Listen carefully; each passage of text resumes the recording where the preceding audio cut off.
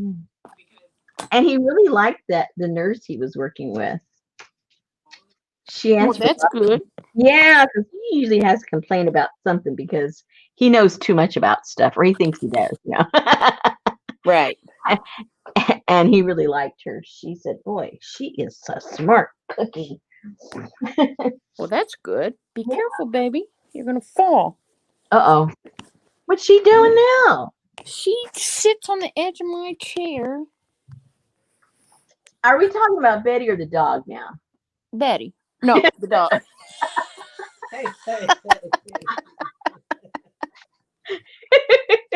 No, Sophie likes to sit on my hip and lay on the arm of the chair like Snoopy. She almost Oh, fell off. She's so big.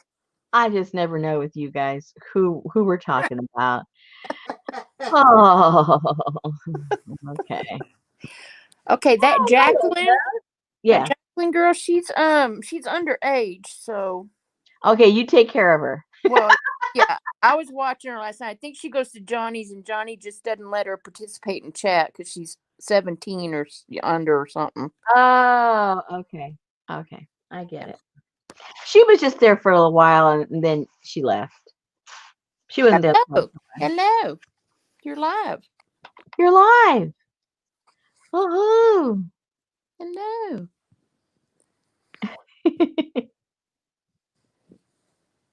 Oh, hey, notifications are working. Very good. We're alive and well in Montreal with Linda. Hello, Linda, Karen, Joanne, There's Elisa. I was calling for you last night. Oh, and your stuff went out today. I still haven't gotten my new credit card, so I had to go swipe my husband's. I can't wait no longer to send all this stuff. So, everything went out today, and I'm glad about that. What else? All right, so where we left off yesterday was just gluing and gluing. And I think I glued a few things after we went off. I'm not sure. But I know we did that together. Oh yeah, I did because I had a couple of magazines that my friend had given me that were like touristy type of magazines, but it was when she went to Arizona, Nevada, and stuff like that, and she had gone to some of the um, art galleries, and so she brought me some of that stuff. And so, like for instance, that's a cool postcard. Look at that. And so here and there, I cut out some of those pictures and glued them in just for some color.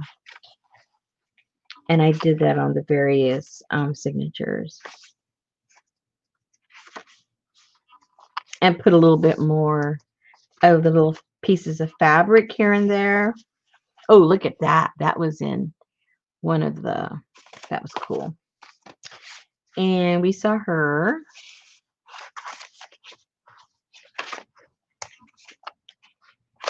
I don't know if I glued anything in here. Maybe not. Nope. Okay, so we can glue into this one. Maybe I only glued into that first one. Uh-oh, maybe. For some reason, I thought I had done more. But that was just my imagination. I was a little delirious yesterday. I was so tired. Oh, I did a few gluing here and there. Maybe just one. Isn't that cool? The woofy. Look at that woofy. How cute he is. Oh, He's a cute little woofy. hey, Deneva. Hey, Elaine. Oh, I put that one in there. I thought that looked kind of cool. Oh, yeah. It had a bunch of writing around it, but I tore it off. Oh, look how cool that is. I mean, I like it. It's just wild and bright and crazy. What was the name of that Indian? Crazy Horse? No. What was his name? Some chief. So we'll say that's who that is. Because he looks a little wild. And this came off as some kind of advertising. So I thought that was kind of cool. So I put that there. Okay, so that one has a little bit of stuff glued in. Oh, I put the little horsey there. So I did a little bit in this one too. Maybe not that much. I was sort of in a second wind of energy. Oh, I put her in there. I liked her. Uh-oh. I see that my auto thing is, hold on. Usually I hear it. Yeah, I just saw it with the corner of my eye go, Oh, woo. yeah, it is. But you know what? I'm not listening on YouTube. That's why I'm not hearing it. Oh, okay. All right. So that should fix it, hopefully. Anyway, I thought she was cool. She's making some pottery, and she's a piece of pottery herself. So that was I cool. was about to say, from here, she looks like she's pottery herself. It is. It's really cool.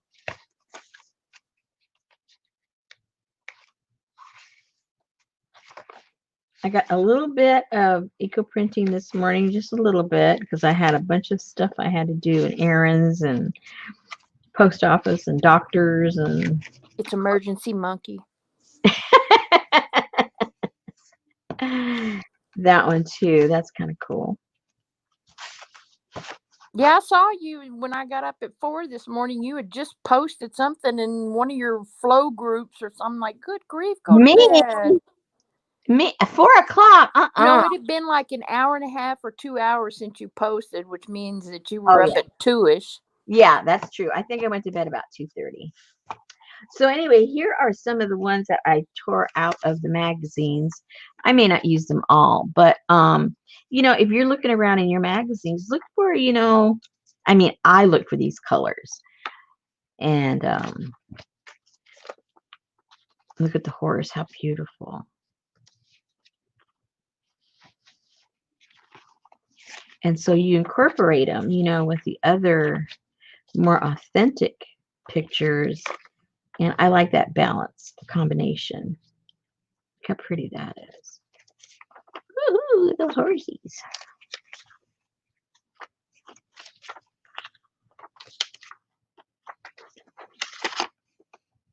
I like these tapestries. Look at these. How pretty. Oh, yeah. Isn't that beautiful? It's beautiful. Beautiful. Burp, burp, burp, burp. Man, Linda's been busy today. Linda who? What was going Linda McTeer. She says, after on? supper, I was dyeing papers. Some are drying now on the windowsill. Have another batch soaking. Sorted signatures this afternoon. She's serious, boy. Wow. Oh, and look at this. This is made with the beads. That beadwork, Oh, yeah. like seed beads. Isn't that cool? Oh, I love that. All the patience, right? I don't know about all that. Yeah, not for me. No, me neither. I love this one. Yeah. Isn't that cool?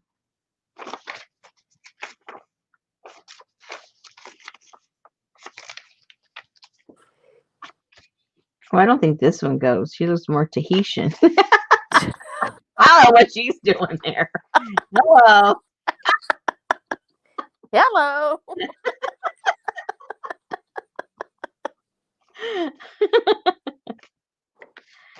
And then those are the leaves I did and some backgrounds. Okay, so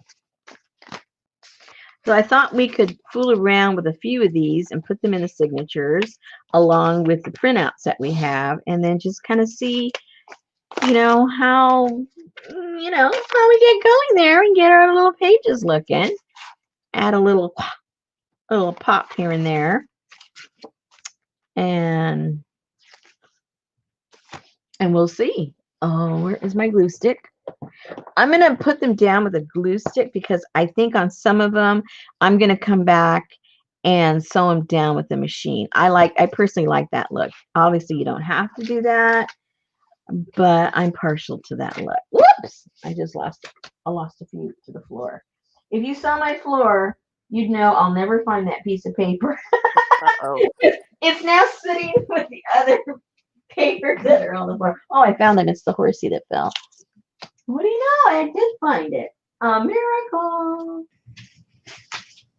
And here are, I'm going to get some of these. Let's see what we're going to do with that. And I had a few of these left over, so we can play with those also. And let me see what else I have in here that we might want to play with. We've got some of that and that. I think we've got enough. No, who knows? We might add some more. You just never know. And we've got those to play with. Let's just pull them out.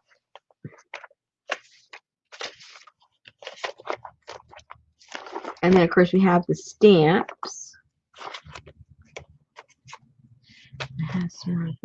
I want that stack of papers.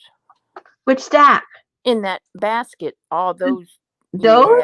Yeah. Yeah. How come?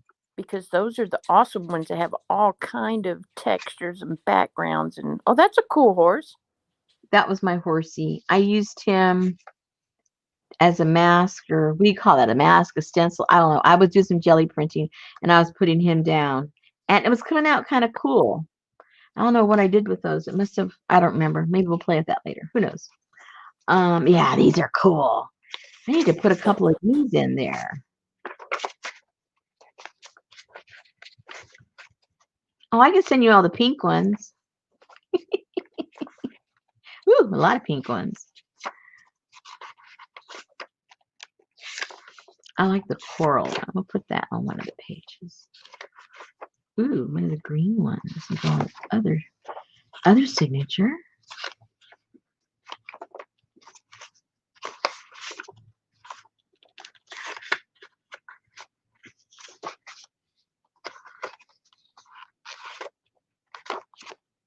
Oh, green one's pretty. Do I have 5? 1, 2, 3, 4. Need one more. Oh, let's just go for the blue. Yeah, blue. All right, so for now, I think that's all we need from in here. Hey, Patricia. Yay. I'm getting rain already. Rain? What do you mean?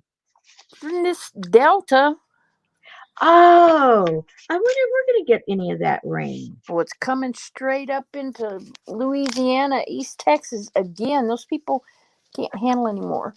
They told them as I was driving around, the news came on, and they were telling the people in that area in Louisiana that if you want to get out, you got to get out by a certain time tonight. Otherwise, that's it. Yeah, I know Calcasieu Parish, which is where Yeah. my grandma lived, that they told them to get out. Yeah. And I-10 is just swamped. Yeah. So that's pretty scary. Yeah. As if those poor people haven't been through enough. And some of them aren't even back yet, obviously. I mean, their homes are like destroyed. So yeah.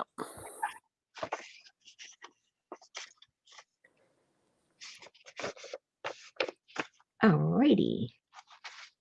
Well, I was reading this article. Don't ask me why, but it drew my attention. I forget what the title was, but it kind of sucked me in. You know how when you might listen to some music or see, fine art or something, and it moves you so much that like you get the chills, literally you get the chills from whatever it moves you, right? And I thought, what causes that? I mean, yeah, because that Navajo boy did that to me. So I was thinking, how does that happen?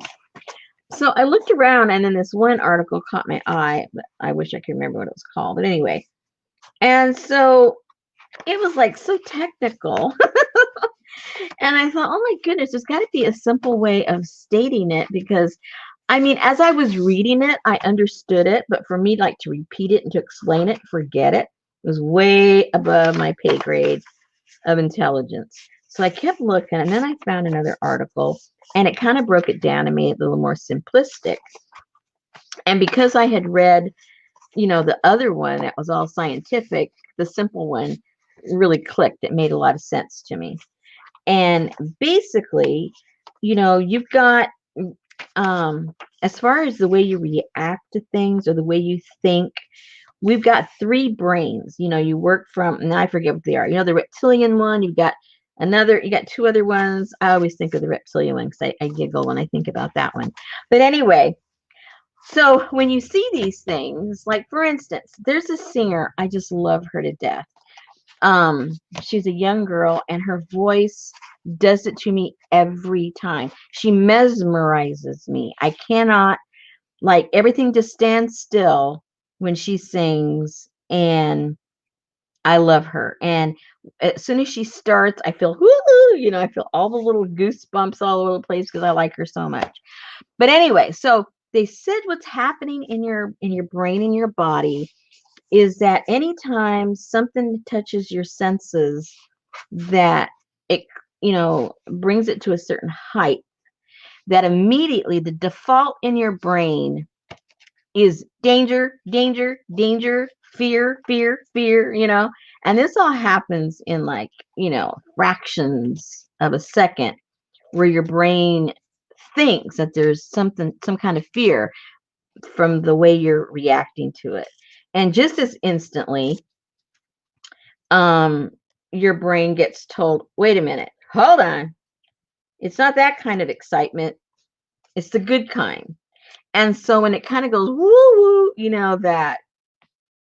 that craziness in your brain, um, that's the reaction you get in your body. It's the chills that you get. So I just thought that was kind of interesting. There's a real technical way to explain it, but that's the, for dummies version. And I just thought it was kind of interesting. So now when that happens, it's like, okay, I know what's going on, brain. I know what you were thinking. It was not danger. No danger. Ooh, that's kind of cool right there. And then what I'll do is I'll put something back here somehow. We'll do the double. Oh, maybe I'll just do this. Glue it onto right there. And then put the something there. Hello. Yes, that's what I'm going to do. So let me get. If you guys print out labels, it's kind of cool to save this paper because stuff doesn't stick to it, obviously, because your labels don't. And then you can do all your gluing you want and not get all stuck. Patricia said she always thought it meant that you were experiencing a moment of truth. Of what? Experiencing a moment of truth. Oh. Well, no. Well, maybe that is another way of looking at the truth. It wasn't something scary, so you found out the truth. It wasn't scary. I don't know. I'm just repeating. I'm just repeating what I read. And I read like 3 articles on it, and they pretty much were all saying the same thing, but in different ways. Okay, I kind of like that. So that's kind of cool. And then I'll put a little strip of the fabric back here. Wouldn't that look kind of cool? I do declare, I think so. Oops, my stuff's falling apart here. Uh-oh. Oh, yeah. I think that's what it was. I'm not sure. I pulled on it with the string. I pulled the string, and the string just pulled it right up. All right, scissors. Scissors. You always have a lot of scissors. Where's your big scissors? They're over there, but you know what? They don't really cut that much except for paper. Yeah. They're not sharp at all. I mean, as far as for other doodads. So Your Edward Scissorhands. Oh my gosh. Okay, so today Uh-oh. I'm in training Yes. and I have my headset on. Yes. And while I'm training, I'm still trying to, when it's not my turn on the screen, I'm either trying to fill up my coffee or run to the ladies' room or something because I have a break for a second. Yeah. So I'm sitting there and my emails kept popping up during the training. So I went to check my emails to see if it was something I needed to take care of. And all of a sudden, one of the technical manager, the guy that's over the research and development department, he kept sending me these emails and he was just about to irritate me to death. And all I answered him and he answered me back and I said, well, aren't you a shithead? I wasn't on mute. So right in the middle of the training, the man in the UK is telling us what a step or a process that we're supposed to be doing. And I said, well, aren't you a shithead? And I was like, oh my God, I'm so sorry. I was answering emails. I thought I was on mute.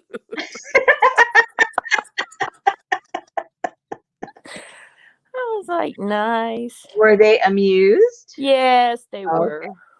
okay. As long as they were amused. Still, you got to be careful. Well, I know. So careful. I'm just glad he wasn't on the call. Oh. So you were saved. Yes. Oh, Geneva found the tape today. What tape did you find, Geneva? Uh-oh. The linoleum floor tape or the carpet tape or the tape with the strings in it? Oh, I need some of that really bad. Oh, I know. That's already on my to-do list Saturday morning is to go in the garage and dig in the garbage. Thank you. Okay, so that,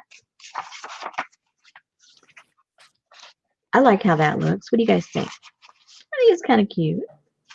Yeah, it's a pop of color. Yeah. Black and white, pop. Black and white, pop. I like that.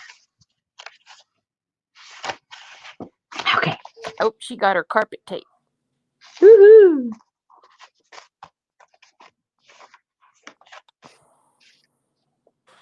Let's see. Oh, so we got them on horseback here, and they're on horseback here, but it's kind of too big. Put it on the back. Oh.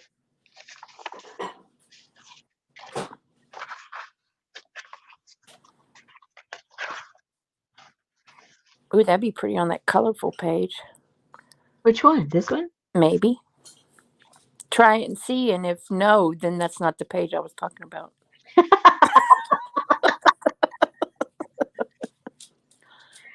Well, I'm thinking it looks kind of cool. Yeah, that's a page I meant. How about if I kind of like cut it out a little bit so it really is like he's sitting on the page? Or would that not work? I don't know. I don't know. Well, I think that I hate to say it, but I oh, think the that pink pink does kind it. of enhances it. I know, huh? I didn't say that out loud, but Rats. crap. All right, have a good night, Jacqueline.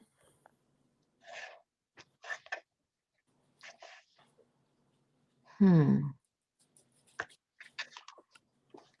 kind of fold it back, not hard where you get a crease in it, but kind of. You know what I think I'll do? Kind of even with the brim on his hat. I think I'll tear it like here because you still have all this pink.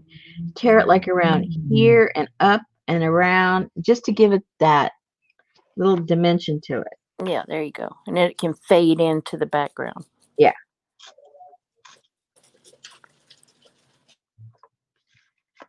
Well, we've called around to get somebody to give us a bid to either trim or chop our trees. And the guy that was supposed to come today never showed up.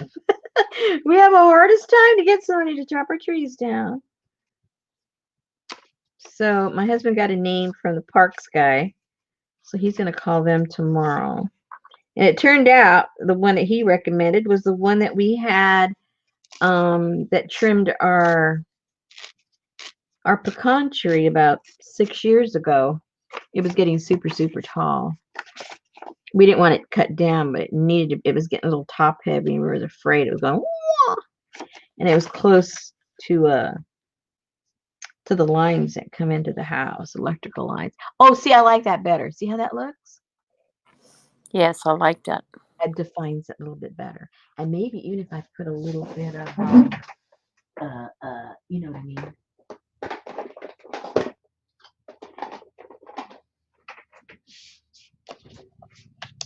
A little something here. No, I hear Junior. Do you hear Junior? He's out there barking. He's out on the porch. No, I'm hearing whistling in my head. Yeah, see, I hear that.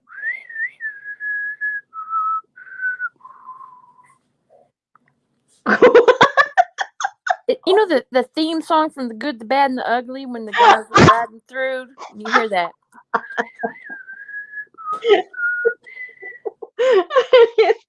You're right. That's what he looks like. No mistaking there. No mistaking. No mistaking at all.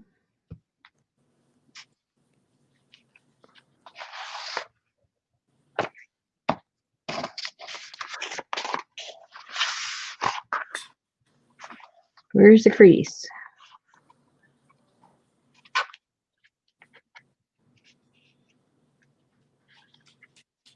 Well, look who's here. It's Miss Rebecca Dances with Pit Bulls. Well, hello there, Miss Rebecca. We don't got the pit bulls here. Couple of Rottweilers. I have a pit bull. Rebecca Dances with Pit That's Bulls. great. That's Can she hear me? Hello, Rebecca of Dances with Pit Bulls. This is Betty Lovelace. She says howdy. Howdy. So, what would be the opposite of Lovelace? Would it be like hate burlap or something? Yeah, hate burlap. Hello there, Miss Hate Burlap. Linda said, my carpet tape came yesterday and I ordered some tribal native fabric on Etsy, so I will be making the fabric tape soon. Hey, Vicky. Woo-hoo. Cool. Hey, Vicky. Vicky says, hello, beautiful people. Watching you makes me believe that some people are happy and find joy in their daily lives, or they know how to be happy even in the worst circumstances. Thank you for giving me a moment of happiness. And don't forget it, or I'll get upset.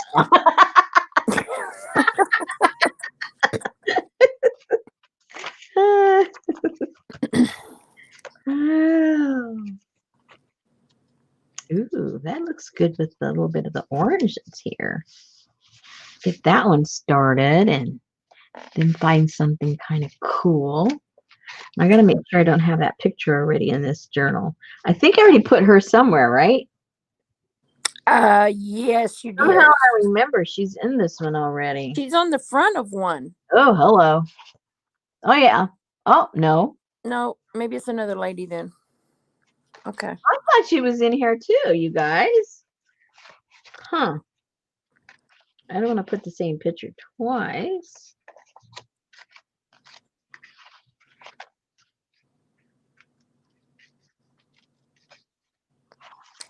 She was on a yeah. Huh.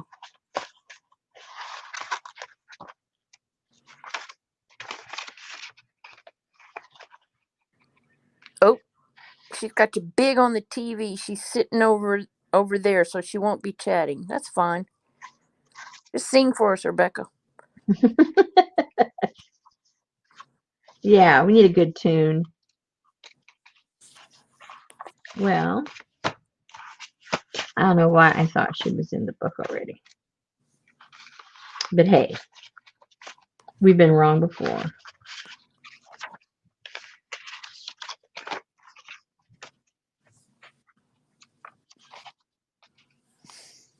Oh man, I gotta clean up my table tomorrow. I think we thought this was her, maybe.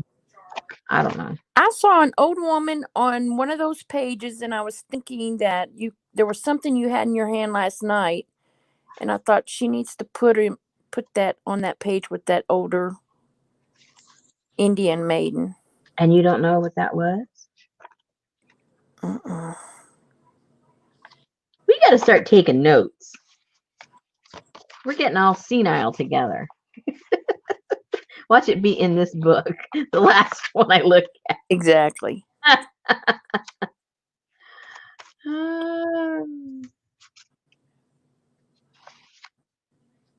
Come on, I know she's in there. That's what I thought. Or maybe she's in the one that we keep referencing, the one I was putting together that's already put together. Yeah, maybe it was that one that you pulled out last night. Yeah, maybe that's the issue here we're having. Yeah, she's not in there. I thought for sure. I would have argued all night long that she's in there. I think she's in that other one. Yep, towards the back.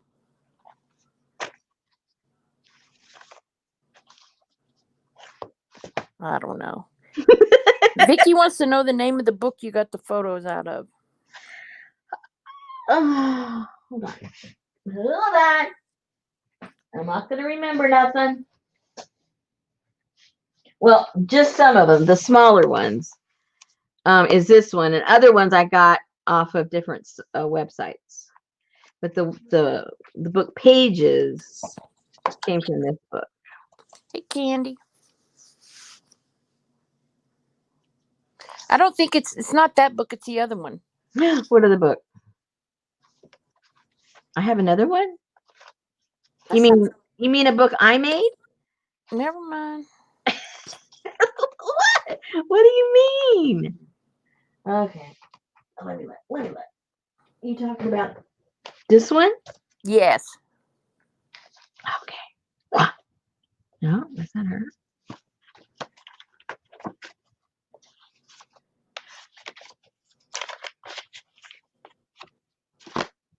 No.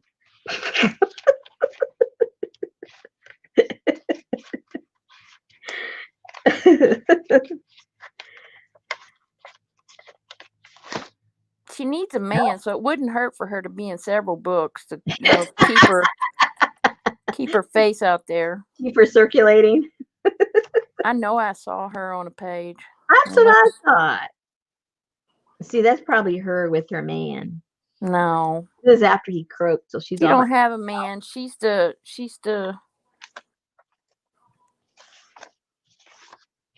what? spinster. Elaine said, Rosemary, I need that little girl picture, please, please, please. What little girl? That was 30 seconds ago. How many pages have Oh dear. Okay, well I'm sorry, I don't see this poor lady anywhere. All right, well, put her in there. Maybe she's in the other book. I have another one.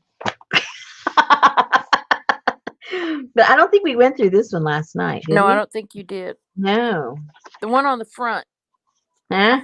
Oh, the one on the front. The one on the front? What about it? That's the little girl picture that she wants. This one?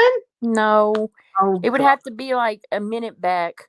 Oh, I have no idea. Oh, you got him in 2 books. Oh, yeah, could be. Yeah, I liked him. He looked very stoic. Very stoic. Very. He's stoic. Not acidic. He's not a Jew. O.J. Simpson's not a Jew. I know. Oh. She's talking about that one? No, but now she is, right? That was her when she was a baby. Yeah. Yeah. Life happens. I wouldn't show my before and after.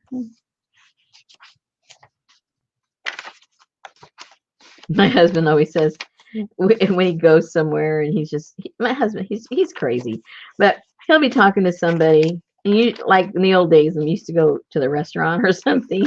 Yeah. He'll be talking about something, and inevitably he always gets the ladies to laugh. He makes all ladies laugh. And then and they go, "Oh, you're just so funny." And then my husband will say, "And I used to be cute too." And then they go, "Oh, get out of here." Okay, I give up. I do not know where this poor lady. Hey, Nashua.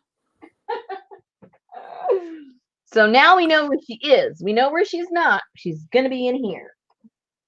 And that's the end of that story. Whoops.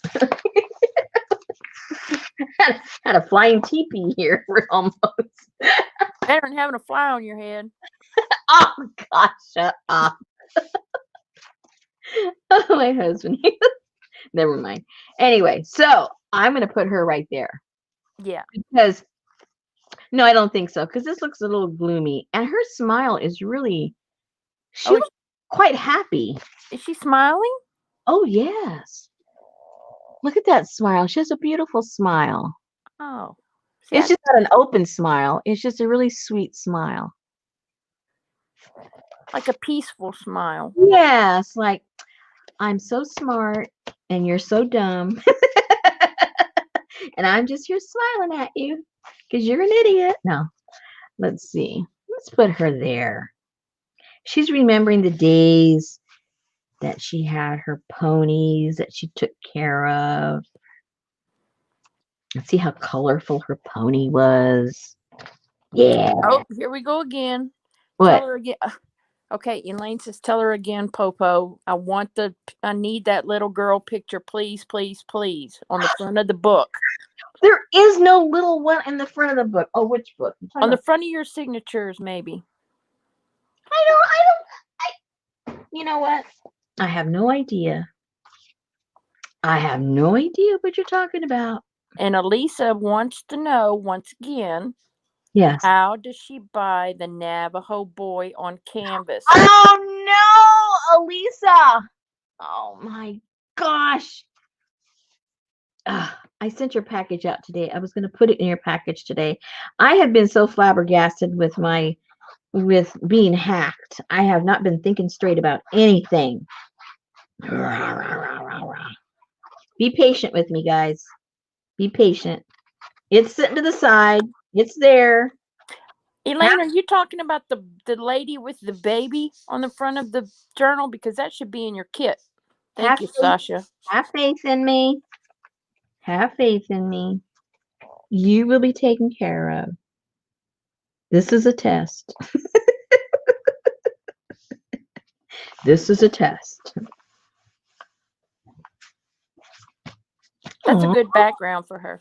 Yes, it makes her look happy. I think this is like she hand dyed this adobe that she put on the outside of her home. And so that reminds her when she was younger and she used to do all that kind of work. And now she's thinking about her pony that she had. Happy, happy, happy thoughts. All happy thoughts. If her pony looked like that, then she's on LSD. Well, there is some of that wacko loco weed out there. She's going, wee! Happy days, happy days. Pass the peace pipe, Navajo boy. No, the little girl on the front of her journal she just showed. Yeah, peyote. I don't have a little girl anywhere. What are we talking about? Oh, wait a minute. Hold it all. Are you talking about this? Is this what she's talking about? Look there for 30 seconds. Don't move. She's just now seeing it.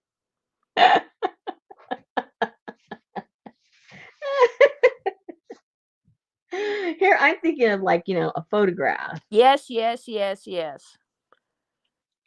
Is she saying yes or you're saying yes? She's saying yes, yes, yes. Okay, so it's that. Okay, at least we know what we're talking about. Okay, can you please make a note of that and Navajo boy on canvas? Wait, okay. You know what? You guys talk to me and I go, yes, yes, yes. I swear I'll remember. I never do. I'm gonna get me a notebook that it's just gonna have notes during my lives because I never remember anything you guys tell me. All right. Pen. All right. So, what's the first thing I have to write down here, Susan? Elaine wants the little girl on canvas. Elaine wants Canvas Girl. And Elisa wants Elisa, Navajo boy on canvas. Navajo Boy. Okay. Now, Elisa, I packaged your package like a week ago. I didn't reopen it. I just mailed it. So you'll let me know if I already put it in there or not. I may have. I don't know. If not, just let me know. And Leslie Casey wants to know, can she buy a print of the girl on canvas? Leslie who? Leslie Casey, Casey. That's the Canvas Girl. Yep. And Okay. Vicky Lizama Art wants one too. What? How did this turn into a sale? You just take it where you can get it, honey. You said Vicky? Vicky, yes. She And wants Joanne. Canvas Girl? Yes, Canvas? the girl. Okay. And Joanne Owens Yes. wants both. Oh dear. Okay. Okay. Both. Both what? She wants the girl on canvas and she wants Navajo boy on canvas. Oh, okay. All right. And Leslie said you have her info on Etsy, but she will happily PayPal you. So if you guys can send Rosemary an email. Yeah. Just, because you guys already know, if you've been around enough, I'm just, when it comes to all of this and organizing, it's really hard for me to like get organized. So if you do have my email, send me an email reminding me. I've got it written down, but everything helps. If you only know how to contact me through Etsy, go ahead and put a message in Etsy. But I do have it written down. But just in case I get into like major, airhead moment, I'll take care of you. So, okay. So we got that down. So we have Elaine, Alyssa, Leslie, Vicky, and Joanne, right? I guess that's what I've got. That's what I have. Now, the trick is don't lose the paper. But notice I didn't just get a piece of paper because I can lose that. I got this big old thing. So yeah, Joanne, that'll work. Contact her on Etsy. Kind of hard to lose that. All righty. All right. Well, that was exciting. Oops. I think that's pretty good. I like her. I really do. And I can see later on when we come back and play with the stamps, a one or two stamps right here on the side of her would look really cool. The ones that we made. All right. Let's see. What else do you want to glue in here? Okay. Can you behave for 2 minutes by yourself because the dog walker is coming for Sophie? Yeah. All right. Hang on. I can be good. Pay attention to chat. Oh, gosh. You didn't say I had to do both. Be good and pay attention to chat. Oh, my gosh. Grow up. You can't do both. Okay, let me go to where okay, there we are.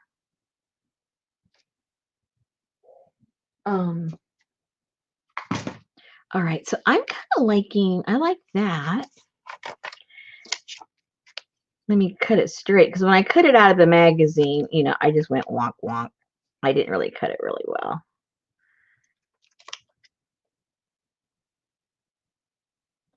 I think I need more new reading glasses. I say that every year and I go get my test and they say, no, your eyes haven't changed any. And I swear I need stronger reading glasses.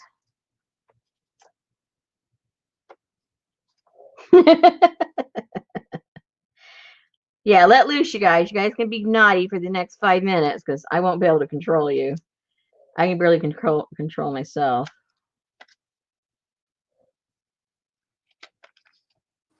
Oh my goodness. What? I asked her if she wanted to go for a walk, and she came flying around that corner, slid across that wood floor. And I love when dogs do that. It's so funny.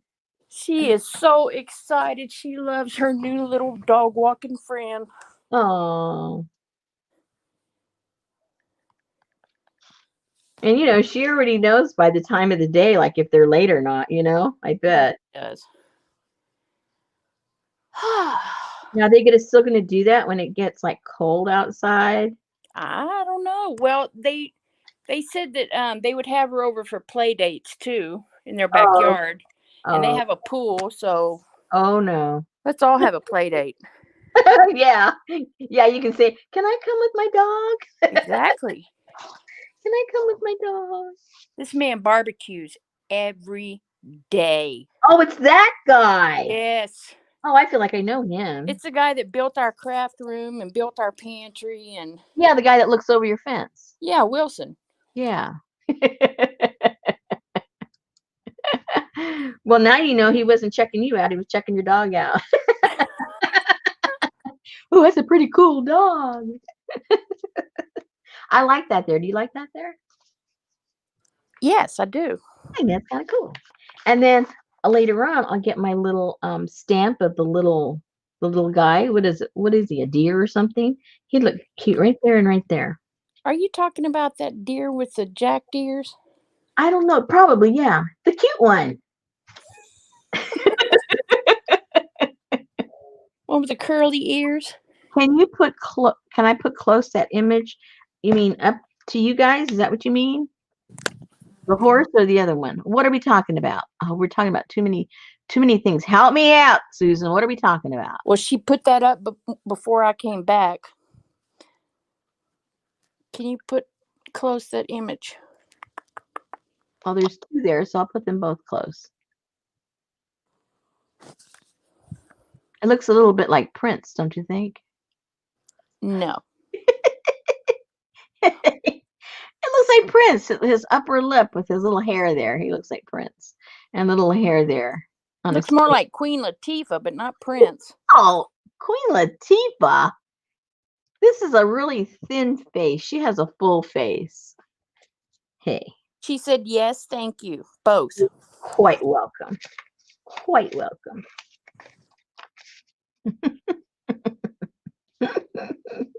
And look at these. Aren't these cute? The little donkeys. Oh, that's so cute. Now, donkeys are a cute little animal to be around.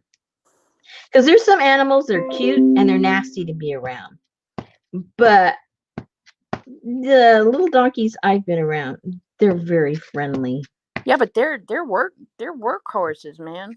Oh yeah. Oh yeah. They're powerful, but Yeah, they have a sweet little disposition. I haven't been around many donkeys in my life. Been around a lot of asses, but not a lot of donkeys. Well, you've missed a lot, let me tell you. They're sweethearts. They like to be hugged. Really? Yes, they're very affectionate. So what's the difference in a donkey and a mule? Their ears. Oh, okay. So was Eeyore a donkey? I I forget which ones flop. One of them flops and the other one doesn't. Okay. And I forget which is which. Time for Janice Glines to show up. Uh-oh, she knows. Is she there? No. Or are you just putting a call out for her? Okay, she's probably there somewhere. She'll answer in a second. She's in the know, that gal. I don't know if she looks it up or she just knows it already. She just has one of those Aaron Klausner brains. Yeah, because Erin doesn't really have to look it up. She just already knows. Where is Erin? I haven't seen her in a while. Okay, Elaine said, girls, a mule is half horse. Okay, and what's a donkey? No horse. And which one has the floppy ears? So mules are mixed of donkey and horse. And which one has the floppy ears? Probably the mule. Probably because the horse mixed with the donkey tames his ears. So a donkey has Because one of them, they just stick straight up in the air. That's probably the one mixed with the horse. Hey, Katie, Tribe of Five. Hey, Katie. Ray, a donkey is its own genus. What about Leviticus? Exodus. Oh, okay. Well, why don't you? All right. So I think that looks kind Leviticus, the book of laws. of okay. So I think that looks kind of cute. We're getting there. And then I visualize it with the stamps, you know. I think that'll look kind of cute. That'll So look nice. what's a donkey odie? Oh, wow. I don't know. I don't know. I don't have a good quick answer for that one. That caught me off guard. I kind of like. Katie's Tribe of Five says, Rosemary, I have been popping in on this series and I love it. Thank you, thank you. Thank you. Now, see, I get all my people confused because I never watch a full video because I just don't have the time. I mean, I leave it on, but I walk around in the studio, so I only catch a few things. Are you the one that's doing the what was it called? Like the country farm kind of thing? Yes, I saw that yesterday Oh, pop up. I so is think. that her? Is that her? I think Or was so. I watching somebody else? Because I've been collecting a couple of things toward that too, so it'll be interesting. Yes, it's her. How little journals come out. I got all my barbed wire, not barbed wire. I got all my chicken wire. Barbed wire, where'd that come from? I have my chicken wire, and I got this really cute little fabric I got, but it's more wintry. So my little farm thing is going to have like a winter slant to it as opposed to like I guess what you would think of spring and summer in the country animal world. I don't know what I'm talking about, but anyway, I got my little stash going. All right, Hummer, hurry back. And then I made a big mistake and went to Johnny's the other day. Oh my god. I was listening to hers and I got sucked into that one. And I bought this feed sack and it's got these big giant chickens on them. And a while back, it's like a year ago, somebody gifted me these stamps. I forget the name of that company. They make really cute stamps and they usually put them in a tin. You probably know what it is, and I don't know what it is. I'm not that big on the pretty fancy stamps. But anyway, I have a set, and I think it's chicken stuff that I was going to use. Let me see if it's right over here where I think I put it. You know me. Uh-oh. I don't see it right where I thought it was. That meant I thought I got clever and put it. Oh, wait. Oh, here it is. I wasn't that clever. It was where I thought I put it. I didn't get clever. But I thought this would be so cute. And it hasn't even been used, and it's got all these stamps. Look Oh at that. yeah, I got the 12 Days of Christmas or something like that. Oh, okay. Well, here's all of the little chickies and stuff, and it's got the wire, and it's got I don't know why they have a ticket, but they have a ticket and a stamp. Kind of cute, huh? Look at all of them there. Hasn't even been used. So Cool. yeah. So that'll be part of my rooster regalia, chicken and rooster regalia. And then I have a couple of pieces left over from the one that didn't work out for my fall journals. Remember that fabric I was showing you guys? That had all the little pieces, parts of animals and everything. Oh yeah. Yeah, I never ended up using that. I've been sticking those in with the people that bought the other fall journals. I just stuck all those things that I cut out in there. So that's what's been going on with me. Oh well. But anyway, it'll be interesting to see how I incorporate that the thing I got from Johnny into the journals. It's got a whoops. It's got a lot of writing, advertising on it, and it's kind of old, so it's faded out. But I think that's part of the charm. So I think that'll be kind of cool. Oh, excuse me. All right, so let's. Now remember, when I put these aside, it doesn't mean I'm done. It just means I'm done working on it for now. I always go back. Is this the one I already did? Oh yeah, I did that one. And then I'll come back maybe with some stamps, some of the ones we made.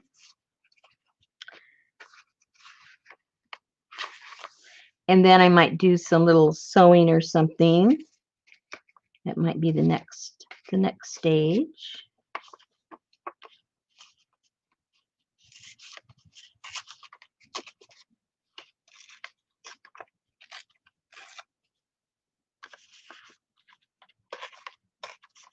I don't know about you guys, but I hardly ever watch TV anymore. And it was like slowly and slowly and slowly I stopped watching anything. And I have a TV here in the studio, but my monitor for my computer is kind of big. So I don't have all the other stuff that I watch, the the online stuff. I don't watch it through my TV because it's actually bigger for me to watch it here where I am than look across the room on the TV, even though the TV's large. But so I don't even hardly watch it anymore. When I'm doing stuff, I just have all you guys' videos in the background playing. And then when something catches my ear, I go, what? What was that? What'd they say? Yeah, that's what I do. Because, there's people at different stages of, what they're doing and what they're offering. And so for a lot of us that's been doing it for a while, a lot of this stuff is just a repeat, But every once in a while, somebody puts their own little twist to something. They go, what? And I have to run in and rewind and go, what was that? That's a cute idea.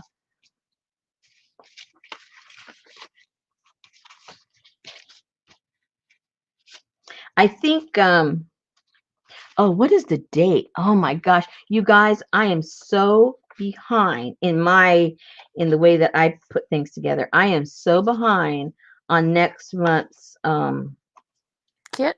Yes, I have everything. But by this time, I've already made the prototype. Ask me how far I am on the prototype. 8th. Say what? It's only the 8th. I know, but I do not like to box myself in a corner. I like to enjoy what I'm doing. I don't want to feel rushed. I don't want to feel like I'm behind. I don't ever want to feel like I have to do something. I want to do it because I want to. Okay. So if I don't do it early, then I start feeling like I have to get it done. I gotta get it done. And I don't want to feel that way. That takes all the fun away. So I need to get it done. So Elaine can't send you any more leaves. Oh, that's okay. That doesn't bother me because those can boil while I'm working. But I do have I have two bags still in the fridge of the ones you sent me that I haven't done. So those will probably get done. I'm not sure what I'm doing tomorrow. I forgot to check with my husband if I had to take him somewhere. Ooh, I don't like how that is. Hold on, I need to wipe this off. I got a little bit of glue on there, and I gotta get a little. Oh no! That thing wasn't clean. Let me get a new wipe. See if I can clean it before I make a bigger mess. Okay, Hummer said those black and white prints are gorgeous, and Gameplays said, hello, that book is beautiful. I'm a shield from the Flowish group. Ooh. She's what? AS. Oh, yes. Okay. Oh, lovely. Oh, I'm so glad you're here. Do you know what is so strange? I think it's strange, is that out of all the people that come to watch my videos, hardly nobody from my groups. You know how, like Brooke, everyone in her videos are part of her group, and everyone in her group is watching her videos. Yep. I've got like 8,000 people in my group, and nobody comes and watches me. It's the oddest thing. One day, this was about a month ago, someone asked me in my group. Now, mind you, if you've joined my group, the first thing I do is I welcome you. I give you a link to a video to explain how the group is and what we do and how we try to recycle, and it's the whole thing. I mean, it's a video on YouTube, right? But it's like they don't know that I have anything else except in the welcome video on YouTube. They don't know anything about me, what I do. I guess. I don't know. It's so funny. And then most of you guys, let's face it, you're not in my group, right? Unless you're in the caboodle group. Well, I think I'm over there because I always see you say, let's welcome our new members. And before y'all start slamming me with a bunch of damn questions, watch this video. So yeah, you are a member. See? Okay. Okay, so she says she watches and she likes a lot. Susan Jarrett, hey Susan, she says she watches. Deborah Brown says she watches. She just in and out. She's a wallflower today. Jerry Oh. Habing says I'm in your group. I just haven't been active in your flow group. Well, then shut my mouth. Maybe I don't know what I'm talking about. So maybe they're lurkers. I don't know. Well, maybe. But I do know that there are people in the group that ask me, do you do videos? Like, yeah. They don't know I have an Etsy shop because I don't advertise my stuff in my group. So they don't even know I have it. Most people there don't even know I have an Etsy shop. They don't know I sell. So, it's like I live in two different worlds or something, Joanne says she's originally from the flow group. Yes, I do know Joanne.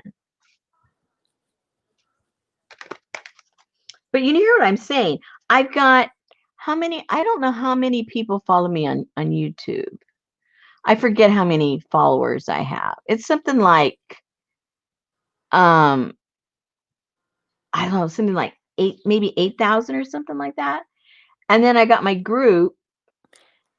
Deborah said, not lurkers, shy wallflowers. And Hummer says, Hummer Klein says, I just popped in, but don't know how I got here.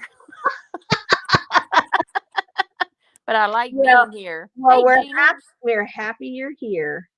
Happy, happy, happy. And here's Gina. She says, hi, y'all. I used to not understand how to do anything. I didn't know you had a flow group.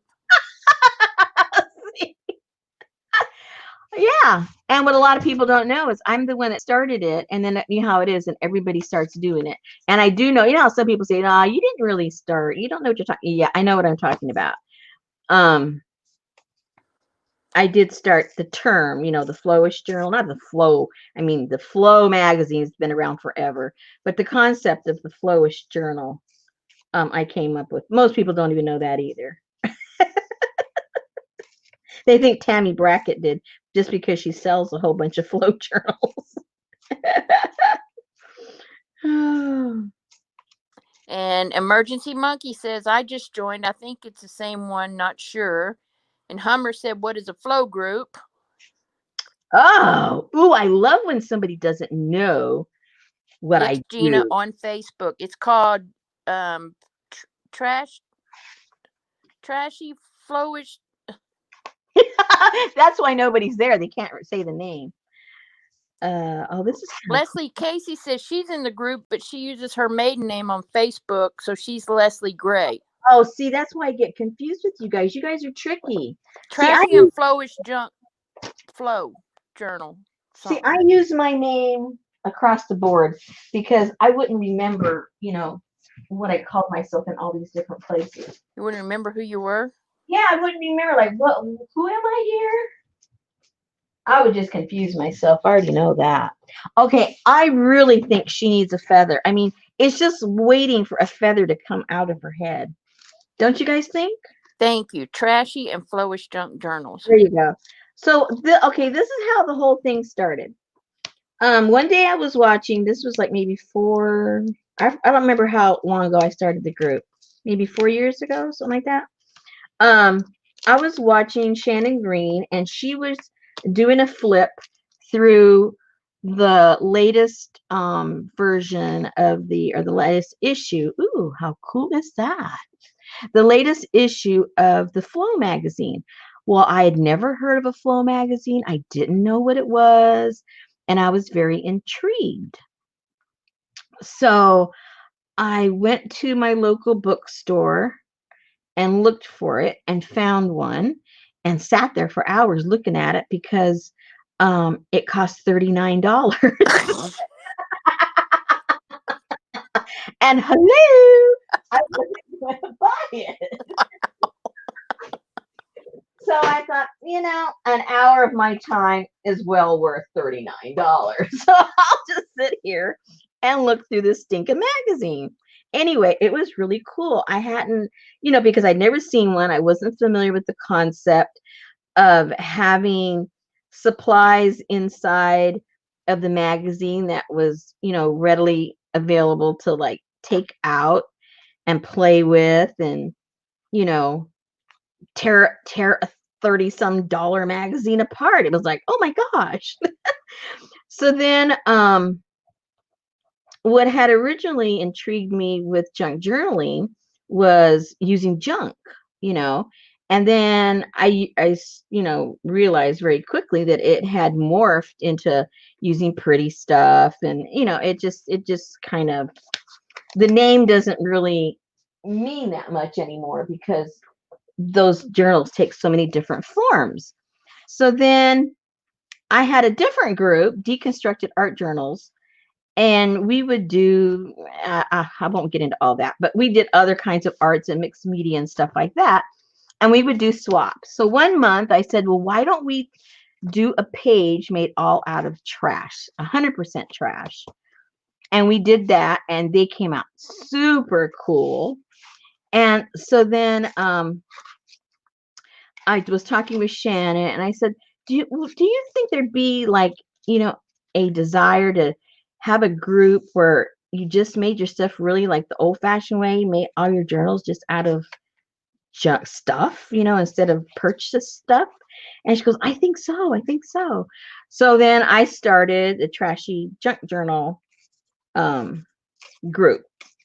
Okay, so then we were doing all of that. And then I was thinking, well, how about if we combine that with the Flow Journal? I mean, the Flow magazine, where we got all of our junk and trash and all kinds of stuff and created a journal that wasn't bound in a traditional way.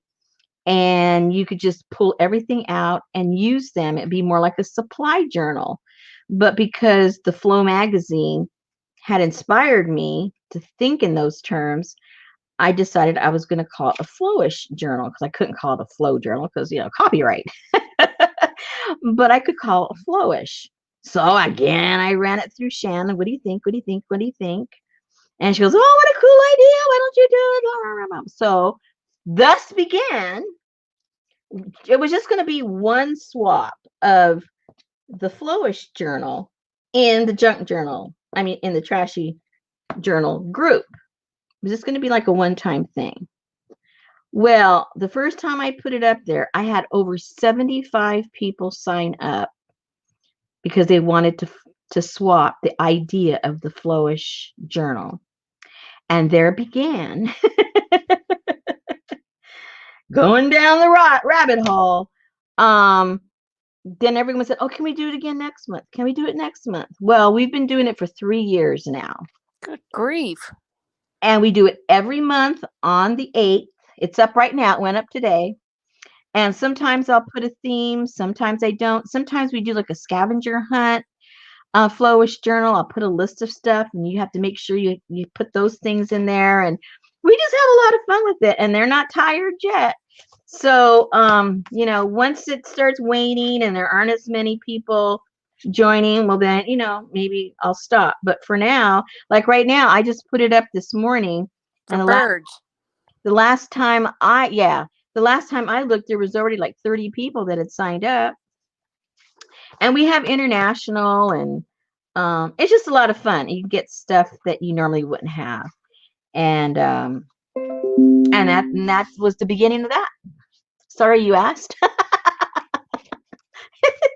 Are you sorry you asked? That was a long-winded answer.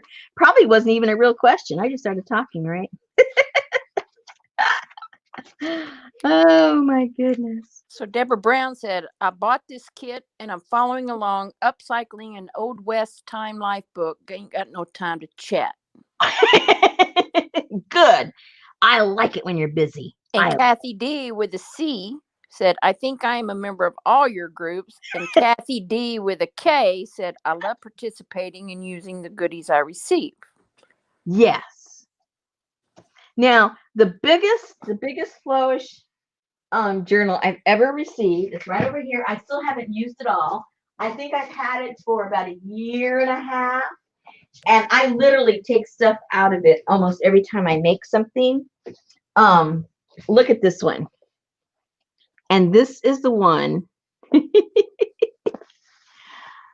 Ooh, I should take this off and put it in the journal.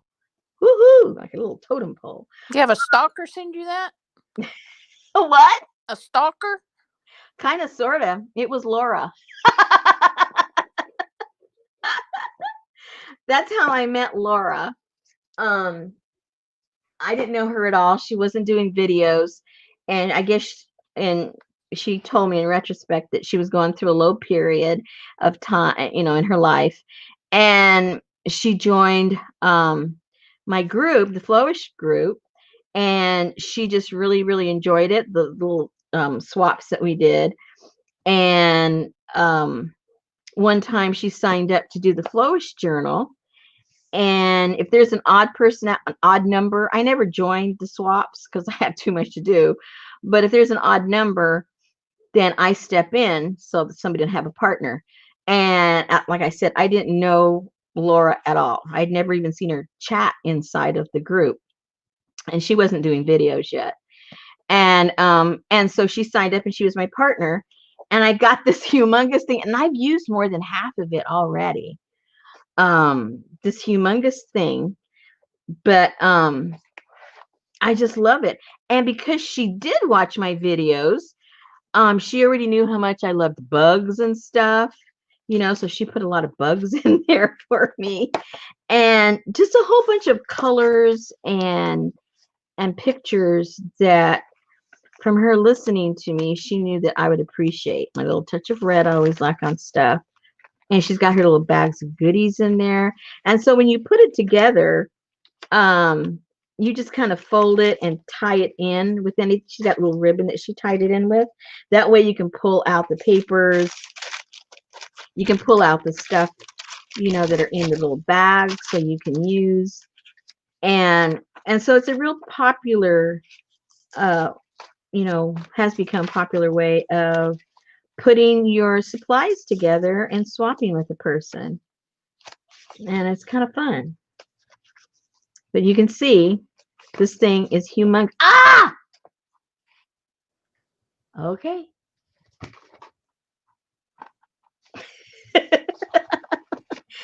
Aha!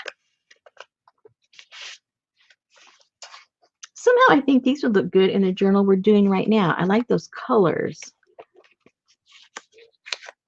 And see, we use our trash for our tags. Now we just have to decorate them.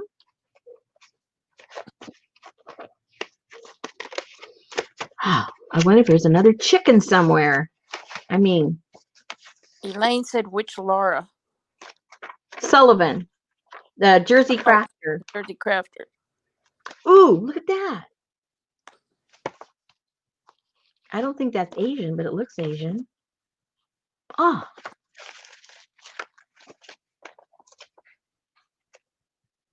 Oh, how pretty. That's all. Okay, well. So I leave. Okay, normally, this is what I normally do. When I get Happy Mail or something, I tear it all apart and I put it in categories. I put my Asian stuff together. I put my bird stuff together. That way, if I'm doing something, I just go to my pile of that particular subject, and there you go. But hers, I just loved how cool all the stuff was. I didn't separate her. So sometimes I forget what's in here, and I have to look through it. And then I get, and then she knew I loved elephants. So she got quite a few elephants in here also. But let's see if we have another chicken. Maybe there's just one chicken. A little lone chicken. A chicken should not be by itself. I think a chicken should be like with other chickens. That's just my personal opinion.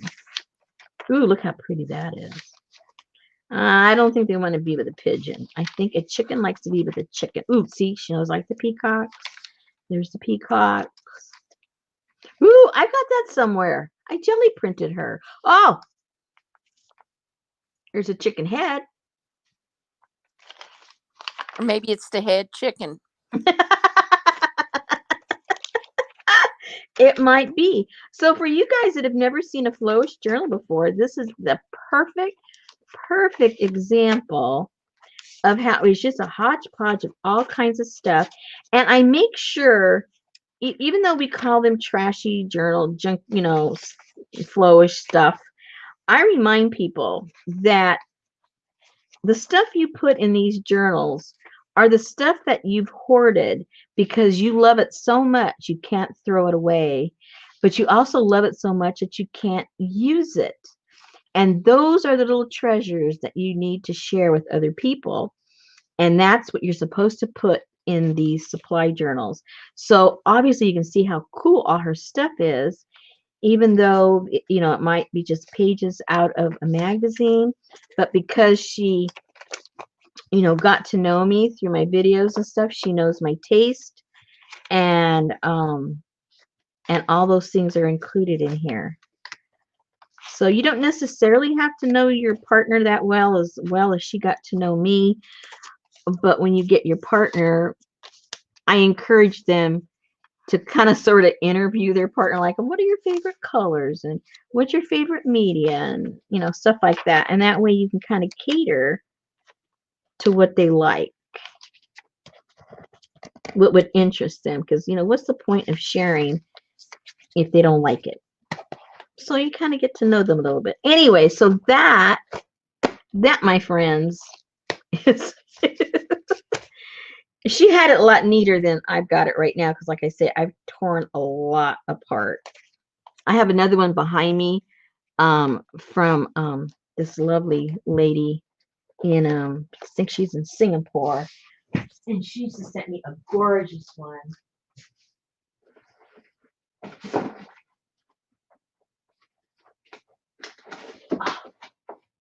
She knows I like, as you guys know, all my Asian stuff. This is the one she sent me, and you can see how it's just bound, so you can tear things out of it, and it's not any kind of heavy binding. But look how pretty this is. That's a lot of stuff. And I've used so much stuff in my journals from here. I've used a lot of it. I've been playing out of this one for over a year also. Look at all this beautiful stuff. It says like wrapping paper, stuff out of books and magazines, advertisement, wrapping paper, stuff out of magazines. Let's look how pretty. It's just, especially when it's from, like another country. It's like, exactly. it And could look, just be normal everyday crap. yeah, regular trash. Yeah. Yeah. And look at this beautiful hand towel. Candy. Ooh. Ooh, the candy's still in there. Oh, McDonald's bag.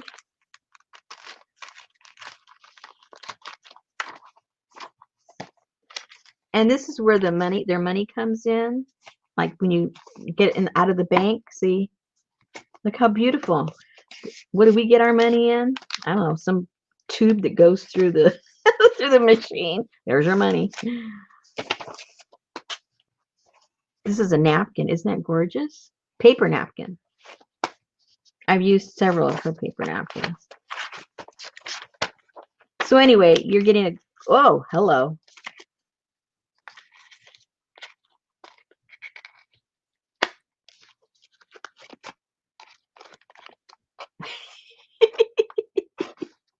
How cool is that?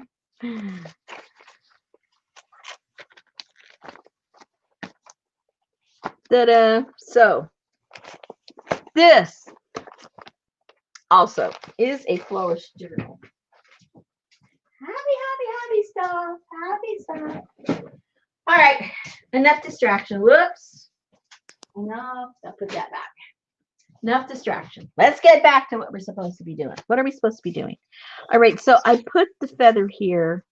I thought she needed a little feather here. So we got that going there. And now I'm trying to, oh, I got to make sure I keep my chicken stuff together. Oh, is that your farm journal? Yeah. Okay, so I need a little bit of color right here because it's all so muted. Let's see from the magazine stuff what I might want to put there. I like the lines on it. I do too. Oh, this might mimic the lines. That might look good. Cut out and put there. Good night, Geneva. Maybe. Good night, Geneva. Thank you for coming. She's so sweet. She supports every time I come on. I like that too with those colors.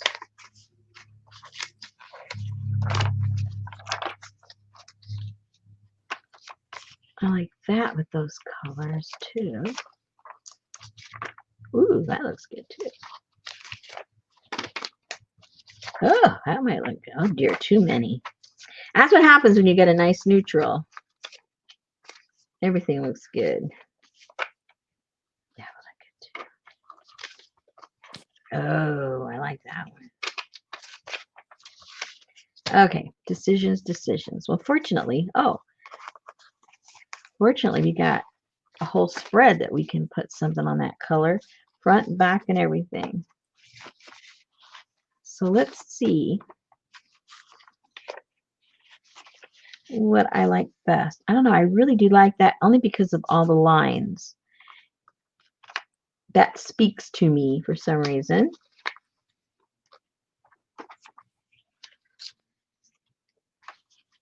And you're not going to see these two together, so it doesn't matter whether it goes or not. But I do like that too a lot. Let's do some cutting, see what we think.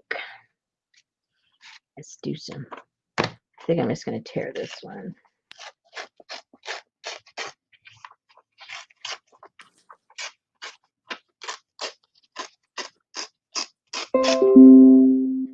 Hello.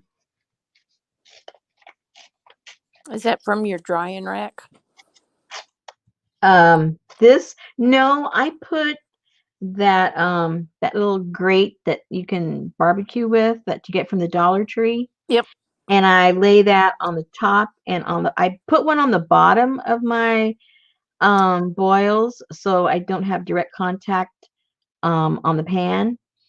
And so there's some, so that the water's flowing through underneath the bottom also. So one of those is on the bottom. And then on the very top, when I'm all done, I put another one on top with a brick on top of it. Ah. So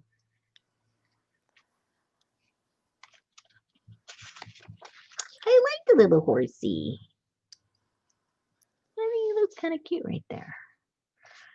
And that goes right there like that. Oh yeah, I like that. Okay, so I think I'll put that there.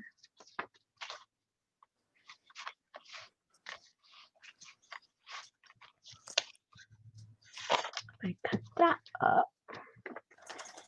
That might look pretty cool if I did it with some of the black cardstock maybe. Let me cut this up. Oh, you guys, if you guys like,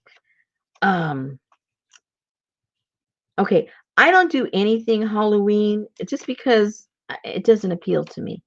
Holiday stuff, no holiday stuff appeals to me because to me it personally, I'm not judging nobody. It times, I don't know. To me, it's too confining and it limits to a certain time and space. I don't know. It's just my own crazy thinking. But I do like for instance, I like winter journals. I like fall journals. but not necessarily a Christmas journal or a Halloween journal or something like that. But anyway, taking that into account, then you will fully appreciate that it's kind of weird that I like these pictures that a songbird. Did you see that? The cemetery? Aren't those gorgeous pictures? Yes, I was watching that right before you sent me your link. They are gorgeous. If you can get her link, put it in there. I would I would encourage if you like, woohoo, kind of weird stuff, um, to go look at her. She's got a collage, um, and then she's got where she'll send you can buy them already printed out on the collage. And then she also has the digi, which you can just buy the digi and print them out yourself. And then she has a third listing where she has them printed out on glossy paper. And these are all black and white. And they're gorgeous. Of course, my favorite thing is black and white, but the pictures she took are just beautiful. Hey, And Susan. they're cheap. And they're cheap. Yeah. It's Very- all the statues and the angels and in the cemetery. yeah. Yeah, there's the link in chat. Okay, fantastic. They're beautiful. And I think um the collage one is like $4 or $5. The regular just the pictures, I think it's like $3. And then it's a ridiculously cheap if she prints them for you. It's yeah. Yeah, but you get like It's 16 or 16. 17 Yeah, glossy black and white 4 by sure. something. Yeah, for something ridiculous. I forget what it was. I mean, she's not making any money. It's just covering her paper and her ink.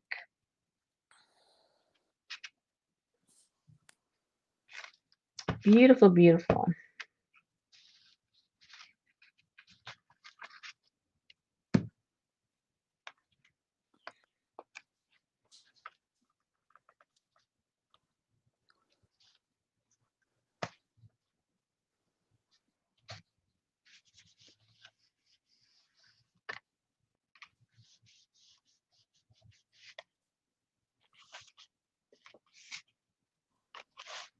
Okay.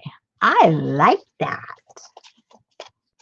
Suzanne said I would be okay with a cemetery caboodle. Well, she beat me to it, so I can't steal her idea. And plus, I couldn't do it as well as she did. They're beautiful pictures. I'm not going to go cruise in my local cemetery taking pictures for you guys. I have my limits. Well, she said her and her husband love to go to cemeteries. Yeah. I was like, okay, girl, you go for it. Not my thing, but We have. I remember back in high school and junior high, we had a cemetery that we used to go to on the weekends, and it was called Blue Light Cemetery. mm-hmm. And it was like this spooky, I mean, spooky. And then down not too far from here, if you're going down one of the main thoroughfares, there's all these nice subdivisions. Well, Uh-huh. there's one subdivision that you turn into the subdivision, and then you make an immediate U-turn at the first esplanade, and you pull up on the grassy area by the trees.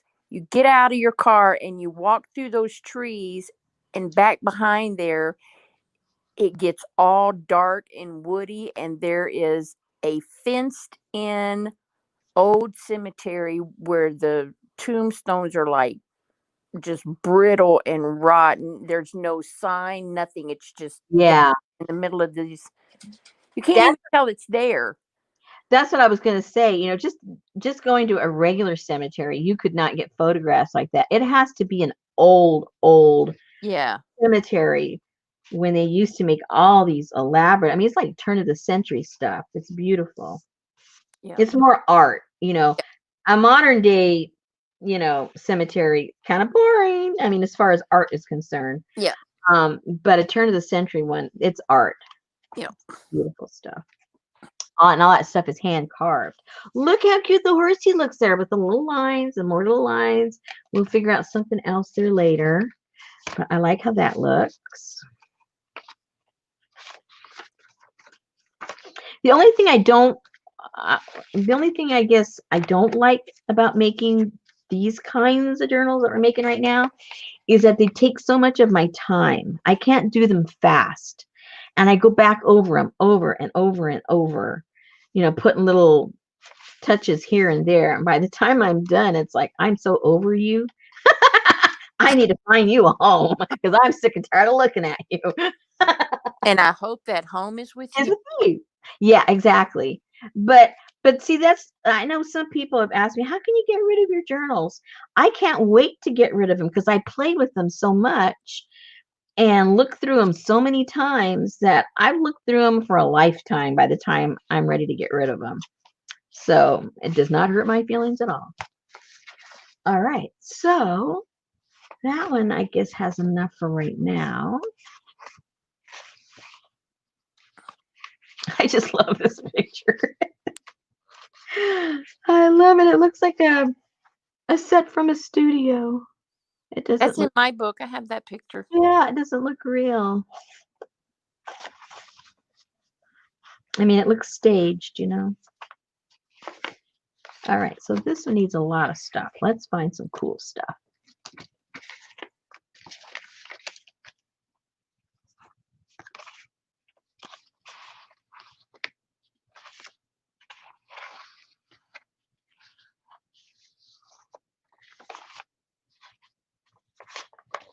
Let's see.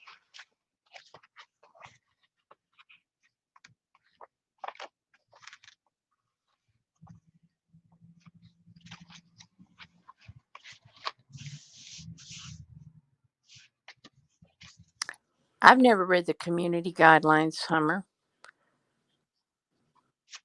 What community guidelines? There's community guidelines? Yeah, so whenever you first go into a chat, or whenever I take mine from top chat to live chat, or I go get you a link and come back, it says, "Welcome to live chat. Remember to guard your privacy and abide by our community guidelines." And then it says learn more, and you click on it. I've never clicked on it. I don't think I've ever seen that. And if I have, I just didn't pay attention, I guess. Oh, you just learn new things all the time.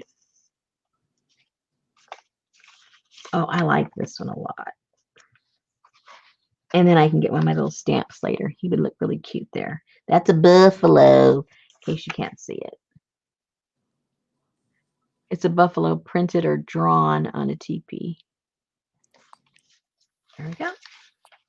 There you go. There you go. There you go. I like it. Oh, it just tells you be cautious of sharing personal info. Oh, yeah, like when people put, their phone number and their email and their address. Admin access should only be given to people you trust. Oh, boy. Until you don't. Yeah, exactly. Now, how do I get out of here?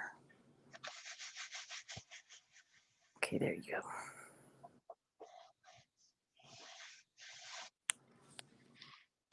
Well, out in the front of our street, in front of our house, they've drawn a bunch of old blue lines around all of our water meters. And then on the holes, some holes in the middle of the street. I think they're going to be doing some digging up pretty soon. And well, your husband isn't in the know? Yes, well, yeah, he knows they're doing it around town, but he didn't know they were already going to be on our street. So that was interesting. He's been complaining about it because since we've lived here, um, we've seen some shift on this little brick retaining wall that we have in our front yard that is adjacent to the sidewalk outside of our home, in the front of our house. And there's a little crack in it, and it is visually shifting. And right where that crack is on there on the sidewalk, there's a crack. And then on the street, there's a crack all the way across. My husband says one day we're going to wake up and we're going to be in a sinkhole. But also, that's where the water lines are. So my husband thinks that there's something leaking around there, and Mm. it's slowly eroding. I mean, we've been here how many years? A long time. We've been here about 13 years. So it's taken 13 years for it to open up maybe a quarter of an inch. But still, a crack is a crack, right? And it means something. So he's oh, see, oh, I love that picture. Oh, it's a close up of that other one. And so he's kind of happy that something's happening. He's happy something's happening. Now, I don't want to look again, but did I put him somewhere? I don't think so, Yeah, huh? I'm not even getting into that again.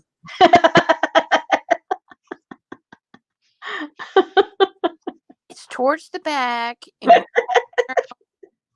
I don't recognize that picture. I don't think so either. I don't think he's anywhere. So I think I'll put him there, and I'll put a little piece of fabric above on the top and the bottom. I'm getting thirsty, you guys. I'm going to get me something to drink. Well, I just should drink it. I think it's right behind me. Here it is.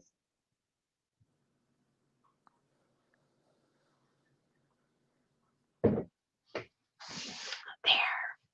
That was good.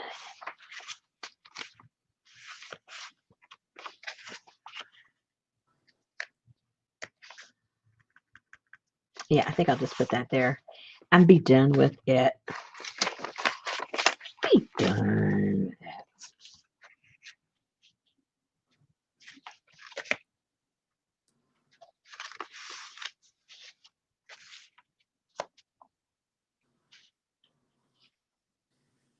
Who quit her job? Forbid a bird song. Oh, she quit where she worked, but she still has a full-time job. She works at a pharmacy now.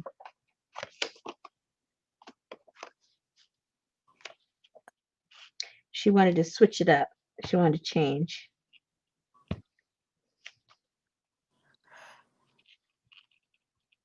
I could never work in the back of a thrift store. I would go broke.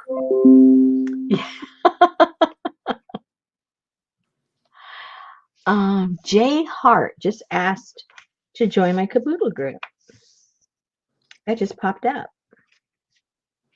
Now I used to have. I don't run it anymore. Well, I don't run the other one either. I gave that one to my co-person, the one I did it with, the deconstructed journal one. I mean, I'm still an admin, but I don't actively do anything over there. But I had another one. Man, I had a slew of stuff. I'm just all over the place, aren't I? Yes, you are. I used to have a textile group. Oh, we had a lot of fun over there. But then I realized I didn't like separating what I do because I like mixing everything together. And so I didn't enjoy doing just textile stuff. I wanted to put, weird paper. I wanted to paint. I like mixing everything up together. So I had that for maybe about 3 years or so. I got some cool stuff, made some good friends, and some really nice swaps. I just think I've showed you some of those in the past. And that was fun.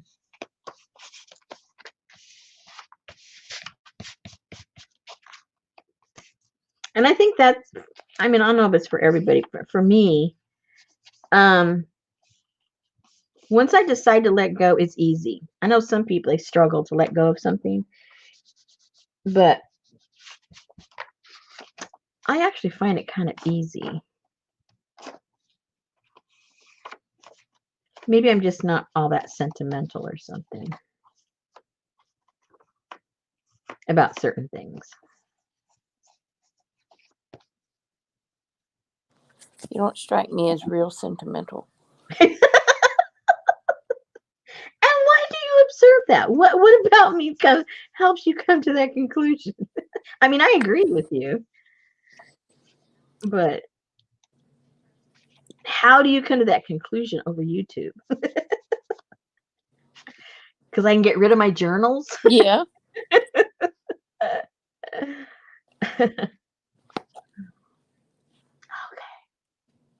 Yeah, I think you're right. I think you're right. I would not disagree with you at all. Oops.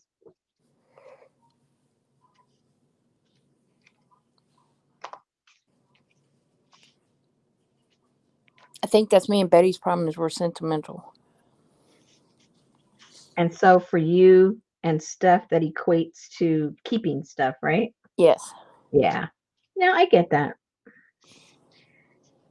I think I'm that way about some things because there's some things I have next door upstairs that I have not even opened the box in like, 5 or 6 years, but I'm not throwing it away yet. Doesn't mean I won't. One time, I really freaked out my friends when I did this. We were living in a house and we had moved from another house, and I still had stuff in the garage that were in boxes that I just never unpacked. And I kept saying I was going to go through them, and I just never did. And one day, I just called up the Goodwill and told them to take them. Never opened them. I still to this day don't even know what I gave away. But the way I look at it is, I don't miss it. I didn't need it. I didn't use it. And I know if I looked through them, I probably would have kept half the stuff. So That's I kind just, of where we are right now with, hmm all the stuff that we had when we moved in. We knew what we needed in the house and we knew what we could go through later. So that was yeah, put in the garage. And now it's like, I mean, because Betty had every card she's ever gotten for any season, occasion, any and yeah. everything. And I mean, she was like, I'm over it. She sat out there in a chair and she flipped through, and we laughed at, she showed me some goofy cards I had given her like 30 something years ago. Oh my. And I mean, we were just like, toss it, toss it, toss it, trash, Yeah. trash. And I it think, felt good. yeah, it does. It does. It really does. And I think what kind of put me on that mindset was I had only been married for about a year and a half, and our house got broken into. And for whatever reason, I guess they just threw things in bags and took stuff out of there. Whatever they could grab, they hauled away. But they took my wedding pictures. I had my album and I had a box. I had other pictures that I hadn't put in the album. Now, I've only been married a year and a half at this point. They took my wedding pictures. I was over at a construction site and I didn't want to get my jewelry all messed up. My wedding rings were in in my bedroom. My husband's wedding rings were there. Um, so they stole my wedding ring. They stole my wedding pictures. They stole my husband's wedding suit.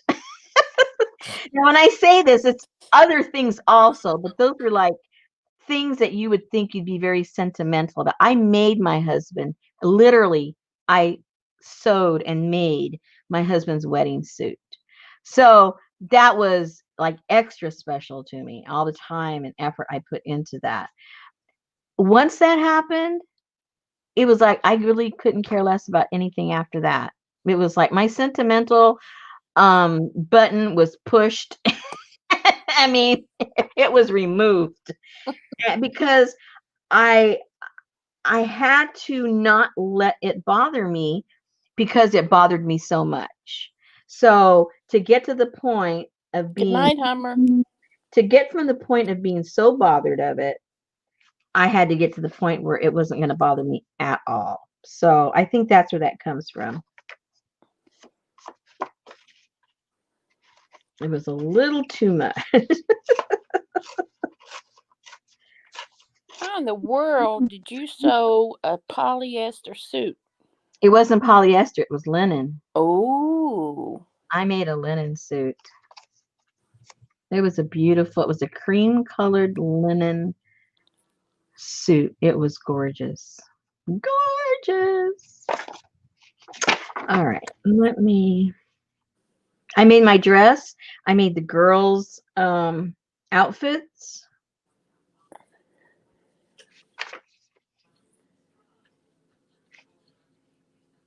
I'm sorry. I would think getting married is stressful enough without having to make everybody's attire. But see, I gave my oh, and then what happened? Well, it wasn't stressful. I think it's because I don't know. I guess you can tell I don't like normal stuff. I don't like what everybody else does. I want to do something different. I want to put my own little twist to everything that I do. And when it came to getting married, it wasn't any different.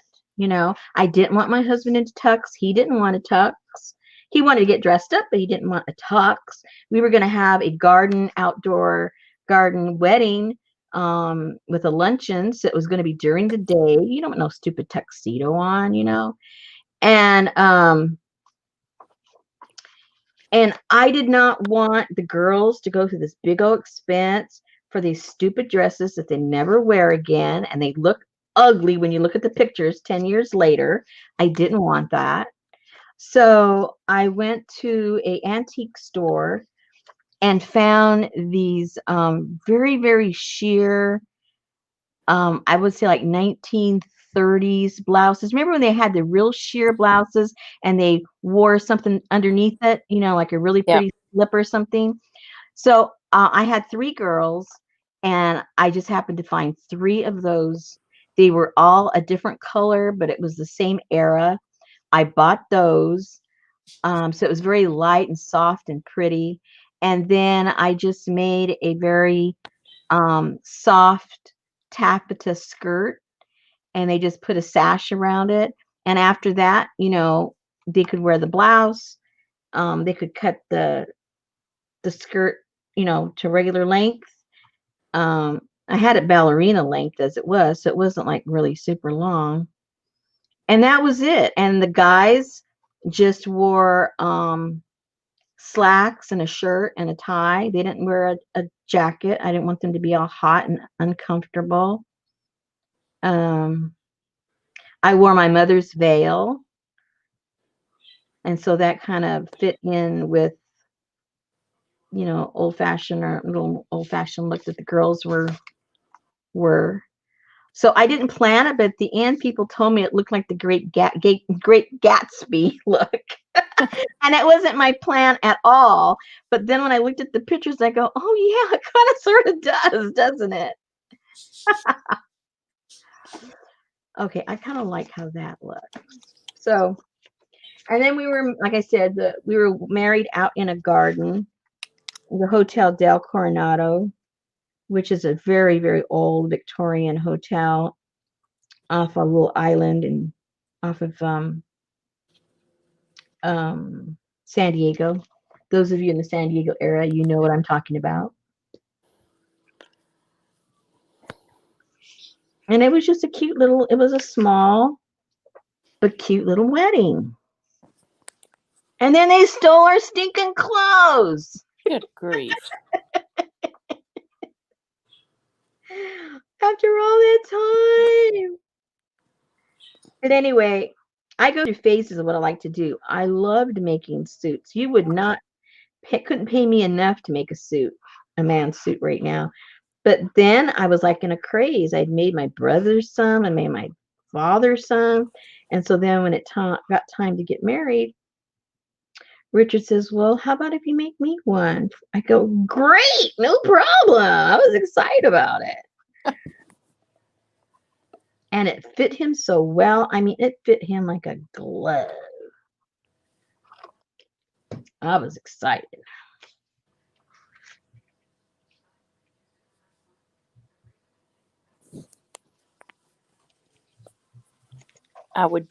I can't sew, so.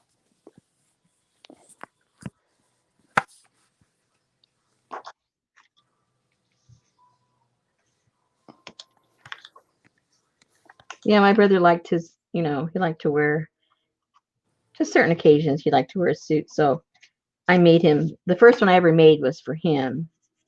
And I'm still shocked.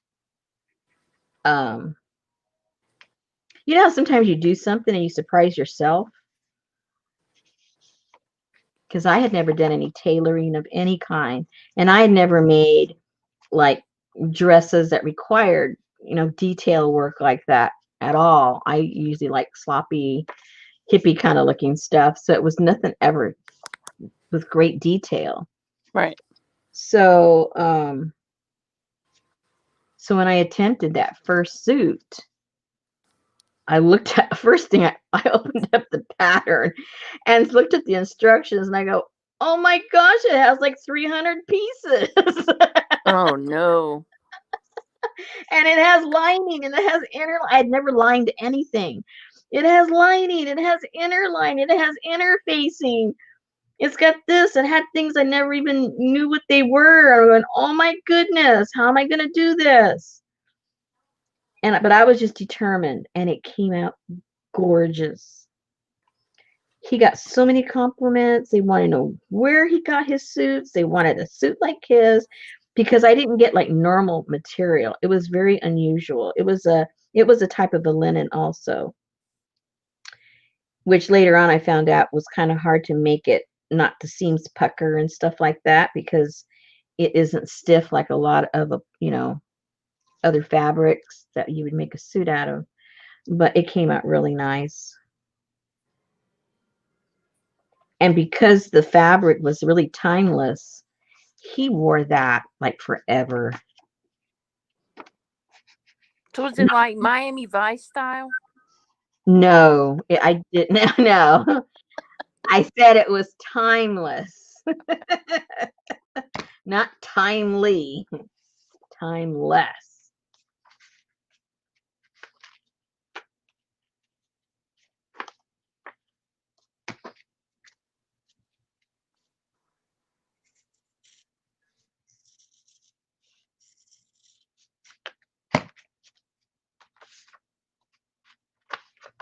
Well, anyway, so after all that, I got mad because he stole his suit. So Patricia wants to know if you followed the directions for the suit. I did because I did not know what I was doing. That I did only because I guess I did. Yeah, I did. It was really tricky, like to put a zipper in a pair of pants. Oh my goodness. I never even put a zipper in a dress because I just like made things like pulled over my head.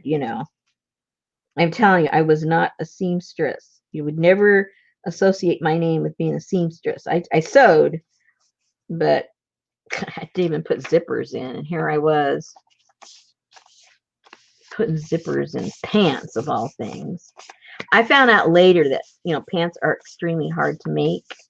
So those came out pretty cool, I must say. Oh, look, I like that. Where does this go now?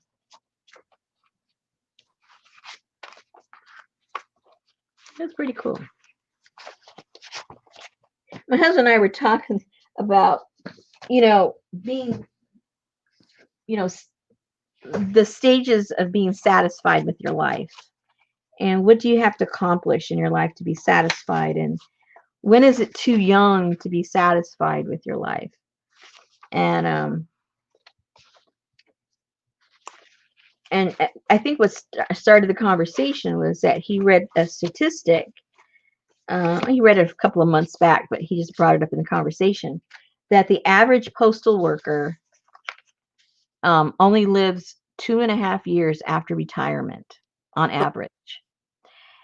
And so what's that? I said, ooh. Yeah. And these are people that are up and about, and they're not just sedentary sitting somewhere. They're in movement. They're active. They aren't like an office worker, right? And that's their average lifespan after they retire. And so you're given, like, say, only half that amount of time you're healthy. So maybe after retirement you have 1 year. How are you going to do all the things that in your mind you were going to do when you retire in a year? You know what I'm saying? So sometimes we have to change our perspective or change the definition of things in our life. And when do we do things that we want to do, and what constitutes retirement, and things like that. And And I think my husband and I have been fortunate that through our life, we've had hard times. We've lost jobs. We've lost homes. We had to file bankruptcy one time, way back when. Things have not been rosy, but we've always come back and we've always done stuff that we enjoy, no matter what. We try to enjoy whatever it is, even if it's a job. We try to take the attitude and find some enjoyment in it, even if it's not something we really want to do. And so we were talking about how I think you can mentally be retired while you're working. And if you can achieve that, then I think you're way ahead of the game. If you can mentally retire. Oh, look at the little horsey's face. You can mentally retire um, so that you're not wrapping all your hopes and dreams and desires and things that you want to do and think and be and buy or whatever it is that you think you're going to do when you retire. Um, do it mentally before, or find ways to do it in a cerebral way rather than a literal physical way, because you may only have a year to do it all. I feel retired now. You feel what? I feel retired now. Well, see, you've done it. You found the secret. Well, no, it's only because the stress of not having to get up every morning and There you go. all dressed up and Yep. drive all the way to work and hang out there where I don't want to be and then Yeah. drive home. So now it's like I don't have a problem getting up, going in there, going to work, doing my thing, walking in the kitchen, making my lunch or making me breakfast and still be working, but it's just so much better. Yeah.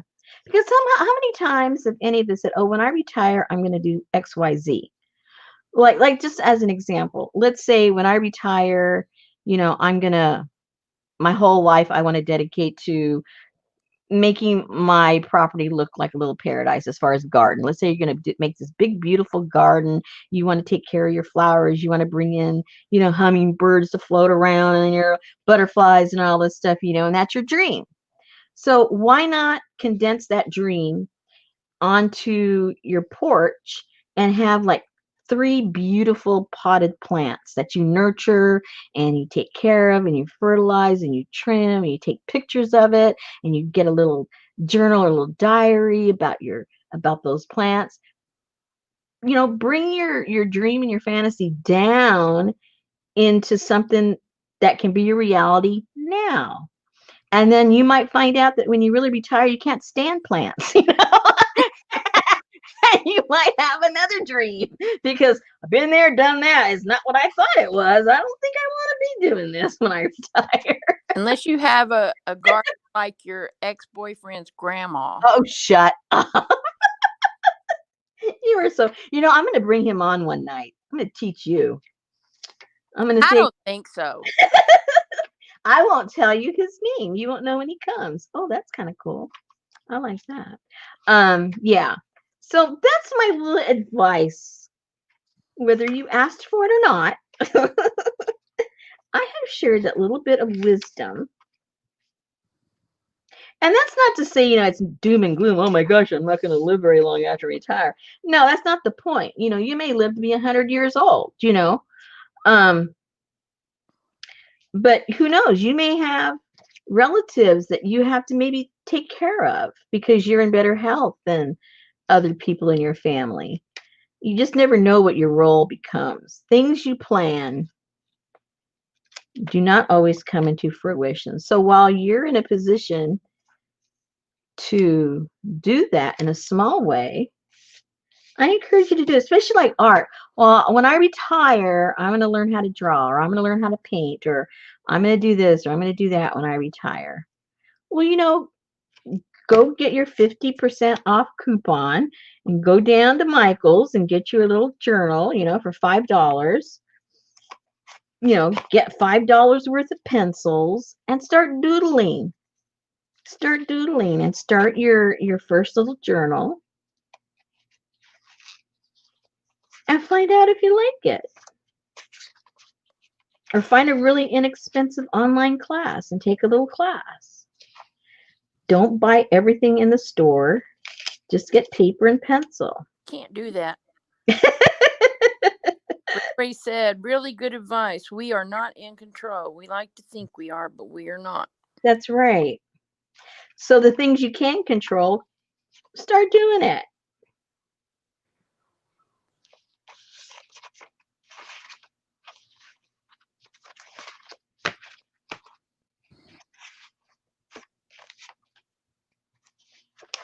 That's pretty. I mean, like my husband, he had a good job. He made good money during the period of time that he was working. He had a secure job, and he was in a part of the country where he could have been working forever and ever and ever and been making good money forever and ever and ever. And we could have had a lot of money. We'd have had a nice retirement through his company. We could have saved money. We could have been sitting pretty. But instead, a doctor did a procedure on his ear and rendered him deaf in one ear, and overnight was not able to do his job, had to go, he couldn't work, he had to quit work. And at that particular time, I was working part-time. So we went from a full-time good job to a part-time not so good job and trying to figure out what the heck are we going to do. And those of you that have ever had to, file for disability, you know how hard it is, and you know how little you make, especially if you're younger. And that was the position we were thrown into, very unexpected.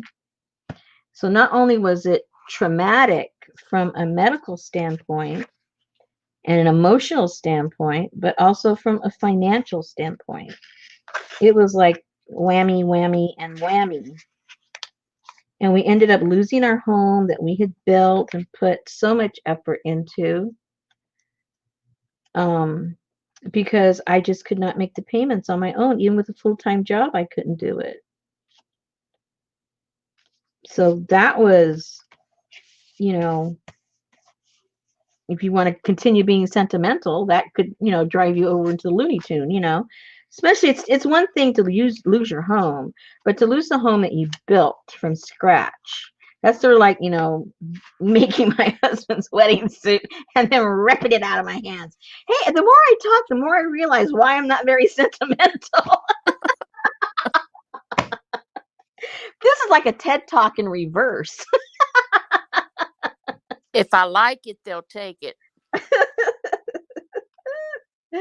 Yeah, if I like it, they want it. Well, then now you got to pay for it, buddy. Oh my goodness. But yeah, so that, when things happen, like those of you that have been through things like that, you know how it shifts your way of thinking. Either you get depressed or you get pessimistic, or you get self-destructive, or it ends your marriages, it interferes with the relationships. Or you can say, hey, what can I learn from that? How can I benefit? Because I'm a strong believer of not letting other people and other things control you. And from my perspective, when I let things like that get me down, in my mind, I'm letting that thing or that person or that situation control me. And I do not like to be controlled. I like to be in control of myself. And so that's my perspective from those kind of things. Now, my husband took it really bad. He took it rough. And, it's a guy thing. He's the provider. He wasn't going to be able to provide anymore. What are we going to do? Boo-hoo. My wife's going to hate me. She's going to leave me. whatever goes through guys' heads, What am I going to do? This is all that I'm supposed to be doing. Yada, yada, yada, yada, yada. So he took it probably how, an average guy would take it. So we had to get through that mental block. That mental block. but you just decide for yourself what you're going to take away from any given situation that you're put through. Am I going to learn from it? Am I going to let it control me? Am I going to control it? So, anyway, you know where I'm coming from. Yeah. So that's why I'm not sentimental. I'm glad we figured that one out.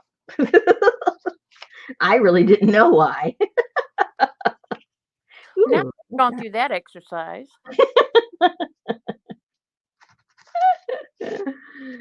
oh, maybe a horsey. No, it looks like matches too much. Don't want too much of the matchy matchy.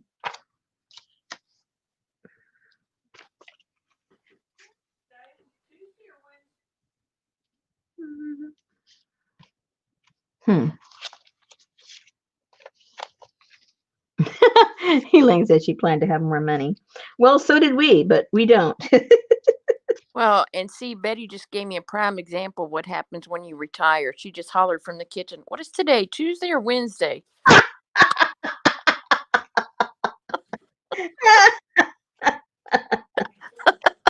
Oh, there you go. In a nutshell.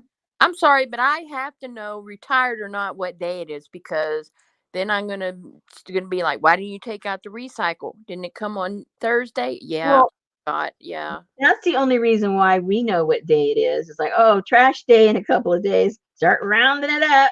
Yep. Put those twigs in there.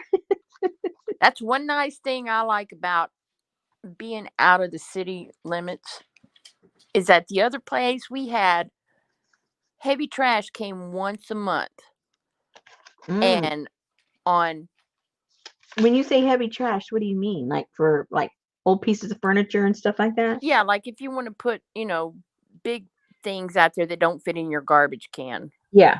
Yeah. So they have like 1 month, it would be household waste.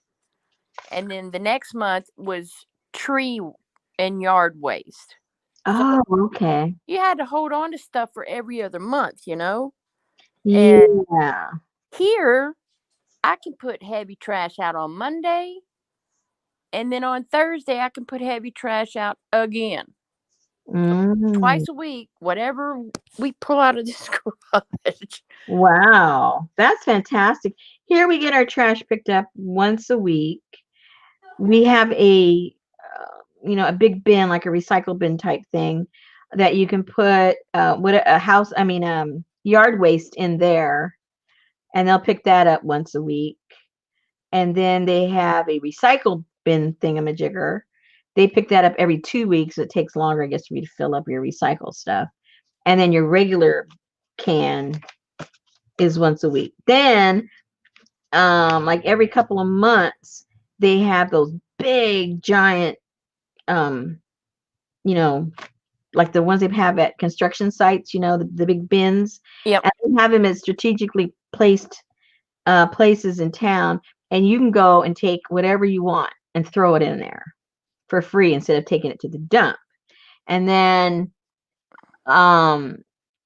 they allow only twice a year here for you to put something really big out on the street, real big, and then you call them up and they'll come and pick it up. And then if you have others, big ones like that, you either have to wait for the time to go throw it in there, go to the dump, or pay $10 for them to come out and take it away.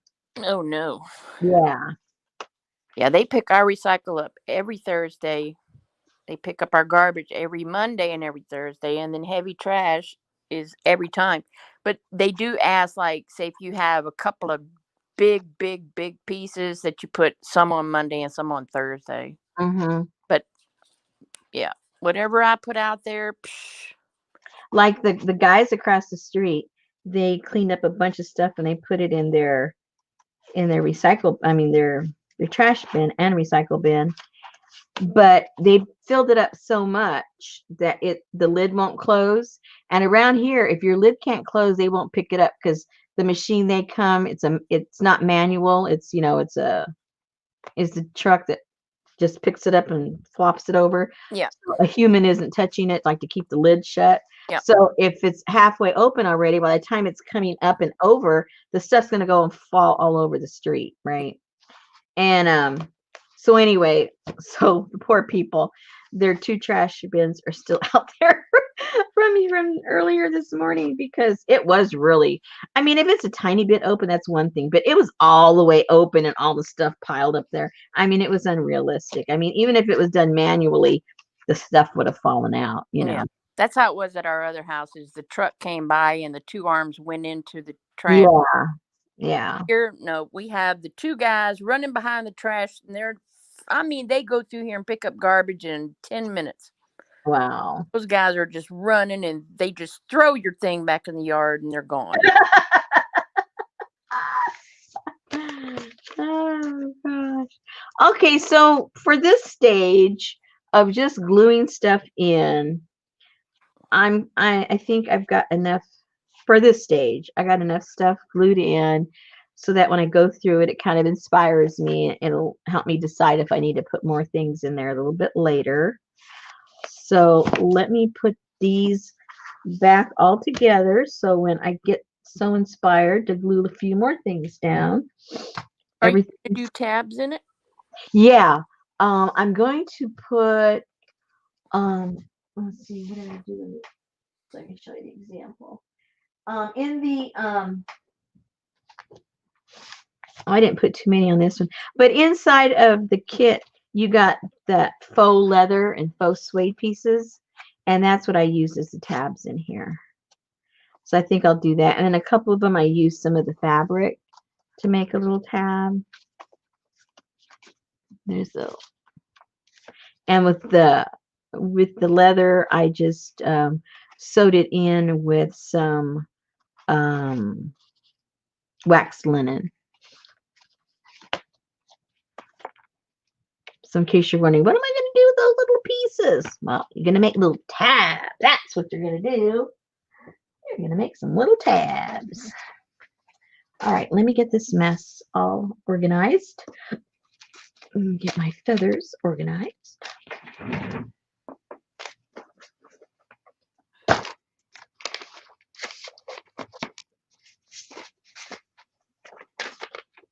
And you're almost through with your last journal, and you still have a pile of crap. Miss Hookie Lau. Miss Hookie Lau. Yeah, that's not Indian. Oh, yeah. I don't know how she ended up there. I guess I was just looking at the colors. Oh, well. Well, actually, back behind her, that does look. Maybe that's what I was thinking, because that looks Adobe, doesn't it? Yeah. That's probably why I tore it out. She was just a byproduct. Yeah, that's probably it. Or what is that on the back? Oh, no, it's a girl. It's a modern girl. Oh, no. That's pretty colors, though, right there. So I could use the colors from the top of this one and the colors from the bottom. That's why I took it out. Oh, I see. Well, I'm glad you brought that to my attention. No Hookie Lau. Didn't have nothing to do with her. No Hookie Lau. Had nothing to do with the Hookie Lau. Very good. So also, the reason I put a black cardstock in your kit was so that you could do this, and it makes it look like you tore it out of an old photo album. At least that's what it looks like to me. Yeah, me too. Yeah. And I thought these are the ones that Laura sent me. I think they would look cute in the journal, so I'm gonna leave those right there.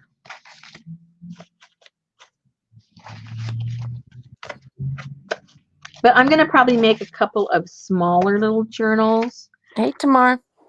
To put in my shop later, so I'll use up all of these.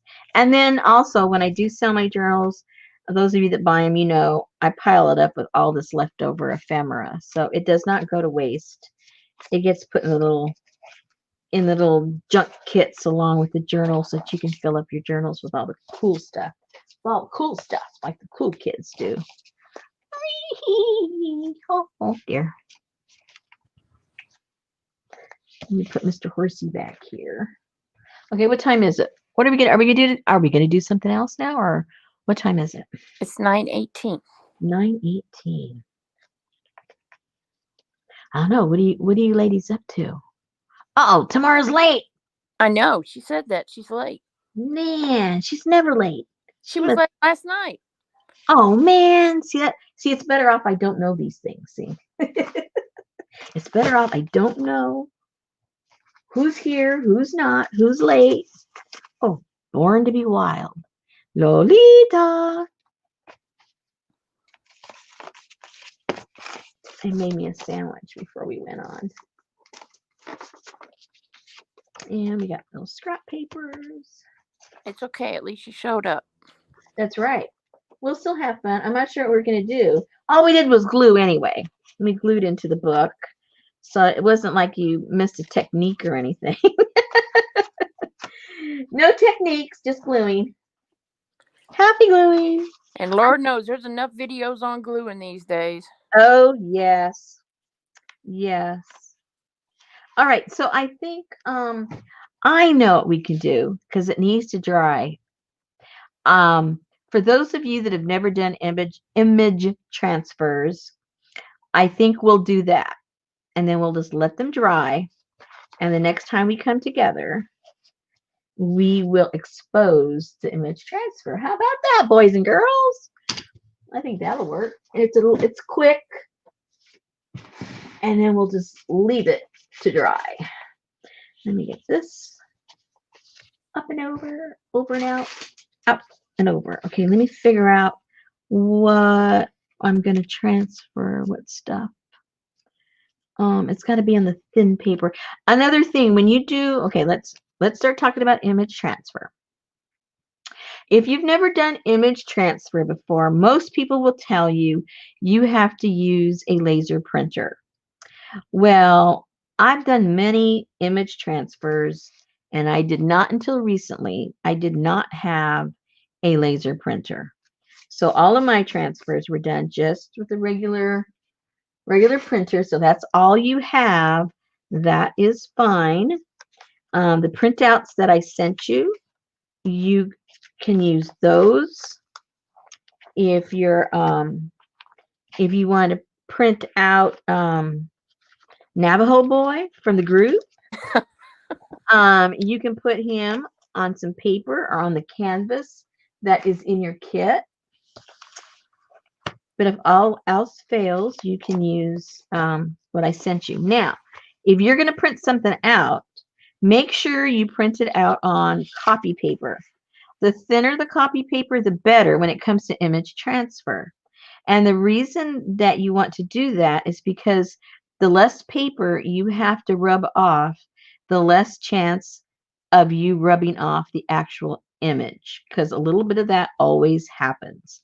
So you don't want to use cardstock, you don't want to use any kind of thick paper. You just want to use copy paper. That's the first thing you need to remember if you're going to print your own. All right, let me get this out of here.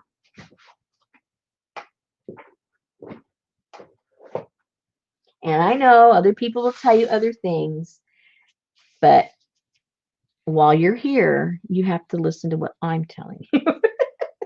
Oh, is that a fact? Yeah, I mean, what else can you do but hear me unless you turn me off? And then you don't have to hear me.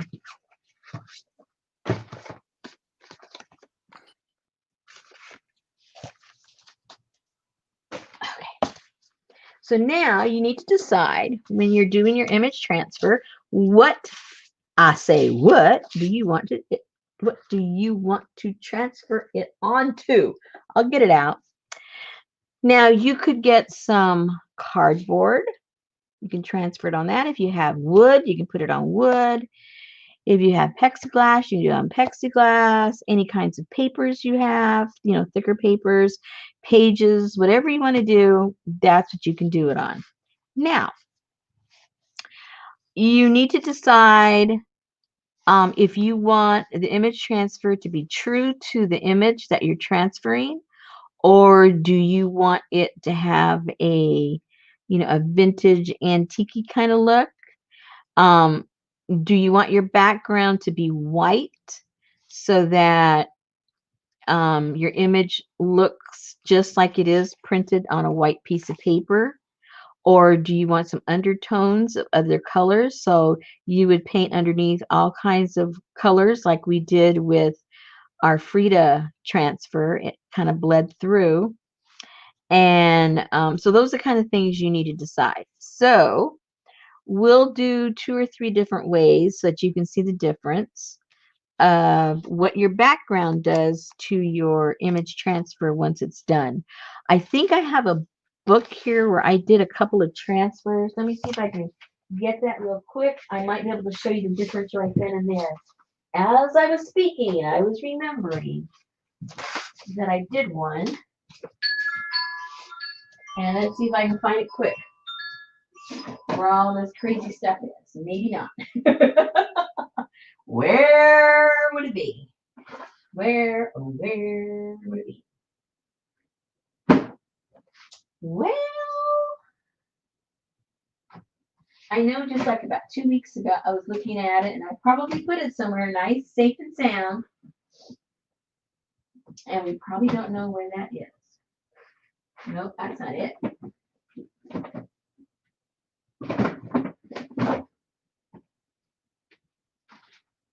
And that's not it. Well. Well,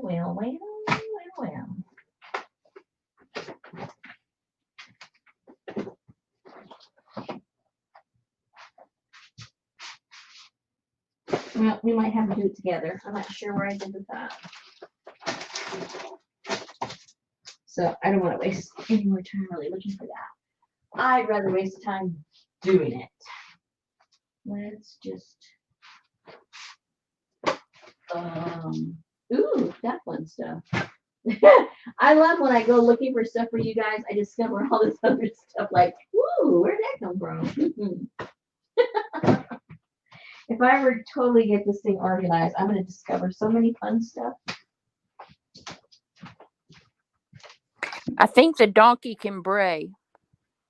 It can bray. Yeah. All right. So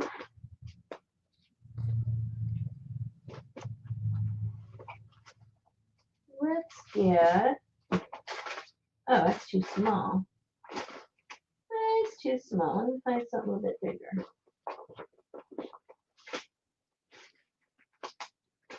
I know I've got something we can use. Okay, like for instance. Okay, so we have, let's put something down on here. Let me get some paint and let me get a clear piece of cardstock to glue it onto. And oh, here's some color we can use. Put one on something on that. And I think to really appreciate the difference, we need to put the exact same picture so that the picture itself isn't, you know, influencing what we like and don't like. So let's see what picture.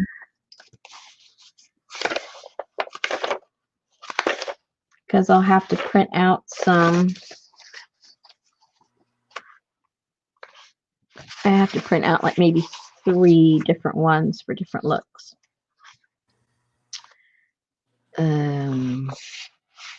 What picture should we use?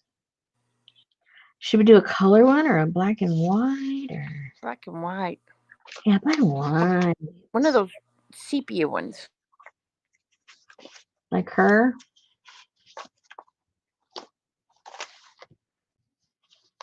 Or him? What should we do? Pick. 1, 2, 3, 4, 5, 6, 7, 8, 9. Which one? 2. 2? Let me print. I need to print 2 more. Let me see if I have any more printed already. I may or may not. Let me look at my pile right here.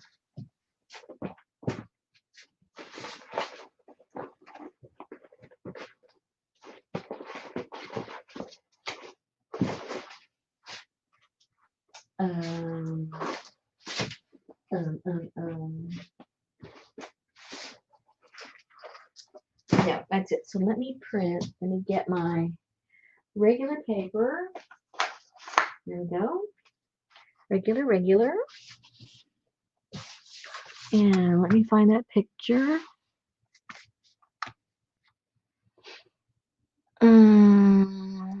Give me a second.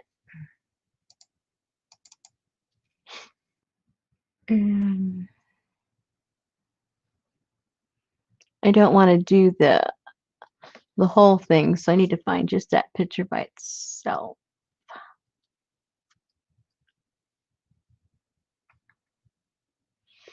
I have so many in this file. I kind of over collect. And I figure in a file, it's not that big of a deal as, oh, here it is, as, like a whole room. As long as I'm a hoarder in my computer. Let's put it that way. Okay. Oh, lovely. Okay, we'll do her and print. And we're going to do 4 of them.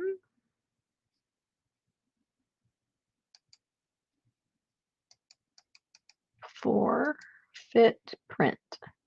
Yay! Okay.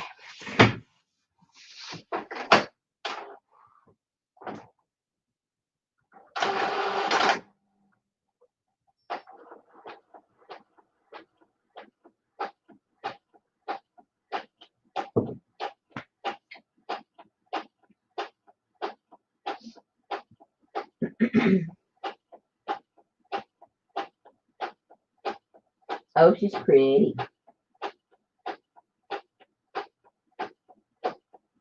She's pretty.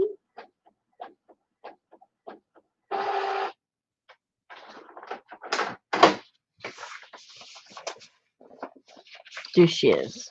Nice. I did her big so we can see what we're doing.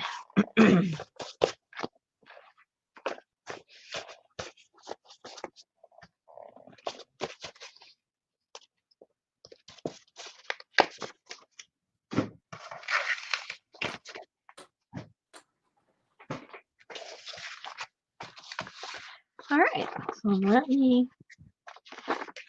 cut her out. Oh, wait. Ah.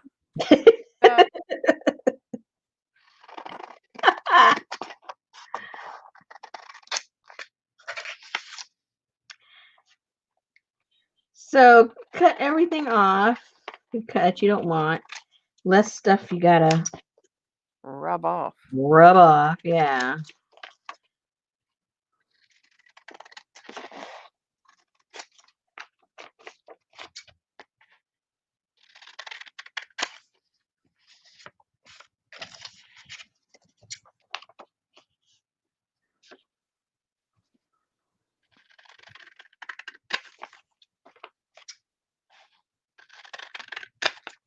Why you need so many?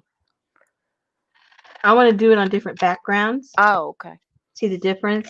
We're going to do it one that has colors and see how that affects when you do the transfer. We're going to do one kind of like a grungy look, see how that affects it. And then I'm going to put one on a clean piece of cardstock with nothing on it and see what that does, what effect you get with that.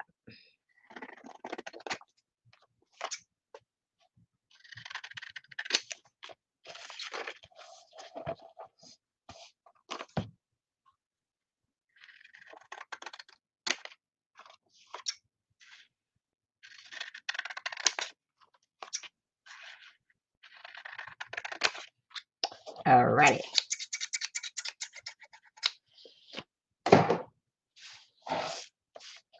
Now, there's a lot of different ways to do your transfers. There are a lot of products you can buy to do transfers, but all the transfers that I've done with you guys have just been with plain old Mod Podge. There are commercial image transfer stuff. I actually was sent some, and to tell you the truth, I've never used it, but I'll show you what it looks like.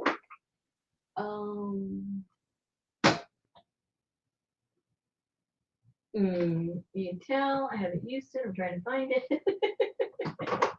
I know it's right here, my pile of Things I'm gonna try. things I'm gonna try.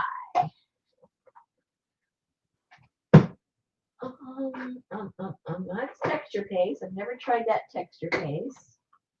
One day we should just have fun and try all the stuff I've never tried. There you go. That would be fun. And then I probably have to have a big giveaway because I don't like any of the stuff. Where is that? Crackle. Like even the crackle paste. I don't use commercial crackle paste. We remember we did it together and it was just glue. Glue, yeah. So they repackage stuff, and we tend to buy it. Uh-oh. Maybe I got rid of that stuff. I mean, because I don't use it. Anyway, well, maybe we won't be looking at it. Anyway, it was by Deco Art, and it was and it just literally says image transfer. And I think all it is Mod Podge. Seriously, I think that's all it is. You can use your matte medium. Let me see what else I have here.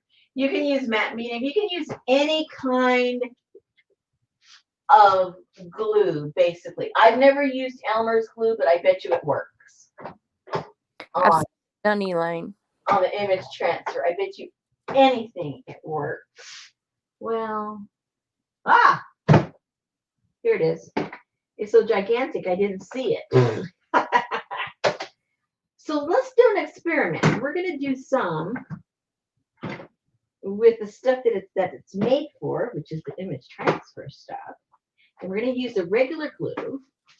And we're going to test to see if there's any difference. Okay, this is sold as image transfer medium. To me, that's just a fancy name for glue. Exactly. That's all it is. Water-based, yada, yada, yada. Transfer black and white or color laser copies. They always tell you that. Because in theory, these tend to bleed a lot, but I've used them. Because I'm not looking for something that's really crisp. I like stuff that looks old. So I don't need it to, be laser quality. Let's see, how long does this say it stays? Okay, so let dry for 8 hours. So again, it's just like the glue. You kind of let it stay overnight and let it dry. Although a couple of times I was extremely impatient and I just dried it with the dryer, the heat gun, and then started. So let's try all of these. We're going to try these various ones. I might have to print some more. We'll try some of we'll try the matte, like golden matte medium. Well, I think I have some here somewhere. We'll try the image transfer. We will try Mod Podge. And what else do I have here that might like this Americana outdoor, it's a decoupage kind of thing, I guess. It's just all glue, right? Maybe we'll try something like that. Oh, this is just a matte medium. Let's try the matte medium of Americana. We'll try that. And okay, so these you're supposed to like let them dry completely. So we'll let like maybe 2 dry completely. The other maybe we'll dry with the heat tool and see what happens. Now this other product, this is golden medium. It's a fluid matte medium. Now this does not always work in the way I'm going to explain to you in a second, but when it does, it's really cool. You put a lot of this on your paper and you put a lot of this on here and then you do your thing. But what's different about this fluid matte medium is you can leave it there for like a minute to 2 minutes. And while it's still wet, I don't understand. I can't explain it because I don't know. I don't know how all this stuff works. You can start to peel it up and it has transferred. Really? That does not work with any of these other ones. This one it does. So, whoa. So, did you see that just jump out of my hands?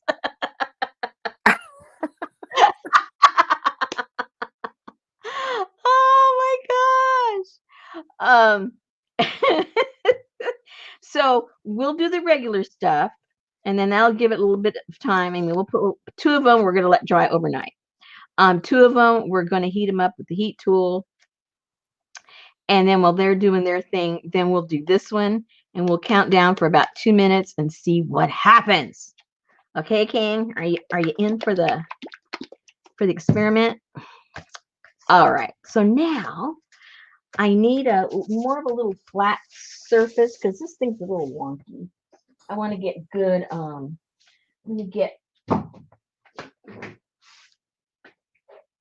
me get one of the backs of these.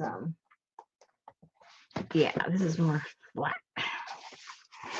Because the whole point is if you do not make, wherever you don't make direct contact, it's not going to transfer, bottom line.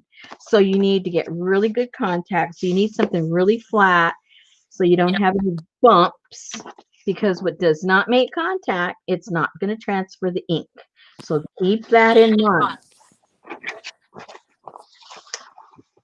Okay, so let me get also.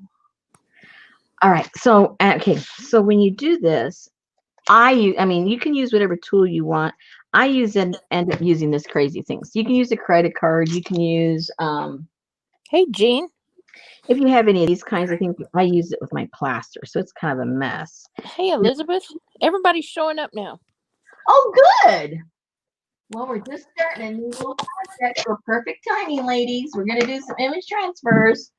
If you have any tools similar to these, see, I'm really bad because I use these with my plaster, and so they're kind of a mess.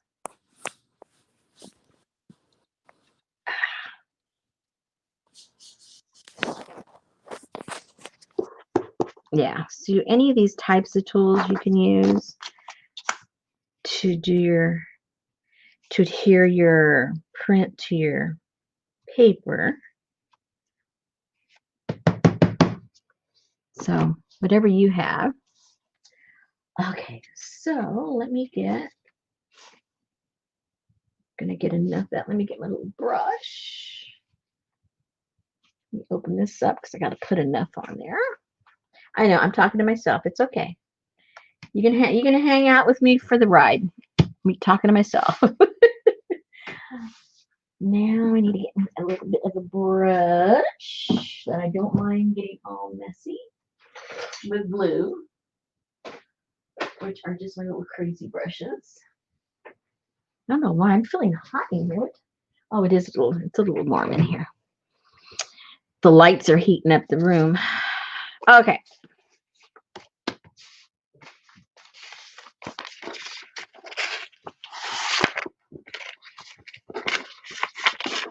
This is just that backing to my labels. All right. So now we're going to work with the Mod Podge first. All right.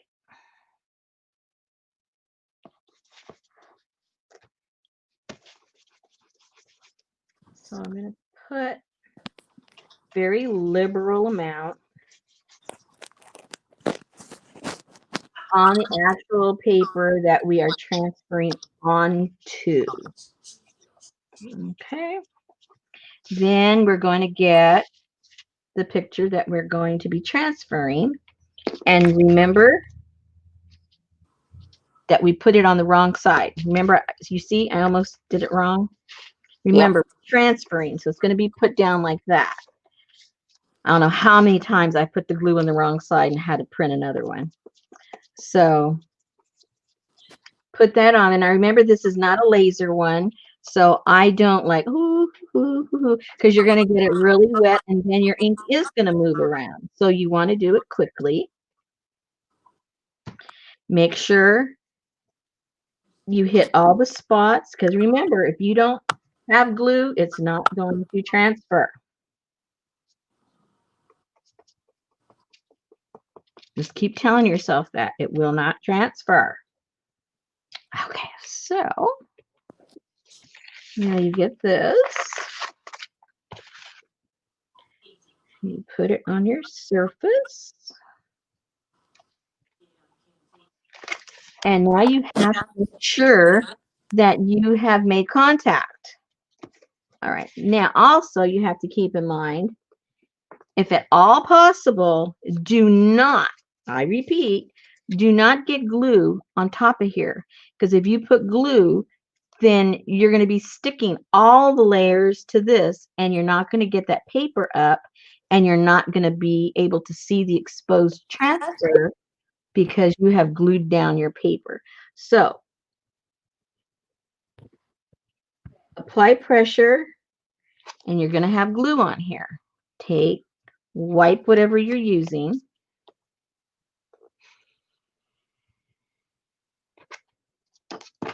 Wipe.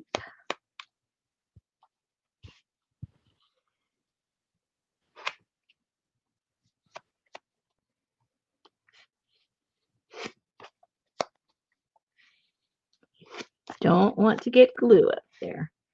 I mean, don't get a heart attack if you do, but try your best not to.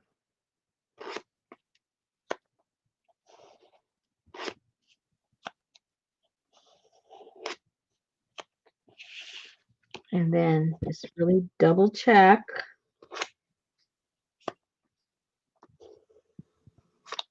That you've made that contact.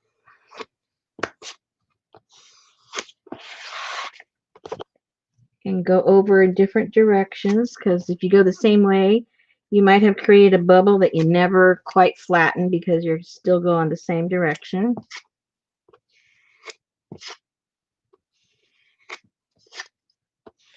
And that's all there is to that. So you would leave that, and you would let that dry overnight, theoretically. Or if you do it in the daytime, throw it outside in the sun to really dry up, and maybe in the afternoon you could work on it. So I'm not going to do anything with this particular one tonight. All right, so let me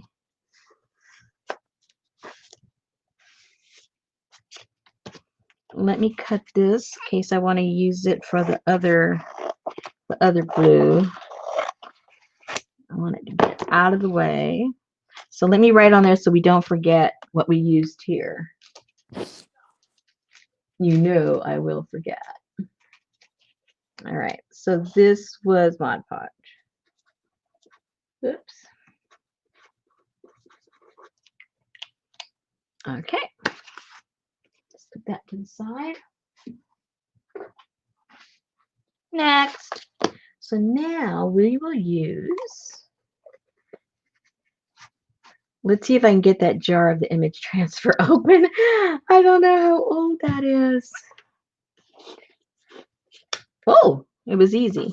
Okay, so let's put that on a different paper. Let's put it on a piece of this.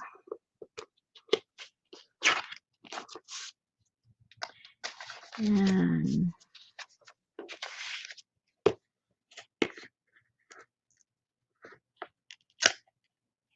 see, haven't used it. It's brand new.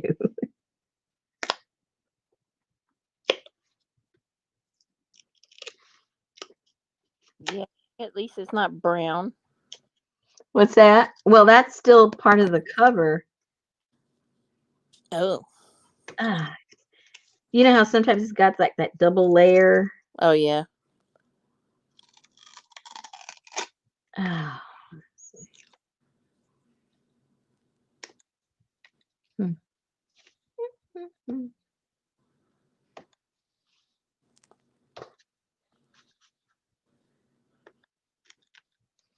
Oh well.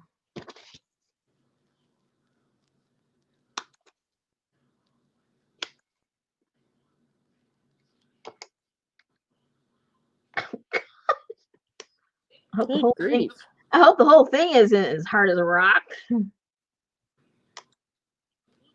No. I hope the whole thing isn't as hard as a rock. Ah.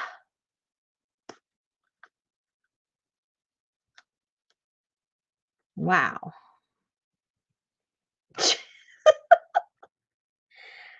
Oh my goodness. They sealed it well. Jeez Louise. Oh, I can't even get that off. Okay. See, if you weren't afraid of your Exacto, that would have worked perfect. Oh, stop it. Okay, let's see. Oh, see, this is already this is super thick. I don't know, is it because it's like, 80 years old, or that's the way it normally would be. But anyway, we'll use it. Glue is glue.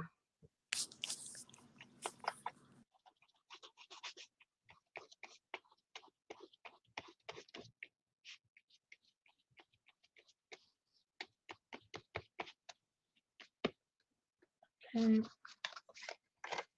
Put some on here. Remember, put it on the front.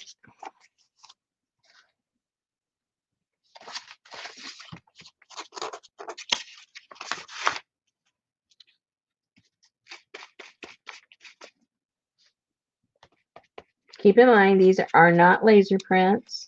These are regular old prints.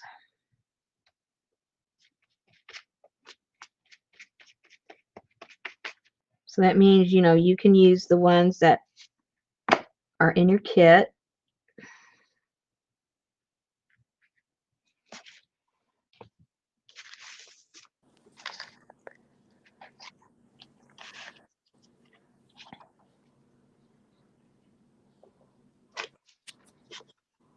I saw a lady do an image transfer, and she called it image transfer failure and the right way. So the first time she did it, she took her picture, and I think it was a picture of Stevie Nicks and Mick Fleetwood, whatever his name is, and she was going to make these canvas pictures for her bedroom. So she put the pictures on there, and she glued them on, and she was trying to rub it off, and it wasn't working, and blah blah blah. And so she had a failure, and then she came back and she said, "Oh, I figured it out." She says, "You don't use an actual photo. You have to print it on paper." Oh, poor thing. So yeah, she had a mess on her hands. Yeah. Yeah, I don't know why they call it a photo. It's not. Yeah, it's very deceiving.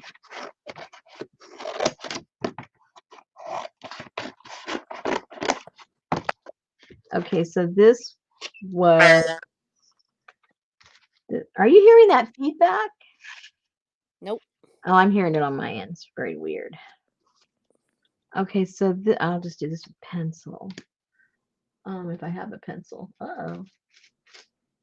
No pencil. No pencil. Oh, Elaine says she hears it. Hang on. Yeah, it was like some kind of weird feedback.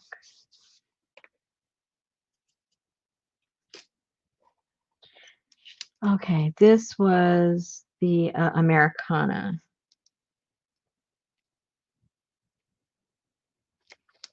Americana. Let's put that here. Next. What are we going to do next? Oh. Okay, so I'm going to put the lid back on there.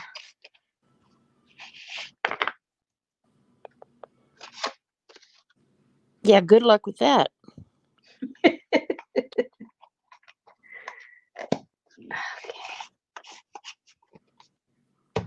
All right. Okay, so we have the matte medium. We have. I thought we were going to use one other one. Oh, we didn't use this. We just used the Mod Podge. Okay, one more. In case you guys have any of this.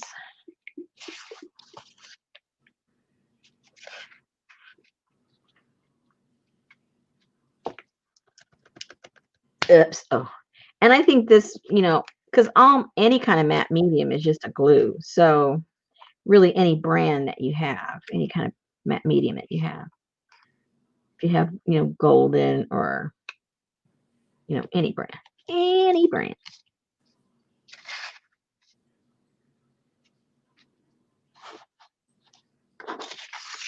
Where's my picture? Hello.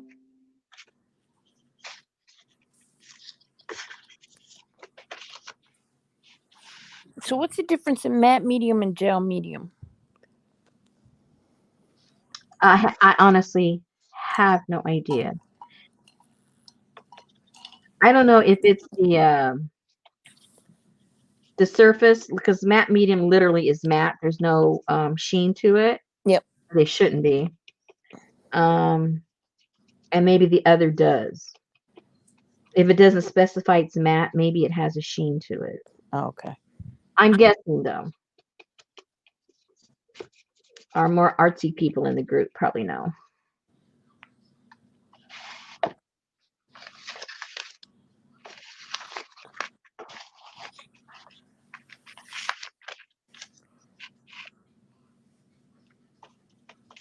Man, I tell you what, when you go to buy Mod Podge now, they have so many dishwasher safe and all that. It's like, okay, I'm not going to stick my journal in the dishwasher, so I just need glossy, and they have matte, and they have Sparkly. sparkly, and You name it. glass, and for...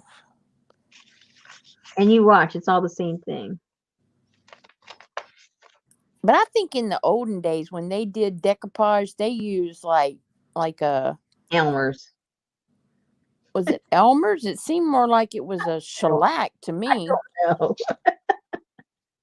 You know me, I'm just a bunch of talk. I have no idea. Because my grandma had this piece of wood on her kitchen wall that hung there forever, and it was a decoupaged piece, but it looked like it had like shellac on it, or I think they did shellac over it. I think they did it with regular glue, and then they would put a top coat.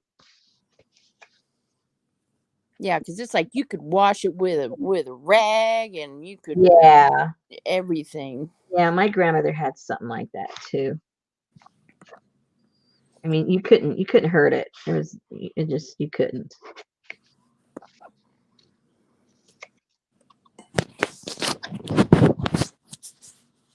I have the fond memories of those. I don't know if you guys ever saw those decals that would slip off of you put them in warm water and they would slide off, and you'd put them on furniture.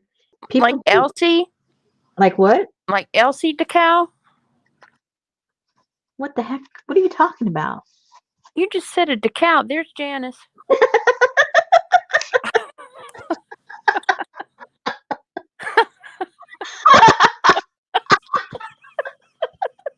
Oh my gosh, I'm too tired for this.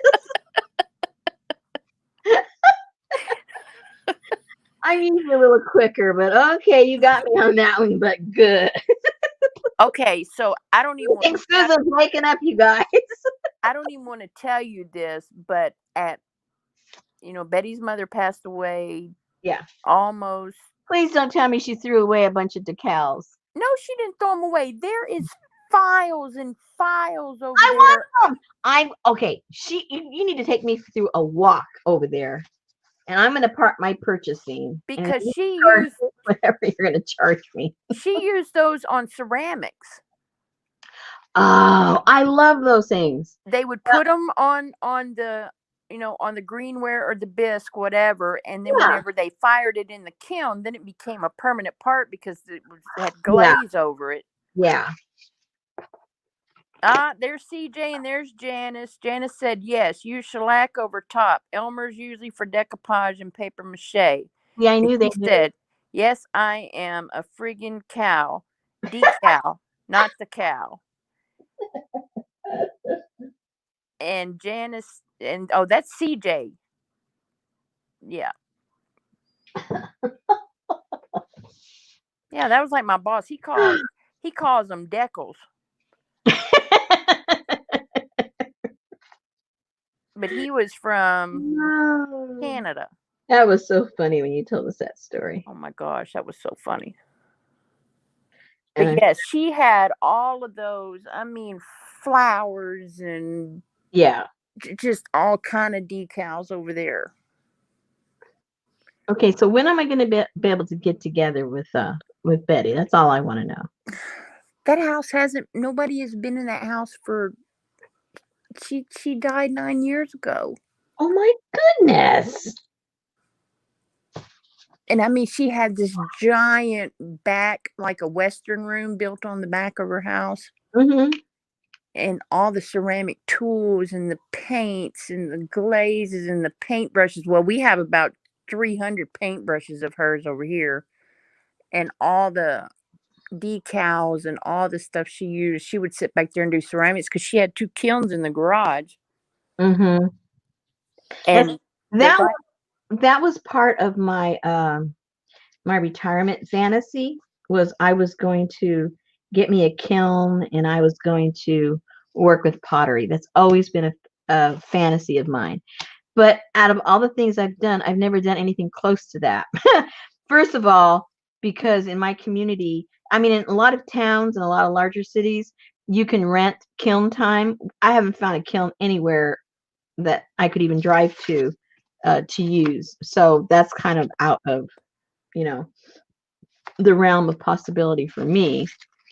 Okay, so this is the one we're gonna let me change here for a second.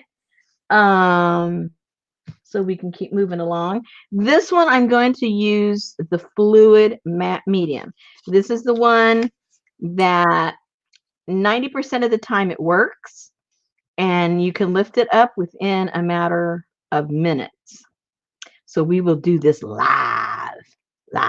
So I think I'm just going to get a piece of regular cardstock as opposed to all of this messiness so that we can really see what's going on. This is a test. So let me get just a regular piece of cardstock. Okay, Susan, it's all yours. So Gina said that it took her forever to figure out what people were talking about because she thought it was Deckle.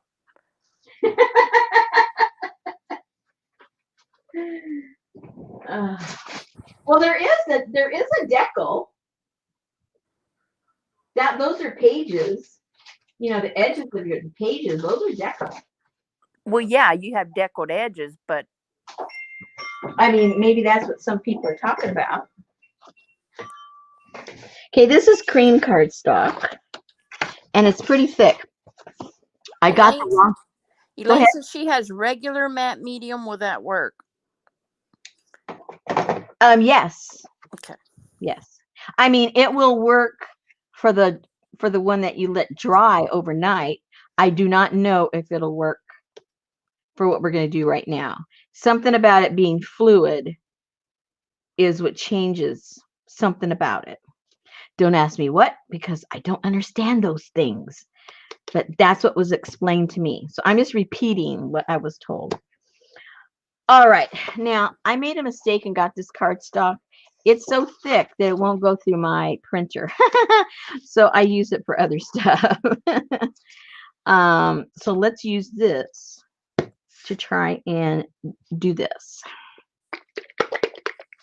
Gina said, "Yeah, but it was people were talking about decals, and she Oh, she okay. didn't know because she pronounced it Deckle."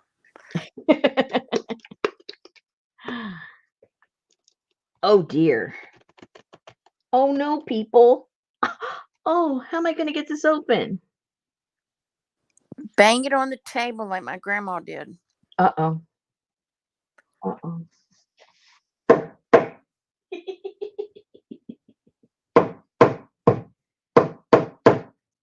Do you have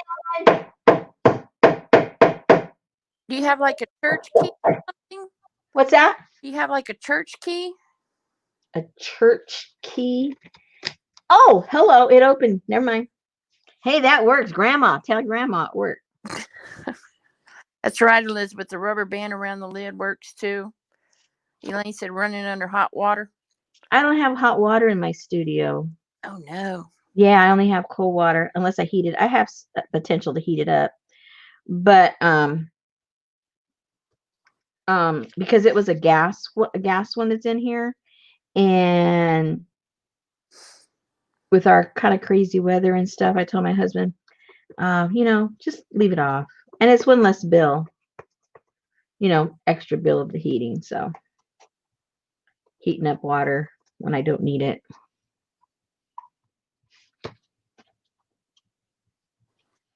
All right, so we're gonna put an ample amount again. Kind of hard to see that, but I'm putting enough. And you're going to hear some people say go one direction, some say, cross it. I don't know what the difference is. Do what you want. Janice said she saw a lady using her heat gun to unstick caps in short blast of. Yeah, I can see how that would work. Yep.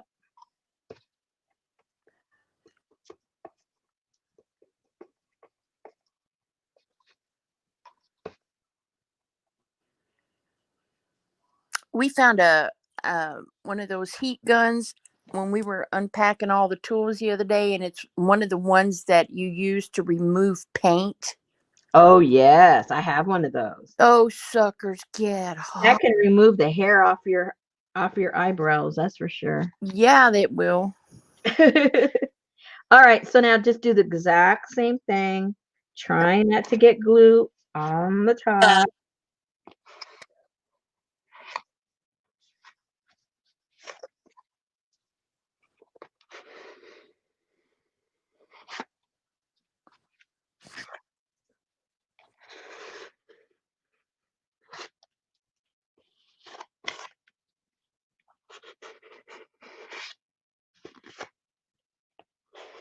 Someone got a stopwatch? Somewhere. Let me see if I can get one to come up. When you find it, give me 2 minutes.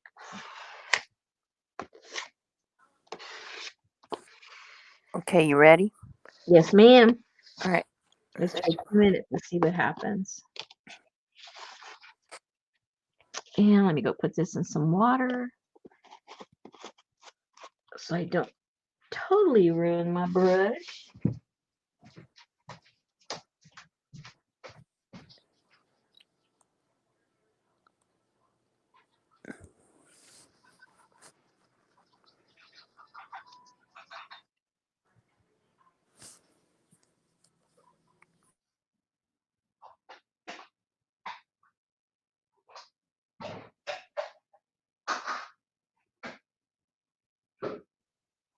Heat up a little bit of water because I use warm water to take the paper off.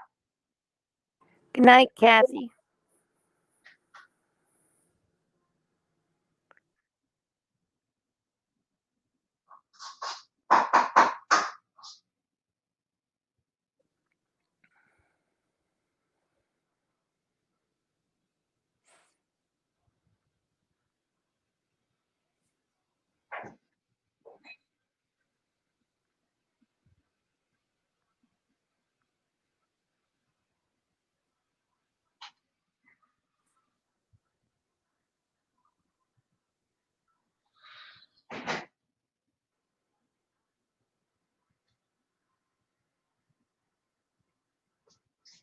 Those electric pots for heating up your water, like for tea and coffee, they heat up fast. Yeah. Very fast. So I've got a little warm water there. For the other one that I'm going to try and dry. Let me know when it's 2 minutes, please.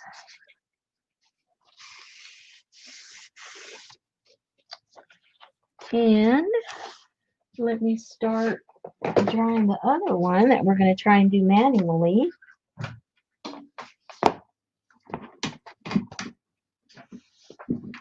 We just got all kinds of experiments going on. Uh-oh. Hello. That was fast. All right, so let's see what's happening. I don't know if it's ready.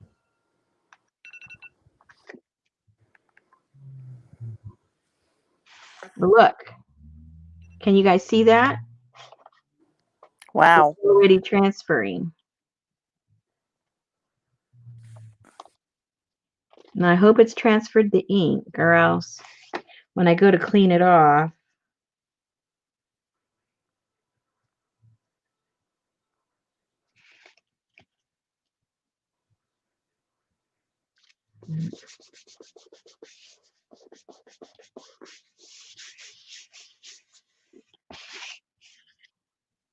see the center is still damp. I mean, it's not completely connected in the center.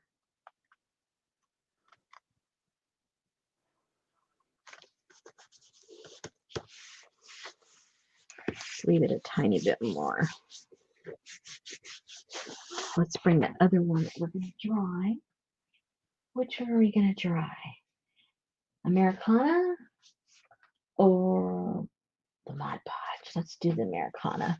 See what happens. I've never tried the Americana, so it'll be a good test.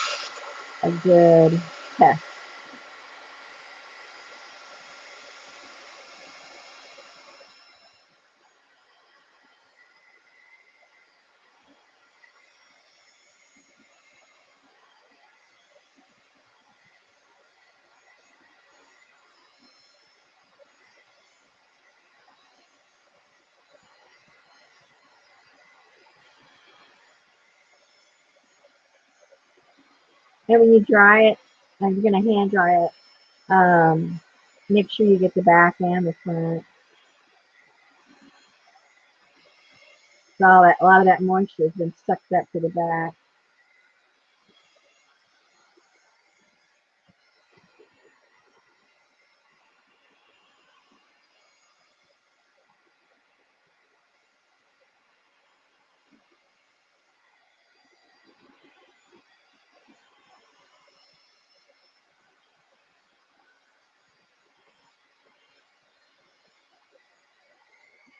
Let's give this a little shot.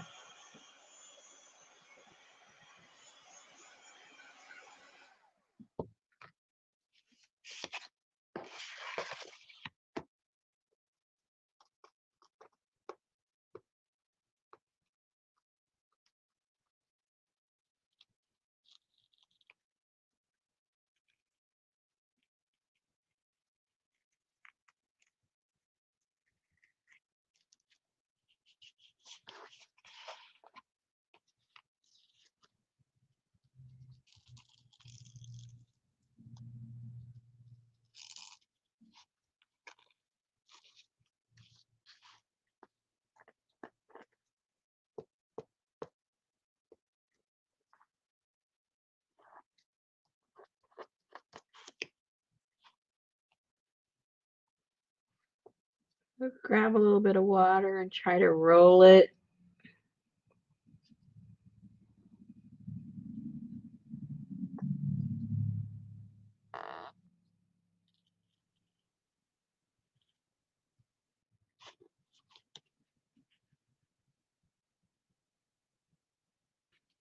And you don't want to put too much water because then you could take off the ink also. So you got to be kind of gentle.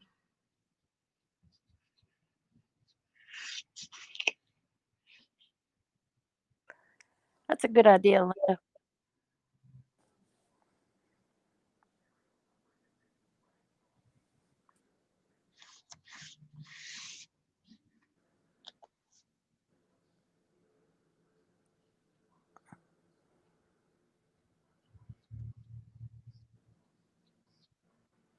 But you see how quickly that worked. You tried this with the other stuff. It's not gonna, the ink will not have transferred that quickly. That's strange. I wonder what the chemical makeup is that makes it do that. Whatever they put in there to make it fluid, Uh-huh. that's what's doing it, but I don't know what that is.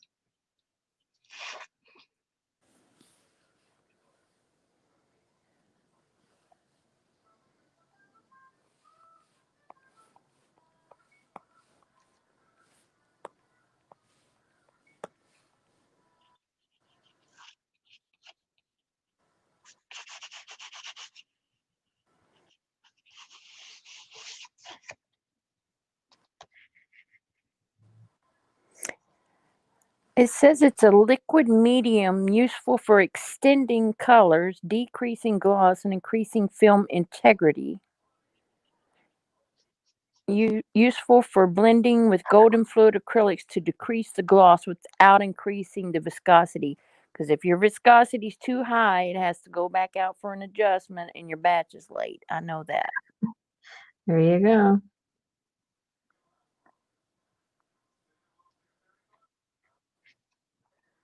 Also useful as a translucent ground.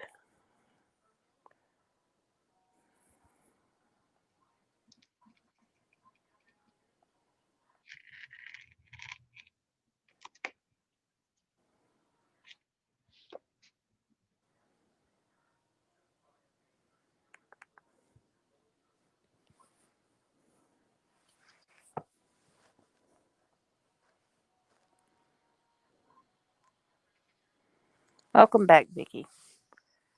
I saw the lady that had the fail in the success, and whenever she got most of hers off, and it still had that kind of haze to it, Hmm. then she put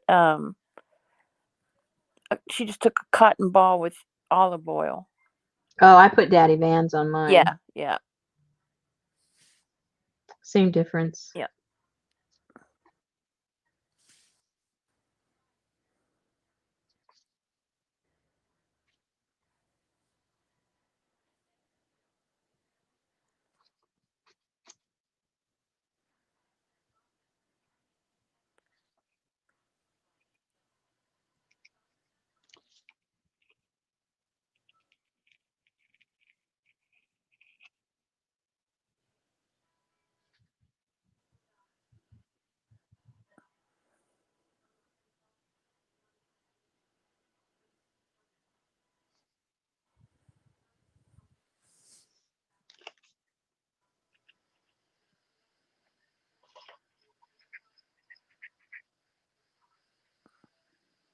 I can't tell you how many times I've done this, and then when I get to the face, I remove the nose or something.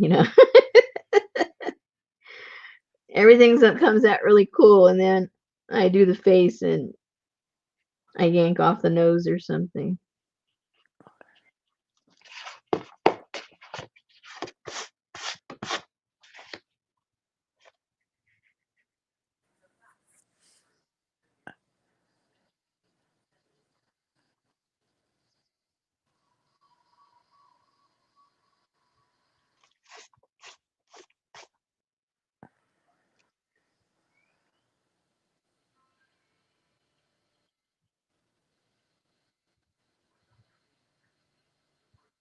So how do you know when you have it all off? Well, you let it dry a little bit. It dries real fast once you stop putting water. And you're going to see it milky like this, and then you need to keep working at it.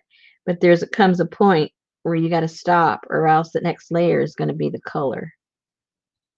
And so, you just have to use your judgment. And then once you've decided, well, I think the next layer is the pigment, you let it dry, and then you can come back like the lady mentioned, with some kind of an oil, or in my case, I put a wax on it.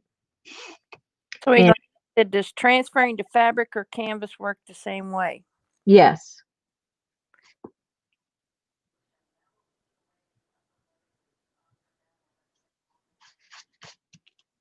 I would think it wouldn't be machine washable anymore, though. probably not. Yeah.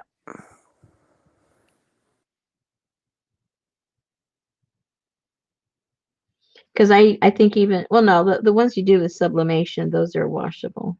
'Cause those are permanent. That's a whole other thing.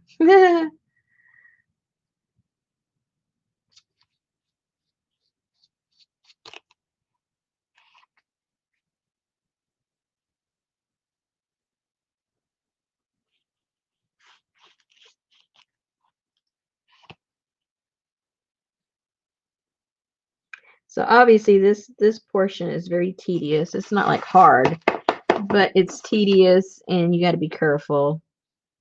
You have to give it a light touch or else everything comes off.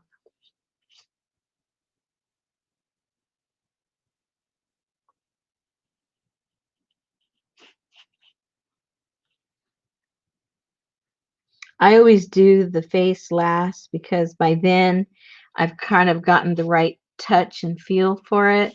If you start with the face, you're going to probably be heavy fingered. So do the face last because then you got your rhythm and the right pressure.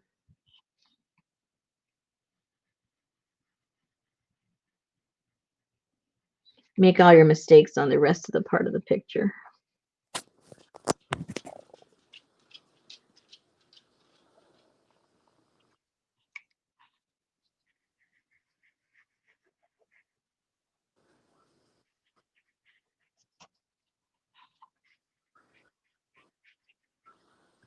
And don't stay too long in one place because you're going to get it oversaturated and then you're going to start picking up the pigment.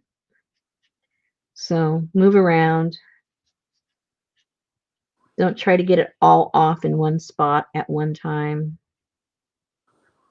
because pretty much everything will come up.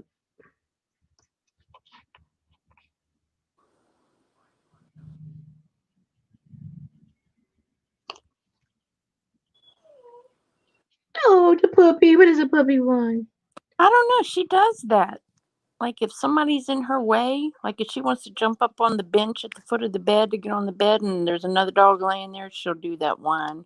Oh, well, she's just griping. Yeah. That's okay. We all like to gripe every once in a while.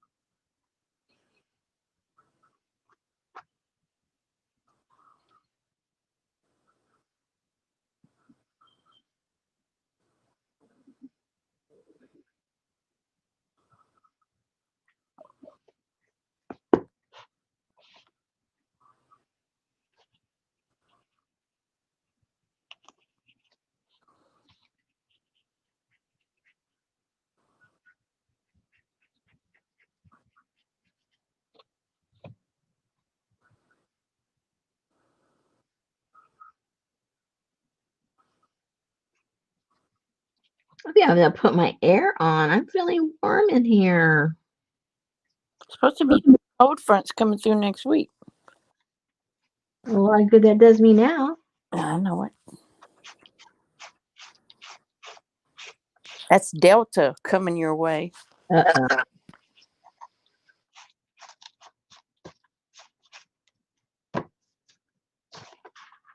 That's looking pretty good, you guys. It's very nice. So let me dry that a tiny bit so I can see where all the white is. I don't want to do any more where it's kind of in between, only where it's really white. I'm afraid I'll.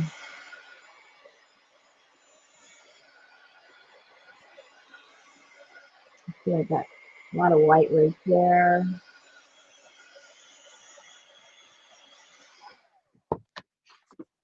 So I got to concentrate right there. See, that's where it's going to get tricky because you watch. I'm going to start taking her face off. I don't want to do that. Take away a pigtail. Yeah.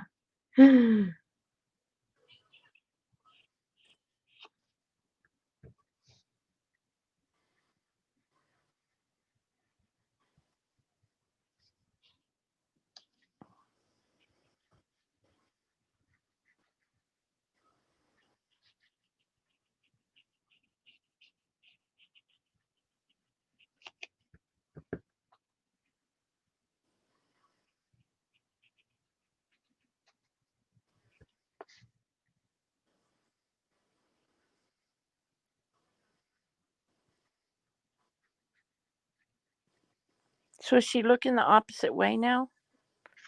I think so, right? I can't. Yeah. Yeah, I think she'd have to be. Oh, don't get me started. I don't know. That's like, do you gain or lose an hour? And you change the clocks. I hate that question. Oh, me too, Leslie. I'm just outside of Houston. I hope you're not east of Houston.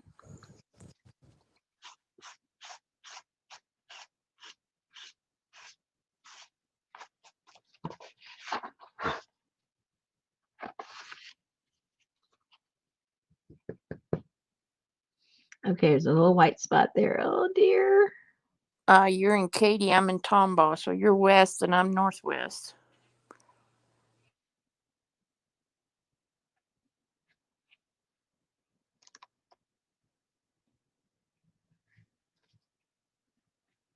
Didn't you say that there was some cool shops in Katy? Well, they have Katy Mills Mall.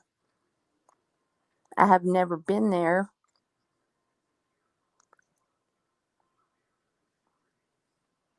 There's some cool shops in in Tomball proper, because I don't live in Tomball proper. I live on the just as you're going into Tomball, but in old downtown Tomball, they have a lot of like the Railroad Museum and the antique shops and all the little Oh, cool cool. places like that.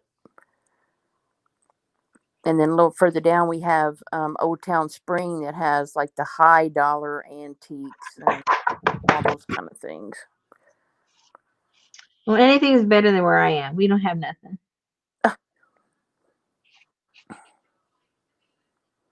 We're known for the hanging judge. I can take you down to the gallows where they used to hang people. Cool.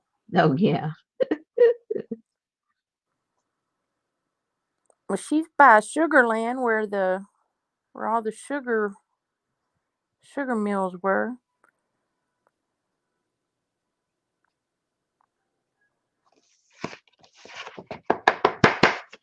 So the paper she printed on was on copy paper, and she's putting it onto cardstock, Vicky.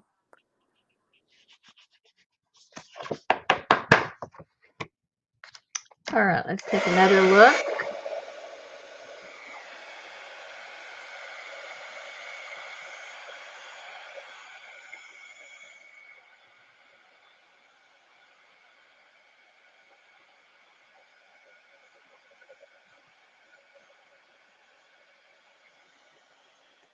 Now, some of you might be asking, what's the point of doing this? You know, it looks just like what you printed.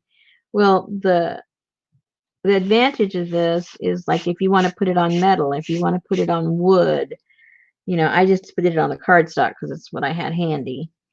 But you would want to put it on things that you obviously could not put through your printer and transfer those prints onto those types of substrates.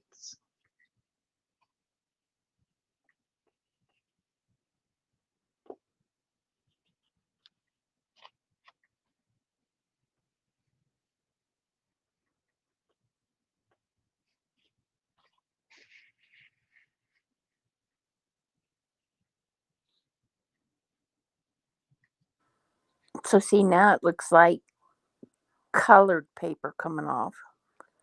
Yeah, I'm getting really close. Too close.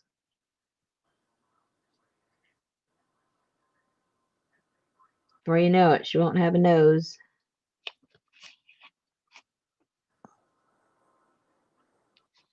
So I might need to just leave that alone now.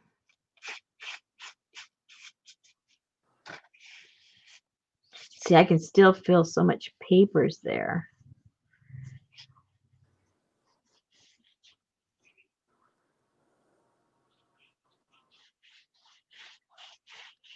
From up here, it looks very hazy, like just above her head into the. Right here. Yeah. Yeah. But everything else looks nice and clear. Yeah. It's because it's damp. As soon as that dries, though, it's going to look hazy, I think, like up here. But we'll take care of that. I'll show you how to take care of that.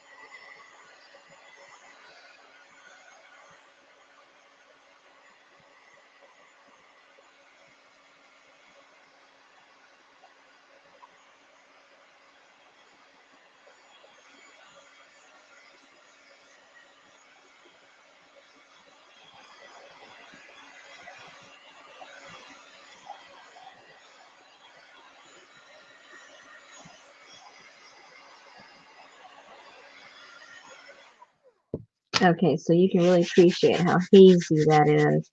That is still paper that is sitting over the ink.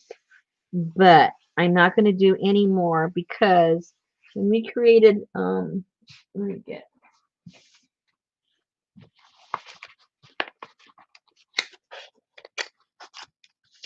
Hey, Dorinda. hey, Dorinda! So to get these colors, a lot of magenta goes in into making this sepia type of color. So knowing that, you can see how I'm starting to get too close to the actual print, and that magenta is starting to bleed out from it being the sepia color. I don't know if you can see that starting to happen.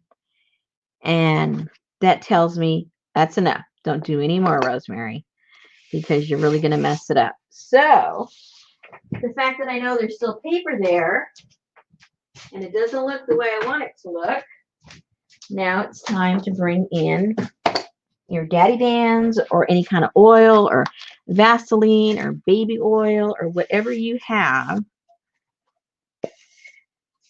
that's related into that family. Because what happens is when this touches the paper, it turns the paper translucent. It doesn't remove it, it just makes it translucent. See?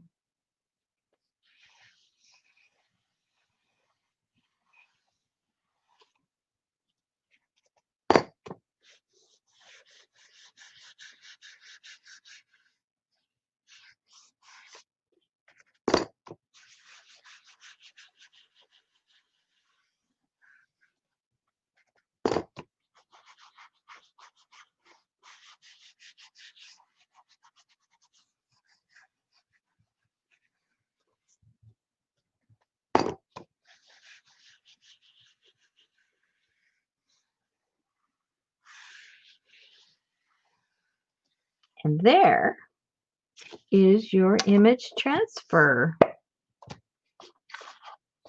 So you imagine how pretty that would look on wood, or if you had a book cover that you liked everything about it, but there was nothing fancy in the front, you could do the transfer right onto the book cover and create any kind of look you wanted.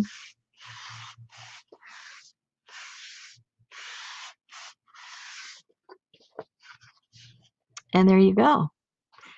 So this was done with the, hold on one second. I'm live right now. I forgot to put the sign up. I heard you come and I go, oh no, I didn't know. You need something? What? What do you need? You want me to put? I can go do the bedding if you want right now. Vicky, it's called Daddy Vans. If you're talking about what she just put on there, and it's like a beeswax furniture polish. Yeah, this is beeswax. So really any kind of beeswax, any kind of furniture polish. It's just that I have this, so that's what I use. But you could use Vaseline or anything. Vegetable oil.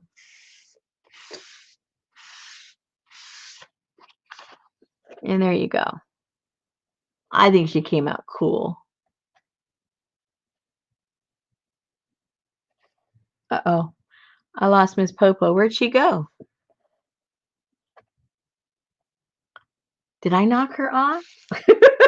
I don't think so. Let her know she's knocked off. Somebody type in there. You're knocked off.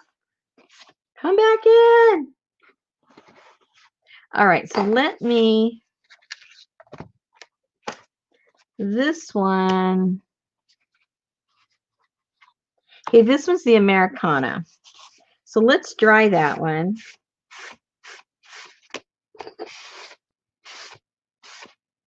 We'll leave the Mod Podge overnight just to see the difference. And this one, oh, there she is. There she is. What happened? I dropped my phone and it Oh, I thought maybe I'd accidentally clicked something. Like, oh no, we lost her. Tell her she's not here. no, I dropped the phone and it clicked on to another page. So I'm gonna dry the Americano one now. It's pretty dry. Let's just dry it some more. Now this it's bleeding all the way through already. I'm not sure if that's good or bad. We'll find out.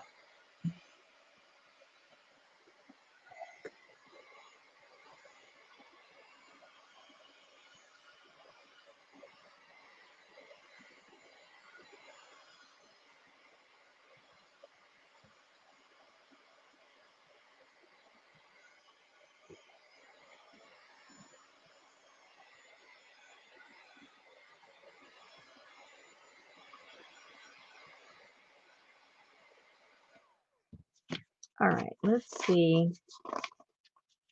Now they're gonna pull this one back like I did the other one. Oh, I am a little bit.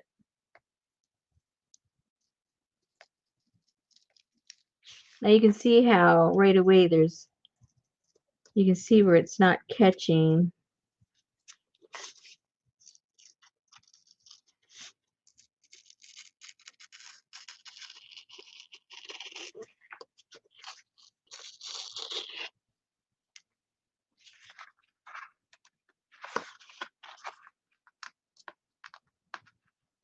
So it doesn't lift up like the other one just lifts up.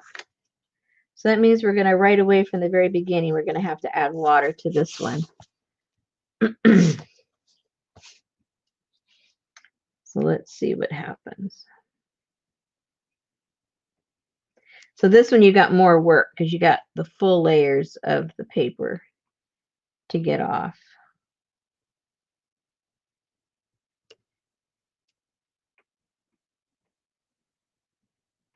And you can see the bleeding already happened because look at all the red. I don't know if you can see that. Yep, it looks like a negative from here. Yeah. So it's already done something to it that the other one did not do because the other one was white. And the this is a Mod Podge. It's got a tiny bit of but not nearly as much as this. So you can see already it's doing something different. I'm just not sure what that is. Yeah, Vicky, that's a problem with Mod Podge. It stays sticky.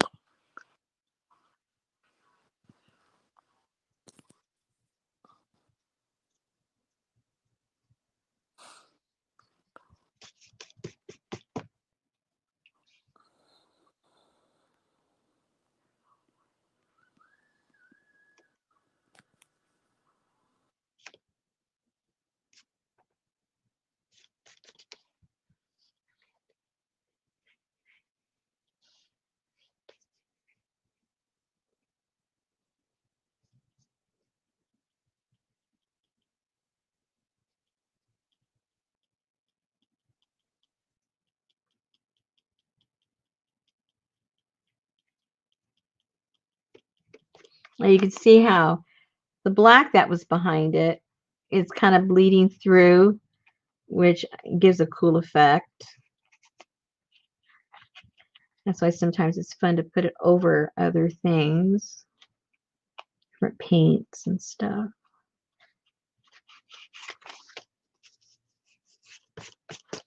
Where's the? I want to see what we're looking at. What? Oh, see that tore there. So I don't know. Oh, this is her wrist right here. Okay. It helps me know if I'm tearing off stuff I don't want to tear off or what's going on.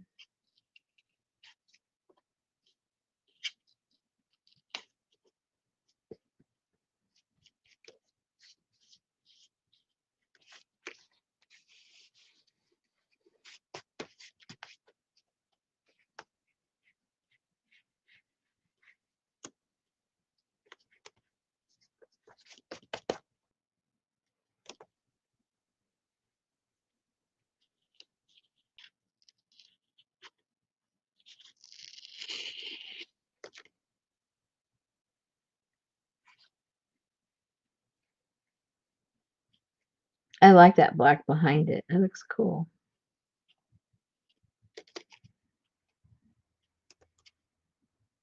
It gives it some depth. Mm-hmm.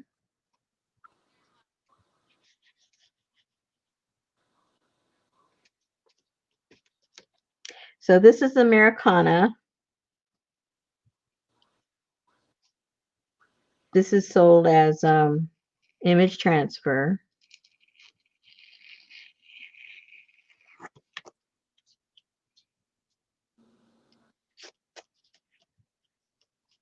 I think that's what this one is. Yeah. Uh-oh. This was the Mod Podge. This is the Americana. Yeah. And this is the fluid matte medium.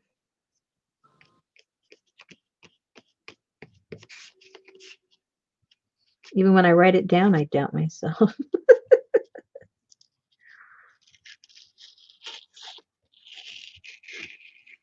Maybe that's why it looks like a negative. Image transfer. Yep.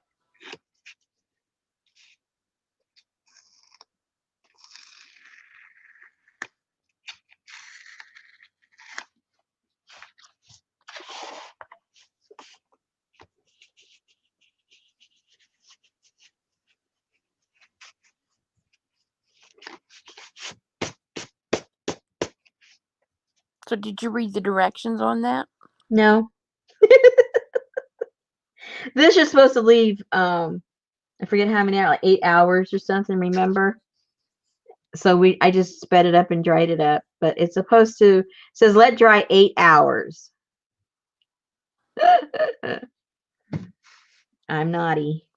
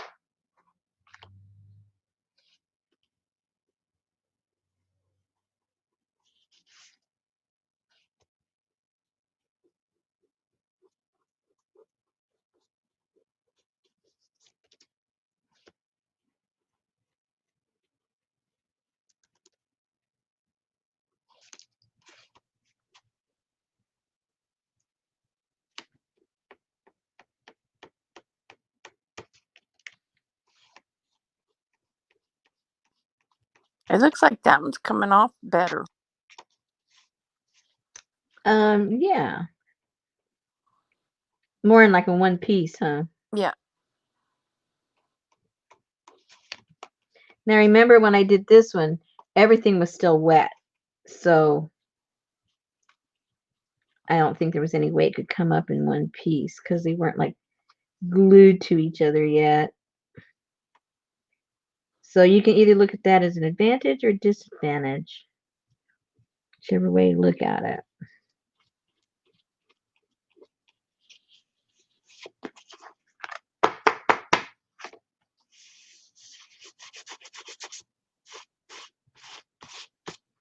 Oh, I like how that black comes across right there. Can you see that? Yep. Ah, I love that.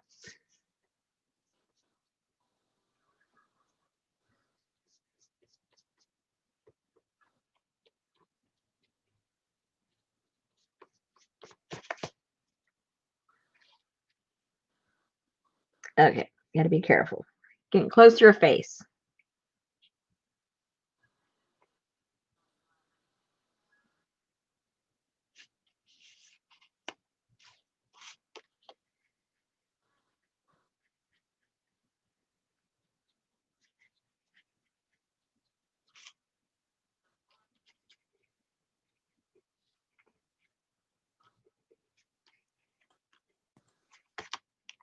I don't even know if they still sell this. I've had this for probably around 3 or 4 years. Dacia says it looks like mountains in the background. Oh, yeah.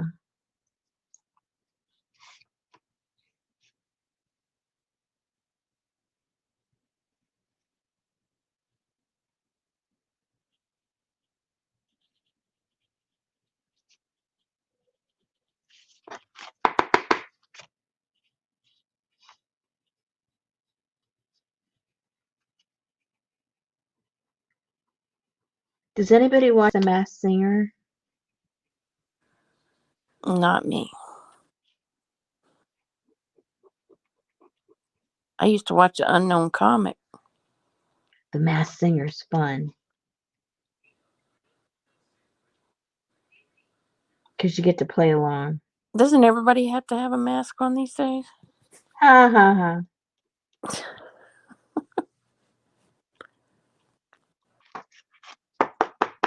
Dorinda says she's watched the last couple weeks. Yeah, the new season just started. I watch it on Hulu the day after. I think it's Hulu.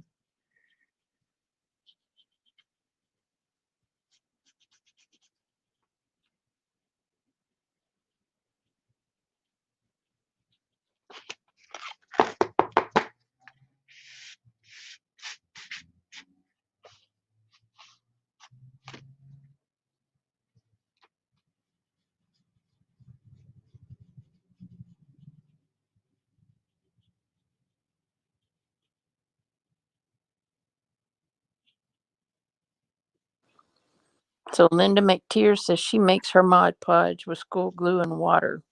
Much less expensive and dries quickly and doesn't stay sticky. She just covered the cover of her October kit. Very good.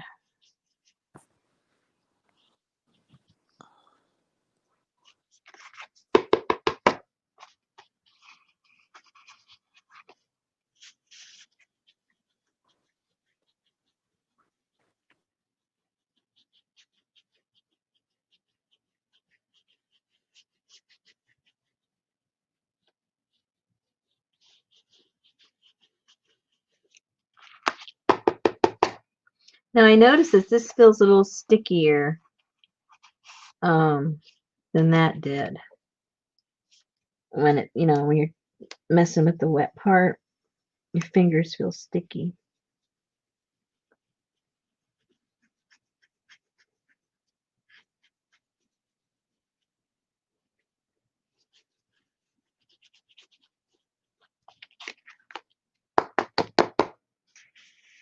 Like all that stuff sticking to my hands.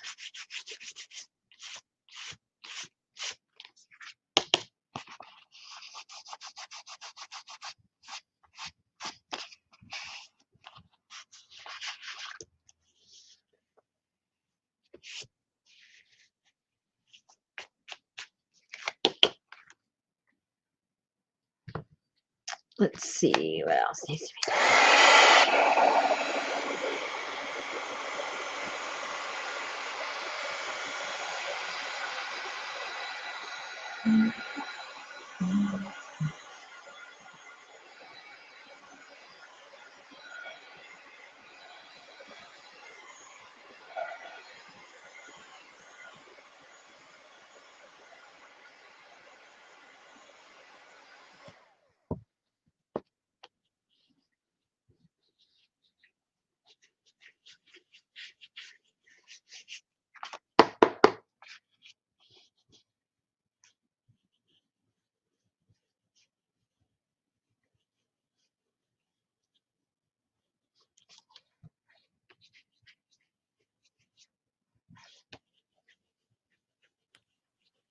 I heard some people say put cornstarch on it, Gina.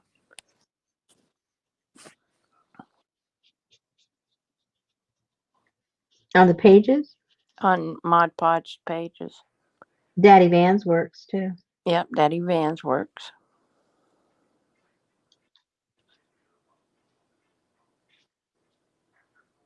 And if you don't use the gloss ones, they stick less. If you just use the matte one, the glossier the item you use, the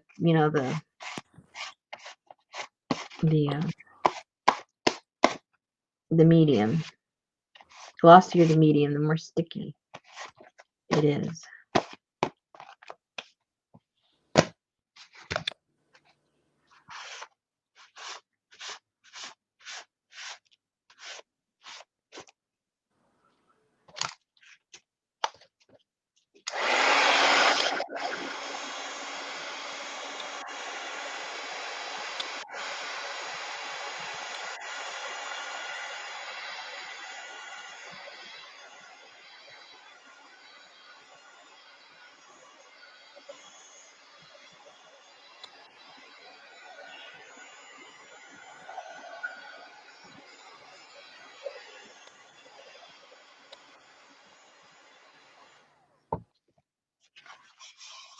Okay, I'm afraid to take any more paper off. So I think it's time for the daddy bean.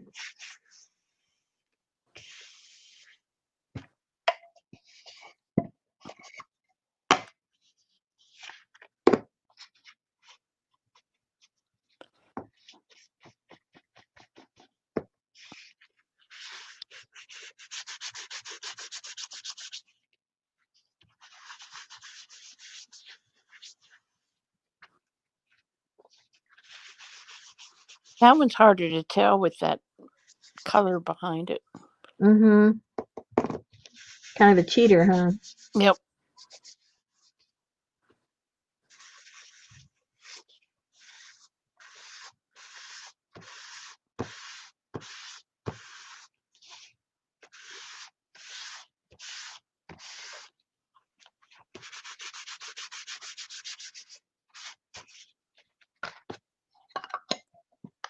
All right. You get to do side by side. So you can see when you put a background, it does dramatically change it. It gives it a really cool look.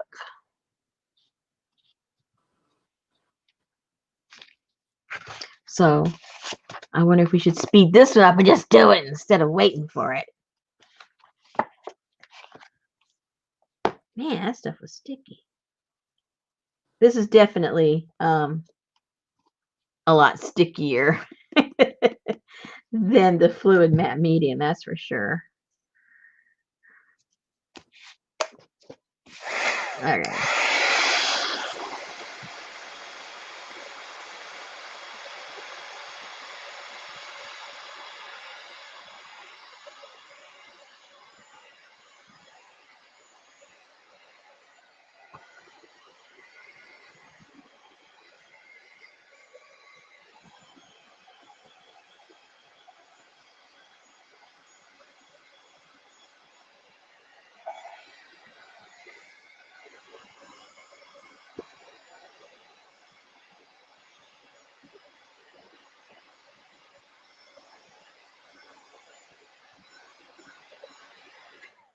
All right, let's see what happens.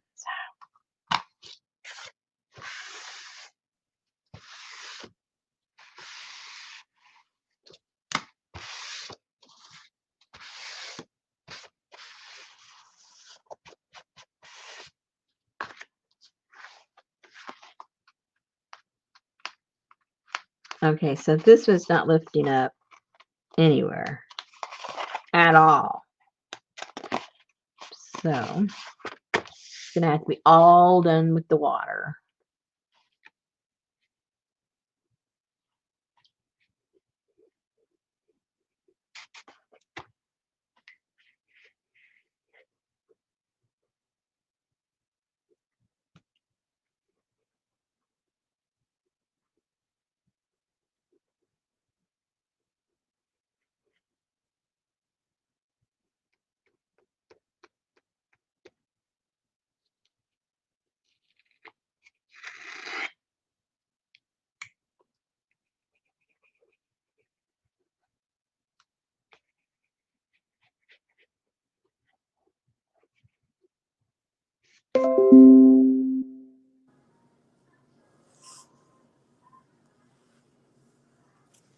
Yeah, that's one you got to work at. Yeah, I can't even see the design. I don't know if this is upside down because I'm not seeing it. Oh yeah, that's her arm right there. Never mind. Here's her hair. It wasn't obvious at the beginning.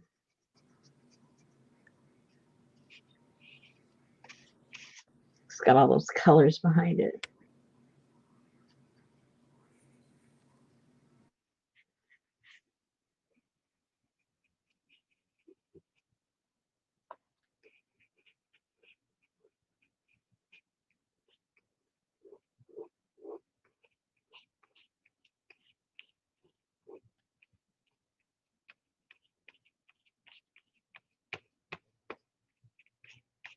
Ooh, I like how the turquoise is on her necklace. Look how pretty.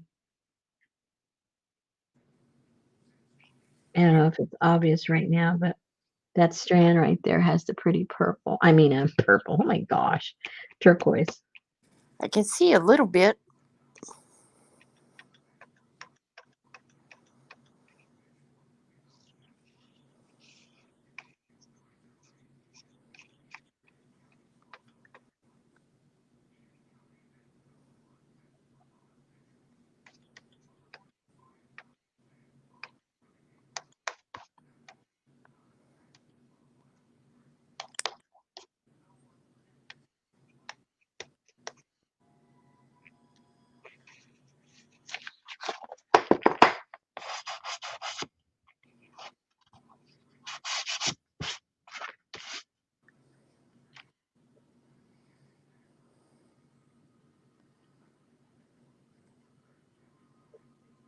I can't believe they're having trunk or treat still.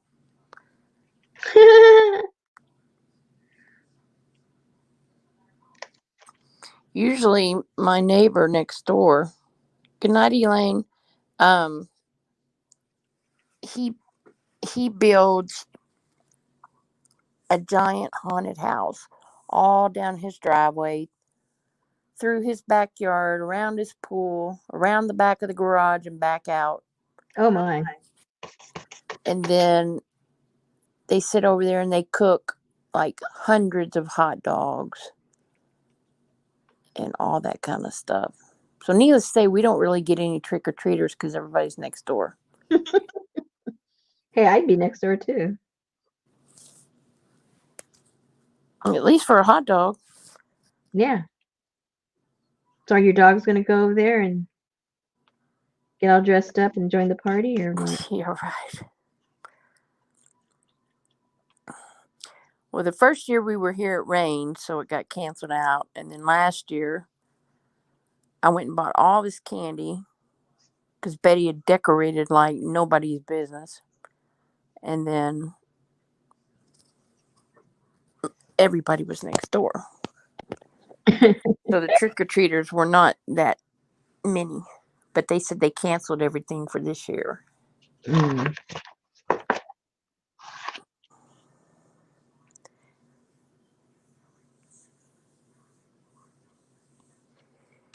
Well, they could have a drive-by, and they just hand them their goodies.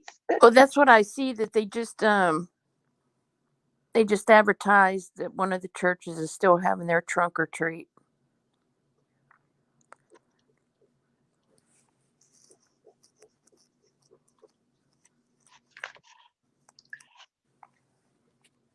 Which that beats going house to house. Yeah.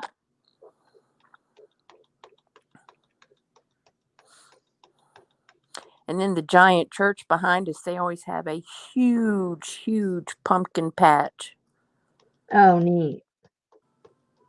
So that's where everybody goes to buy their pumpkins. I mean, they have hundreds and hundreds of pumpkins out there in that big courtyard. And the haystacks and the scarecrows, and but it's more like fall festival looking, not Halloween.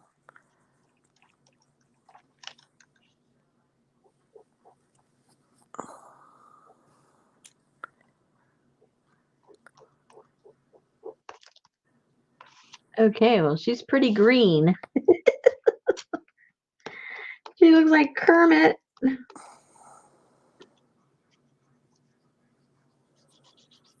Kermit.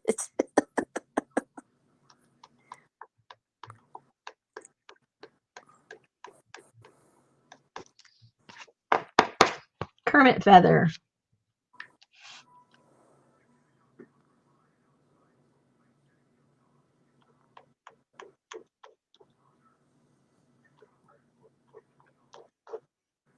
Okay, so it looks like they all pretty much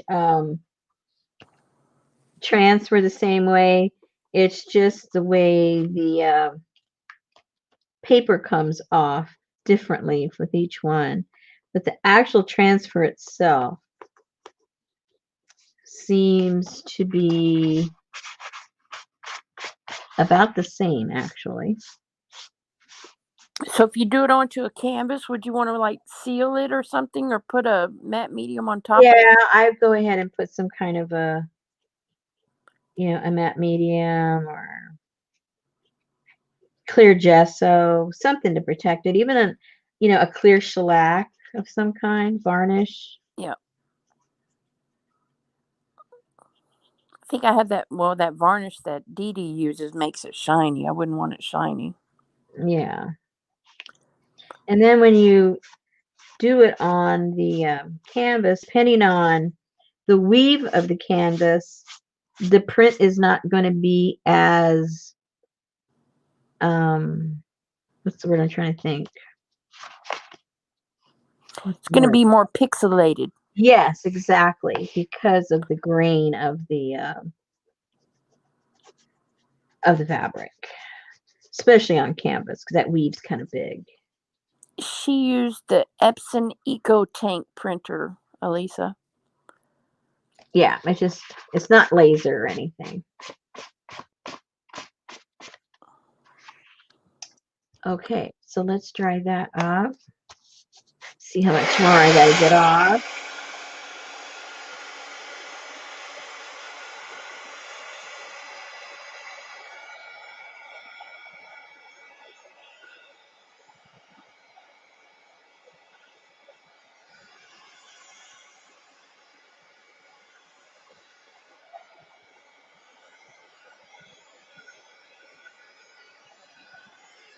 Dude, actually a lot still on there. Okay, that's a lot.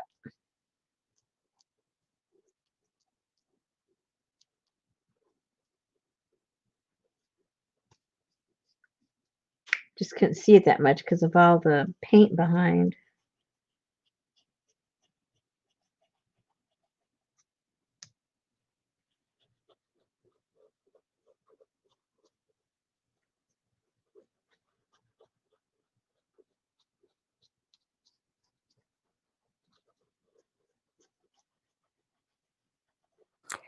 I would think though, with the using the daddy vans, you wouldn't have to be quite so worried about getting it all off, since it would make copy paper transparent too. Um, where it makes a difference is to the touch. Oh, okay. You know what I mean? You can feel like if it's not evenly off. You know what I'm saying? Yep. And if you don't care, it doesn't matter. But we're also used to touching stuff to see if it's ready or if it's done or Yep. if it's flat or whatever it is we're touching for, and it becomes very obvious that there's still goobers on there. Yep.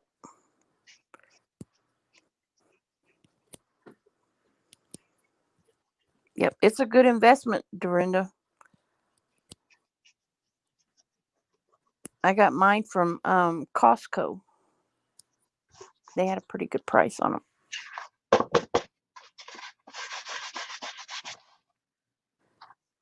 Okay, I think that's as far as I'm going to go. I can see I'm starting to lift a little bit right there.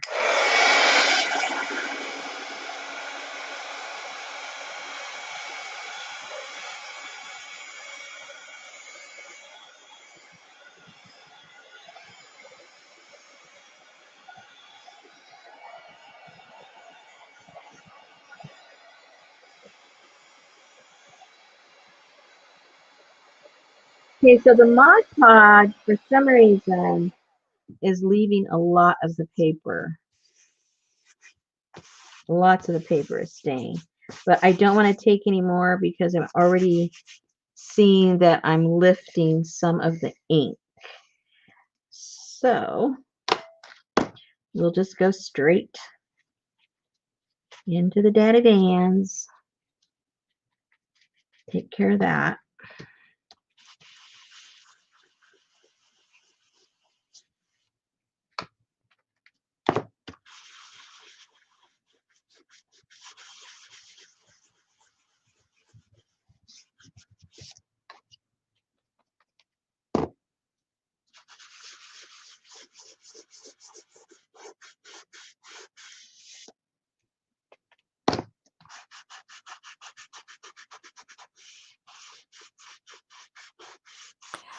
So you do a lot of printing with all of these kits. How Oh has yeah.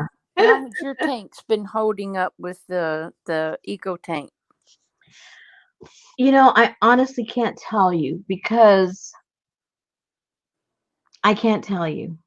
Okay. Because I don't know how many prints I make. Okay, let me think in my head right now. How many prints I do a month just for the kits. Because sometimes I have like what? Sometimes 7, 8 pages. Um,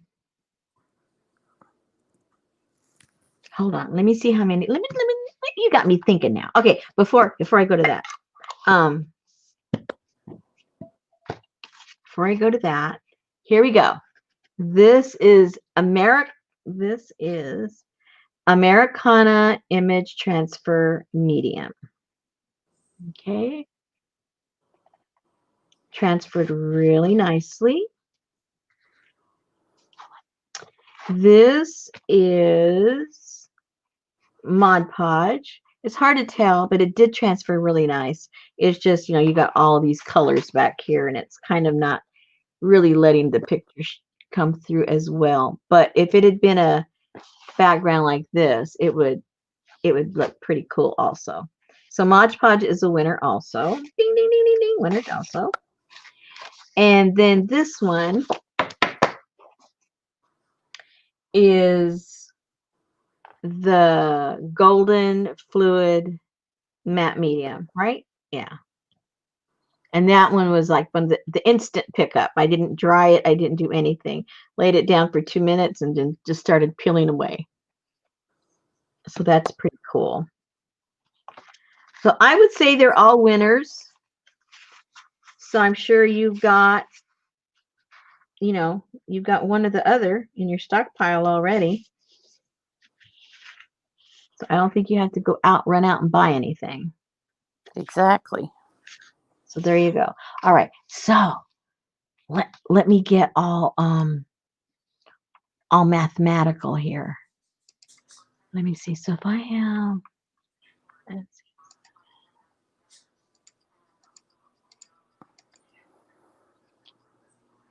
Okay, so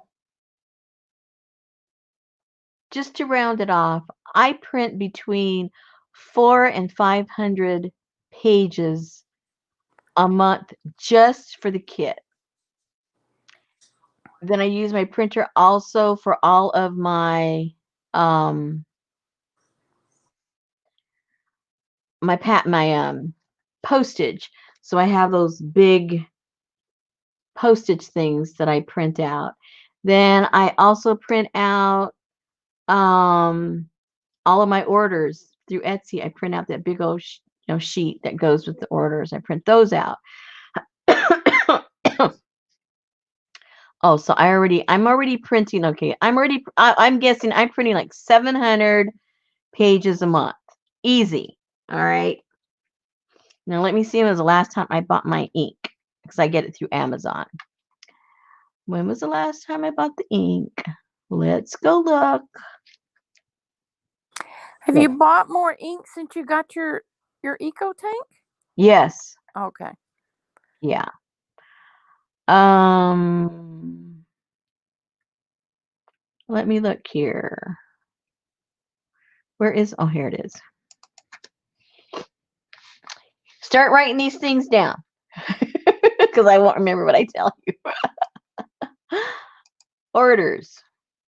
All right, so I bought some ink when?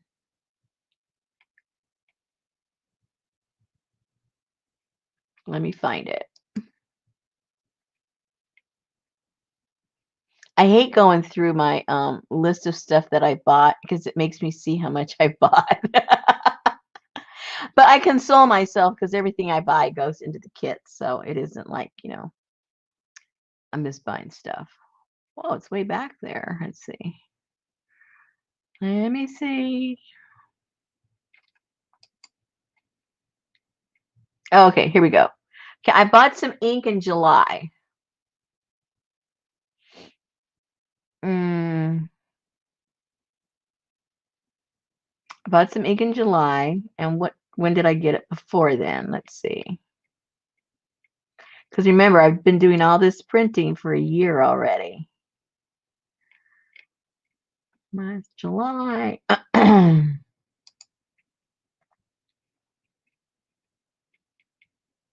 Yeah, but your printer died during what kit? The Yeah, that's what I'm looking to see when I got my. How come it only goes back that many pages? well, because you have to choose if you want to see the last 6 months, the last year, or the last. Oh, thank you. 2020. I don't know when did I get my printer? This year or last year? This year. My new printer. Okay. All right, now we gotta go It on. died in the middle of the Renaissance kit. Oh, see, I don't even. I love how you guys remember stuff. I don't remember nothing. Because I remember those funky printouts that you had. That Oh, that's right. Now I remember. so the Renaissance kit was like in May or April, May. I don't know. I'm all the way back to March. I don't see my new I must have missed it. How can it be that far back? No, Elisa. My niece works at Costco on 290, and she delivered it to me. Okay, what happened here? Okay, I don't even see it in 2000, but I had to have got it in 2000. I mean 2020. You know what I mean? Okay, let me go back to 5. Maybe it switched there. Did you get it from Amazon? Oh. Uh-oh. I thought you and Johnny went all over the place trying to find it on the Uh-oh. because Where did I get it? that was the peak of COVID. Whenever you couldn't find them at your local stores. Oh. Isn't that funny? I don't even know. Oh, I remember. I remember. I don't know how to figure out when I got it now. Okay, so you remember what kit it was. Yeah, Janice said she thinks that was April. Okay, so okay. So let me look at the kit. Let me look again at the kit real quick. I can do that on my Etsy. Holy moly, what are people buying in my shop? I didn't even know I had anything for sale. My shop is empty. Oh, they're all messages. No wonder. I'm going, how come Oh, this? they're all wanting their canvas Yeah, print. they're all on their Canvas stuff. Okay, listings.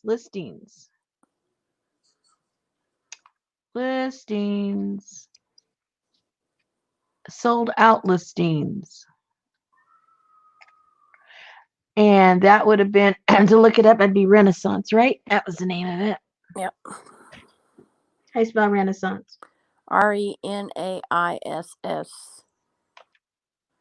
Renaissance. R-E-N what? R-E-N. REN. Yeah. Rent. Let's see. I. RENAISSANCE. Oh, AI. I think. Yeah, I think you're right. Oh, man.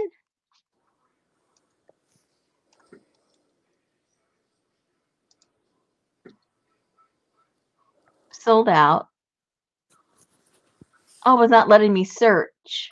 Well, just because you got your ink in June doesn't mean that you filled your tanks in June. You probably just didn't want to run out and you purchased it in June, but when did you fill up your tanks? Yeah, that's true. I think I have redone. See, and then the problem is, as far as calculating, is that I don't let everything go down and then fill them up. And then my colors at different colors go down, then I fill that up. My yellow is the first color to go. All of the stuff I choose has a lot of yellow undertones. So I'm replenishing my yellow more often than anything else. And so if I've used up all of my yellow, I don't just purchase yellow. I purchase the whole thing. Because it's cheaper to get all 4 colors. So I get all 4 colors, but then I just use my yellow to fill up. So I guess my answer is I have no clue. But if we look at just what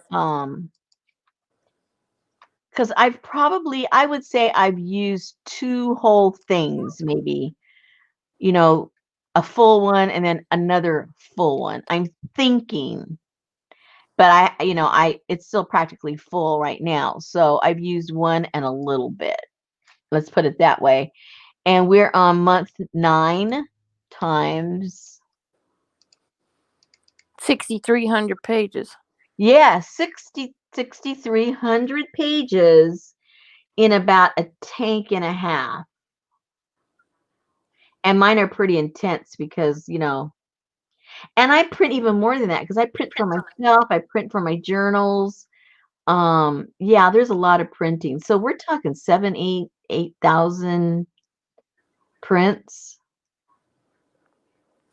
And I get the off-brand ink. And so my ink is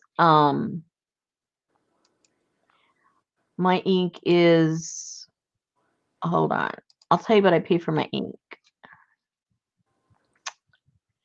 I closed that out. Let me open it up again. Okay. Mm-hmm. Okay, I paid $27 for the 4 set for the set of 4 colors. So for over 8,000 prints, I've maybe spent what, $35 maybe? Because I haven't used that much of the second batch. So for $35, what does that come to a print? Yeah, I'm not going there. Come on. What a party pooper. So 7,000. Yeah, 7,000. No. 35.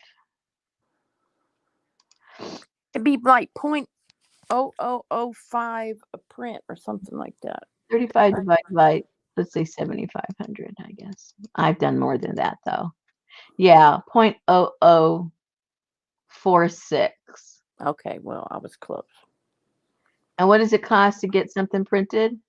I don't even know. 30 some cents, 25 cents. I don't know. Each one. Well, I know, but just the cartridges that you buy for these regular inkjet printers go out in no time. Yeah. And they're not cheap. They're like $60, aren't they, or something? It depends on which printer you have. If you have the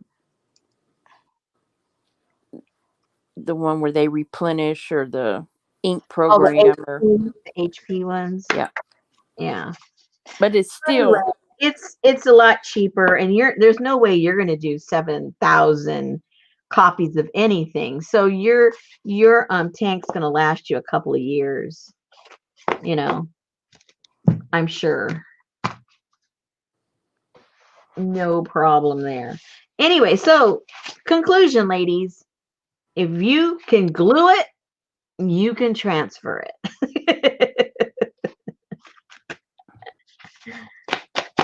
You can do it. nice. I think it came out very cool. What a mess I gotta clean tomorrow. As you know, I'm too lazy to do it tonight. Big mess, big mess. Well, my husband's gonna. Oh, my husband got his new CPAP today. We got that all squared away. So he's gonna sleep in that tonight.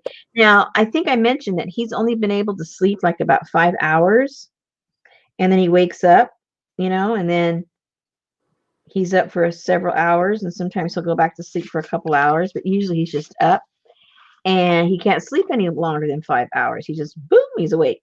But he's not necessarily rested, but he's awake. Well, I found out today from the nurse that the reason he's probably waking up is because his oxygen level, the pressure in that thing is going down, and that's why he needs a new one. So she says, you're fortunate that you wake up, because some people don't wake up when that level goes down. That's when people, have heart attacks, strokes, whatever. Fortunately, you're waking up, so nothing like that happens to you. So we're going, oh, gee, thanks. That's only been happening for like 6 months. Don't press your luck. So, so tonight will be his first night, and see if he sleeps longer than those 5 hours. And what that nurse was suggesting, then she figured it out right away. And my husband tells her, so how come the sleep doctor didn't tell me that? Because nurses are smarter than doctors. Yeah. So he was a little perturbed that he's been asking even longer than 6 months. He's been having this issue for quite a while. Well, it was because he needed a new CPAP. He wasn't getting the right oxygen level and pressure, which is obviously very dangerous. So he's a happy camper now. All right, ladies, try this. You can't go wrong. If you don't have a printer and you got my kit, you can use any of those that I sent you as long as they're on copy paper. Don't do the ones with the books and all that, because it depends on what kind of paper you've got. The glossy one doesn't work so good if it's pages from books. If it's really, really matte, just like regular, copy paper, you can do that with books. Try it out. You got plenty of those little printouts to play around with and see what happens. Yay! Yep, they're in a good thing he woke up. And definitely. All right, ladies, I will see you who knows when. And happy trucking.